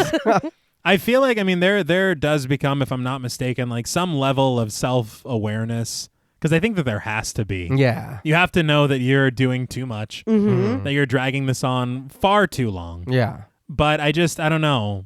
I really, really like the idea of Saw being that tight trilogy, and I don't know that going back to the well was even necessary Yeah. or as rewarding as it should have been. The cash registers. Yeah, seriously. But I mean, we can go right into ratings. Okay. I would really just be echoing what you said. The only thing that I really want to call out as well is the music in the film. I think that it is always on point. I love how unique this world is, and you always know you're watching a Saw film. Yeah. I think that this film, even though it's convoluted as all hell and it only gets worse as the franchise continues, it really does reward the viewer. Yeah. Because there are things introduced in small ways back in Saw 2 that come up in this film. Yeah. And you're like, that's pretty cool. To live by that continuity, even if you kind of fudge it a little bit, Yeah. it still is very interesting. And I think that a lot of franchises just don't have that level of adherence. Yeah. Right. So it's something to be respected, even if, yeah, they take it a little too far. I think they go a little too long. Yeah. But I think that there is something to these films. There's a draw to them. I appreciate them, even the ones that I just flat out don't like. Yeah. Yeah. I will revisit them on a watch through, and I'll be like, this is where they lost it. You're like, yeah, I still don't like this one. Yeah. And as you know, Tobin Bell is fantastic. Yeah. I personally, my favorite character in the whole Saw franchise is Amanda Young. Mm-hmm. And it really does bum me out that there is like, we see her in archive footage beating up Matthews. Yeah. And then we see her dead on the floor in archive footage. Yeah. With her face down. Yeah. Yeah. It could have been anyone. It could have been. I would have liked to have seen, especially after we reveal fucking Hoffman as the accomplice. Right. Maybe we have them loading Carrie into that trap. Maybe we have a little bit of interplay between them. Yeah. Right. Because there's obviously something there and some jealousy on behalf of Hoffman that he's fucking writing nasty grams Yeah. Yeah. and leaving them for Amanda to find. Like, Yeah, no shit. And I don't really think that that's completely addressed in the sequels. I can't remember. I'll have to find out when I go through these again. Yeah. Yeah. But I just feel like there's a lot of missed opportunities and we're spending too much time on the wrong things in this film. Mm-hmm. And that ending, I like the alternate ending. Oh, Yeah. yeah. I think it fits everything better. And it is just, sometimes it's really disappointing to hear about what else they had in mind because you're just like, what? Whose idea? And that's basically what Lyric Bent was saying on commentary. He's like, whose decision was this? Yeah. He's like, it wasn't mine. It always says a lot when the actors are like, because remember the last season of Game of Thrones when they were interviewing them and they were like, well, it's over. Yeah. Best season ever. Whatever. I was like, there's something. You guys don't seem excited like you were. But yeah, for Lyric Ben to be like, this is some bullshit. Yeah. Like, I And he's think right. that's really saying something. Mm-hmm. But, I enjoy the hell out of these films, even the films that I don't really enjoy. So for me, out of 10 terrifyingly torturous traps, all things considered, I am going to give Saw 4 5.5 terrifyingly torturous traps out of 10. I love the fan service, and that counts for a lot for me, and it really does move the score up quite a bit. Yeah. But even so, You got to acknowledge those Let's be, shortcomings. let's be honest. But I will now open the floor to you. No, yeah, I completely understand about liking a series. You know what I mean? The movies, like I've said before, I like the Hill House, and I know the one right in the middle is not, But you still like but it. yeah, I still like it. So I get it. I think for me, I do appreciate the first three a little more, paying attention to this and kind of breaking it down and whatever. I do just think that and like I said real quick, the effects, the gore, the everything perfect, and the score. I will say that one thing. Saw, those motherfuckers found the song that works, and they're like, we're gonna remix it no matter what, or we're gonna keep it the same way, and it's just gonna get hype every time something happens. But it's Jigsaw. You know, Yes. you know what I mean? Oh shit. And it's genuinely so It good. is good. Yeah. It is. But I mean, the movie to me was just, it's like we're trying to rewrite stuff, and it feels like you're saying, how can we stretch this out? Why? You don't need to keep doing that. You had the first three that are fine. And I like the idea of a cult of Jigsaw. If we're doing that, then let's spread it like that. But do it in a way, I guess, to where we're not Amanda's. You know what I mean? We're trying to copy what John said, but we're failing because some of us don't fully understand it. Some of us do. Some of us are grasping it. Some of us, whatever. You can even have that turn into them trying to capture each other, trying to kind of thing down the Ooh, line. Yeah. You know what I mean? It's just, there is stuff here. I don't fully enjoy what's going on in this movie. But I'll be honest and I'll give them that. Like you said, the ability for them to tie in small characters and people from past movies, bravo, dude. Yeah. Like, for real, that was really good. But you just lost me with all the other stuff. Don't add so much John. If he's passed on and whatever, and again, he does do a good job. Him being Jigsaw, you're great, dude. But if we're passing it on, let's pass it on. Phase them out a little bit. Let's get these new characters so that the later stories, they're about them. We don't have to keep relying on this character. But I mean, it was just here and there and flashback and this and that. And I'm like, okay, dude. Okay, hold on. The flashback story. Yeah, that was a lot. When there was one inside of one. Yeah. This is crazy. I was telling Jules, they were like, is this Inception? Like, what the Yeah, fuck? Yes. But No. Yeah. no, It is but not. it is. But yeah, it's weird. It just it did a lot of stuff that I did enjoy, but I think it's a hard balance act with the stuff that I didn't enjoy. So, but I do have to go off the score that I did for the past movie. But I don't, again, because this is where we've gone in the franchise. I think I gave Saw 3 a 5.5. Yes. Okay, I'm gonna go, and for Saw 4, on a scale from 1 to 10, terrifyingly torturous traps, I'm gonna give Saw 4 a 5 out of 10. I want to stay right here until we can kind of move our scores around, Yeah. and we get a little deeper in, because the 3D sounds like it's almost just like this. Oh, dude. I don't know if it is. I'm so but excited. I'm sure we'll see it coming. In a 3D way. Very good. This was a ride. I've already said. I just want to shout out one more time the effects, man. They were life casting their asses off. Mhm. Yeah. I really appreciate with the trajectory of this series, and I'm sure knowing how much money these movies are going to make, that they still stuck with practical effects, that they didn't. I feel like it would be so easy to lean into, whatever. Yeah. I love that. I know that digital is added in, but watching them put these things together, watching them casting these actors and these body parts and rigging this shit up, because you said that these were fully built. Yeah. That's incredible. Yeah. And I really have amazement for that. Look no further than the autopsy scene at the very beginning. Man. It's such great work. Like, it really, really is. It's so good that it's legitimately hard to watch. Yeah. I mean, he's cracking those ribs. Yeah. Like, it's rough. But yeah, that's that. is probably my favorite aspect of the film is those practical effects. Besides just the way that they're able to tie it in together at the end. It's such a cool moment when the light bulb goes off and you realize that, oh my God, this is all happening in the same place at the same time from the last movie that we watched. Right. Very, very exciting. I love shit like that. But, you know, it's not great. if I'm being completely honest. So before we get further in and kind of move things around, I'm going to, on a scale from 1 to 10, terrifyingly torturous traps.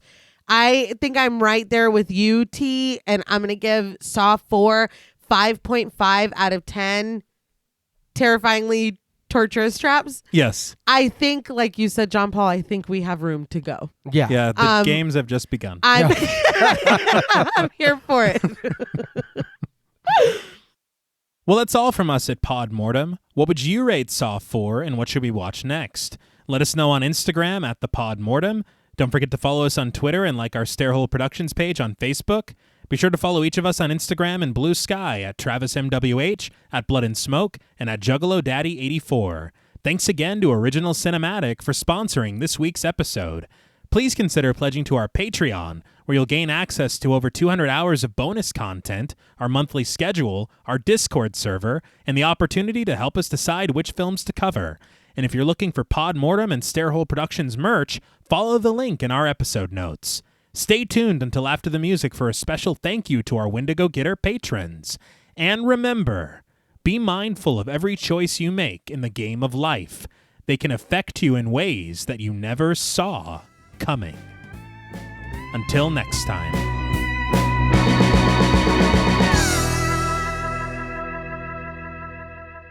Thank you for staying tuned. We want to give a very special thank you to all of our Wendigo Getter patrons. Woo! Yeah. Very good.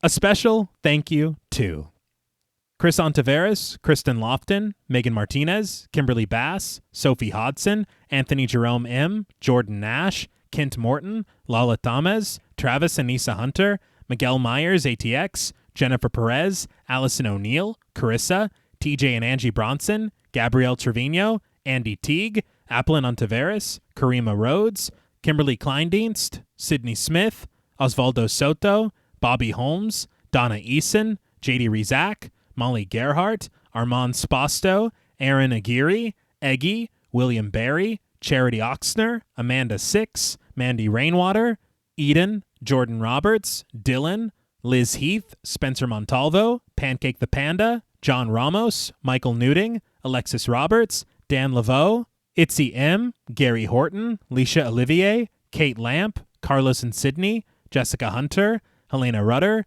Alan Johnston, Mariah, Livy Fun, Scott Troutman Wise, Towton Watson, Mozzie Bear, Brittany G, Dave Burke, Emma Hagel Kissinger, Valerie G, Emiliana, CB, Taylor Santana, Will Lewison, Angelique, Smelly Poo Poo Head, Beth Bauer, Cookie, Esperanza J, Jason Kyle, OKC, Joshua Rumley, Danielle Peralta, Brandon, Sawyer Reese Farr, Sahara, Girl That's Scary, Cassandra, Andrea Simmons, Ashley Higuera, William and Xxena Rush, Ryan Brom, Megan Ochoa, Laura Lassiter, Eileen O, Marissa E, Sydney, Henry F, Megan M, Strangely Sarah, Christy Beck, Nancy and Andy, Amanda Lopez, Andy Terrell, Jason Hanovan, Katie K, Erica Morin, Tris Wynn, K.87, Mariah Jensen, Carrie A, Lonnie Lono, Powell, Kayla E,